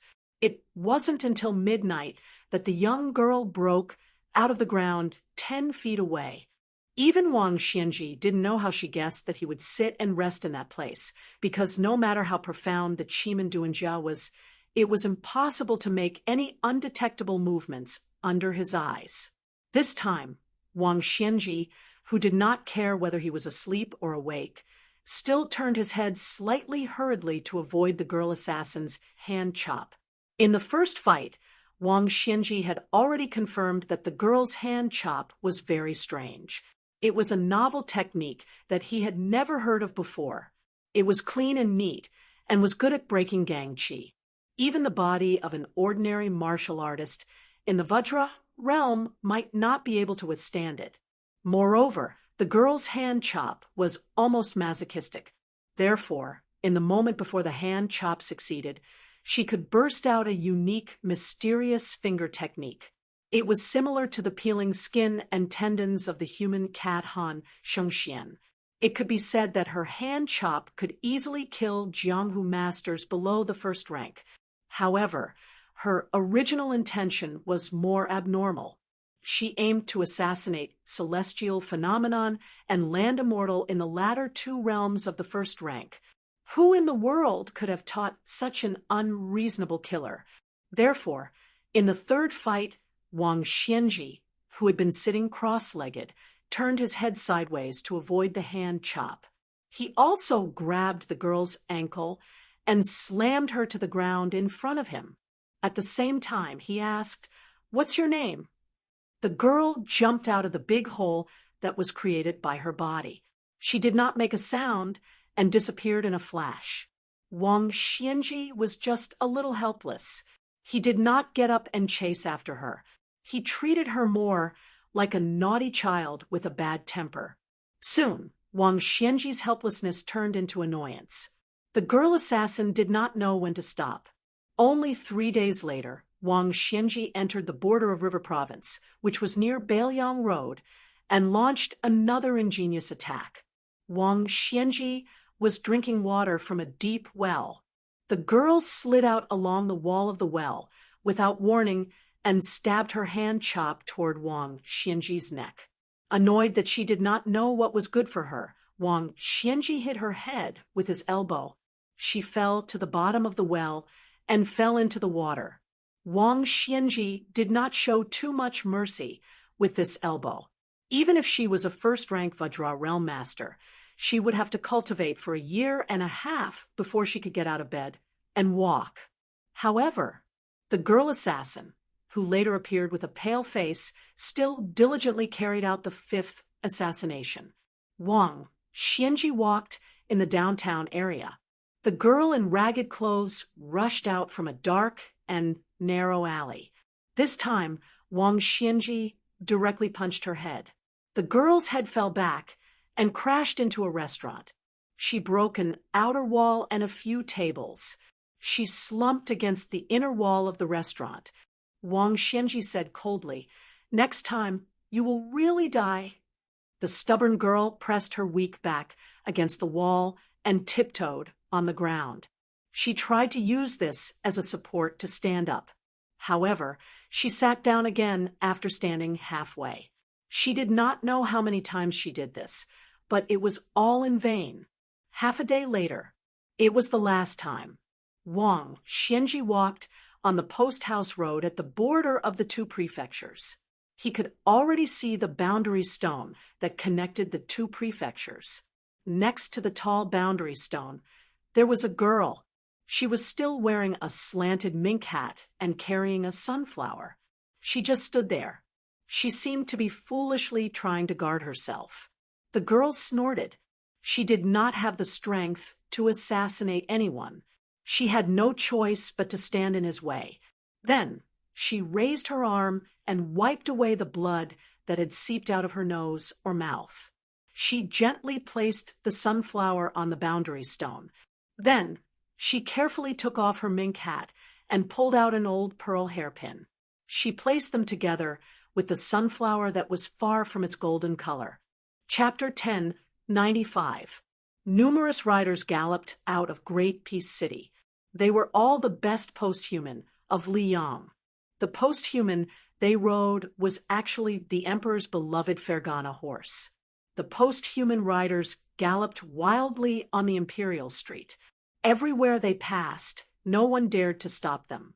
The leader of the courier riders carried an urgent imperial edict that was 800 li away. The imperial edict did not follow the rules of etiquette. Other than being stamped with the national seal of Emperor Liang, there were only 4 words on the golden silk: fight or retreat. When the courier riders galloped out of the city, there just happened to be a person slowly walking through the southern city gate. The Fergana horse actually passed right through this person's body. There was no scene of the person being thrown off his horse, nor was there a scene of flesh and blood. The rider continued south to deliver the urgent secret edict. The visitor from Great Peace City still entered the city unscathed. There weren't even any soldiers patrolling the city to capture this person. All of the soldiers and commoners near the southern gate ignored him. After he entered the city, he went all the way to the Xiama Wei courier station and stopped under a dragon claw scholar tree. He saw 14 men with sabers walk out of this courier station that was specially provided for the soldiers of the Su family. They all mounted their horses and headed towards the imperial city. The young man under the dragon claw scholar tree followed behind like an immortal riding the wind. From beginning to end, no one looked at him. However, he recognized them, or rather, he could guess their identities. The leader of the group was an old man called Fengling. He came from the grasslands of Liaodong and was a fierce general under Su Zhao's command. He was 60 years old and had become a third-rank high official in the capital 2 years ago through his own military achievements. It had to be known that at the beginning of summer last year, Su Zhao had only been a second-rank high official. The last rider was Zhu Chongfu, who came from the horse bandits of Liaoxi and was the founder of the fish drum camp. He had not recovered from his heavy injuries and was temporarily in the capital. He was unable to follow the cavalry of the Su family down south. Next was the surrendered General Zhang Dujian. In the end, he retired from the position of commander of the Lotus Seed Camp.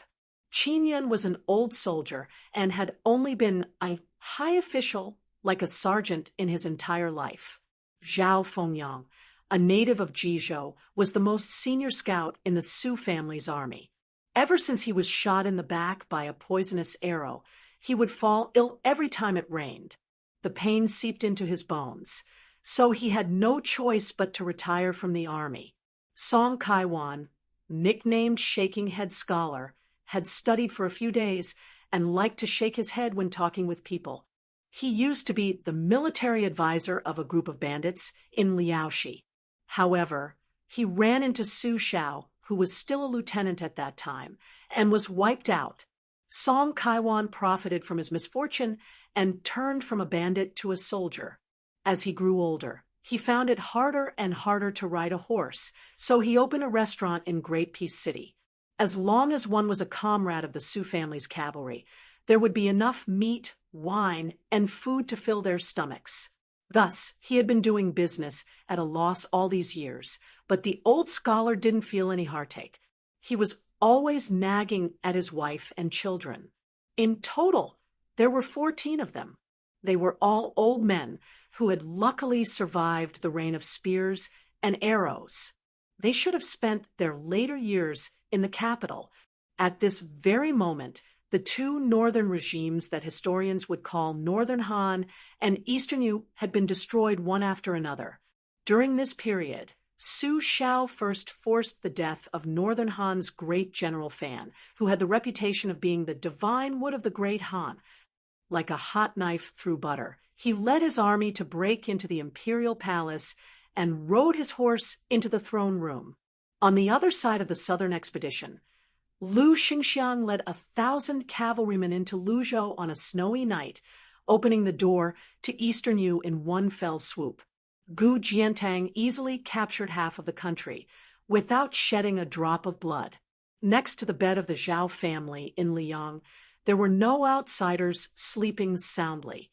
Afterwards, the Zhao family's son stood on the side of Su and Gu, two young and strong military officers who had rendered meritorious service. Against the objections of the masses, he insisted on a decisive battle that would decide the fate of the world with De Chu, whose soldiers and majestic armor were not inferior to Li Yang's. However, after the Battle of Jinghe, the battle to the death at the imperial concubine's grave, and several major battles in succession, Liang's troops, who had always held the absolute advantage in the previous battles, began to suffer setbacks one after another. Until the two armies confronted each other at the Western Wall, neither side dared to claim that victory was in their grasp. Moreover, De Chu had the war saint Yi Baikui, who was known to be victorious in 100 battles, personally holding the line. The people in the Liang imperial court began to waver. Following Su Zhao's holding back for a long time, the rumors and slanders in the capital covered the sky and covered the earth. There were even several extremely important secret spy reports that were sent into the imperial palace with irrefutable evidence. The De Chu emperor's personal sealed secret letter was placed on Su Zhao's desk in the barracks. He wanted to rule the world together with Su Xiao, who had suffered grievances in the Liang imperial court. The pro-war faction in the imperial court that advocated first conquering De Chu and then conquering the world did not have many people to begin with. With the two armies facing each other at the Western Wall, victory and defeat were hard to predict. If they lost, they would lose the entire northern territory that they had fought so hard to conquer. Even Gu Jiantang, who the imperial court had placed high hopes on, began to choose to remain silent and slow down the speed of their advance to the south. As a result, no one in the Liang imperial court was willing to speak up for Su Xiao. All of Su Zhao's past acts of overstepping his authority were listed out. All of the civil and military officials in the imperial court urged the emperor to quickly recall the 300,000 troops that Liang had stationed at the Western Wall.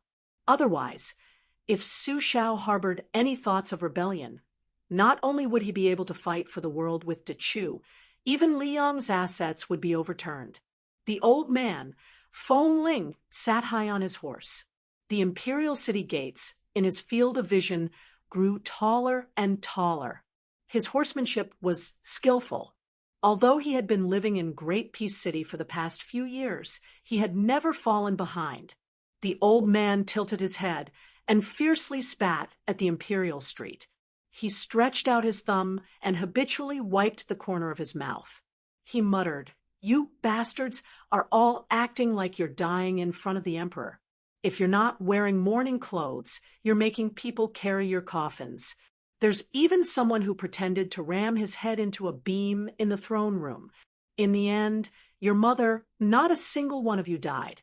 I'll let you cowards know how the Sioux family's cavalry lives and how they die. The 14 riders arrived outside the imperial city gates. Feng Ling stopped his horse in the middle, and the other 13 riders lined up in a line. Then, the 14 of them dismounted at the same time. They let go of the reins at the same time and touched the necks of their horses. Zhang Dujian grinned and turned to look at Song Kaiwan. Shaking head scholar, we're all rough men and can't speak. You're the only one who's educated. Why don't you do it? Song Kaiwan rolled his eyes and said, change to someone with a louder voice. Qin Yun, who single-handedly established the first ascension camp, said softly, fuck his mother. I really want to have a chance to climb up the city gates with my brothers and plant our Sioux family's flag. Zhao Fengyang laughed and scolded, son of a bitch, if you do that, won't that confirm the rumors of us rebelling? Shut your crooked mouth. Feng Ling touched the hilt of the saber at his waist and said softly, it doesn't matter how loud or loud we are. Even if those officials hear us, they'll just pretend they didn't hear us. Even if Song Kaiwan agreed with others, he would subconsciously shake his head and say with a smile, old Song, only know how to come up with bad ideas. I've never been to the battlefield, let alone charge and break through the enemy lines. Why don't I, old Song, go first today? Jiang Sheng, who had always looked down on Song Kaiwan, gave him a thumbs up and said with a smile, Scholar Song, you've been cowardly and afraid of death all your life, but this time you're a real man. I, Jiang Sheng, have scolded you many times before, but today I'm convinced. I'll give you a compliment and apologize to you. Zhu Zhangfu laughed softly and said, it's too late. Once we're underground, old Song won't have any restaurants for us to drink. The old scholar exhaled heavily and looked at his old brothers on both sides. He said in a deep voice, Song Kaiwan will go first. At the same time, Feng Ling angrily shouted, draw your sabers.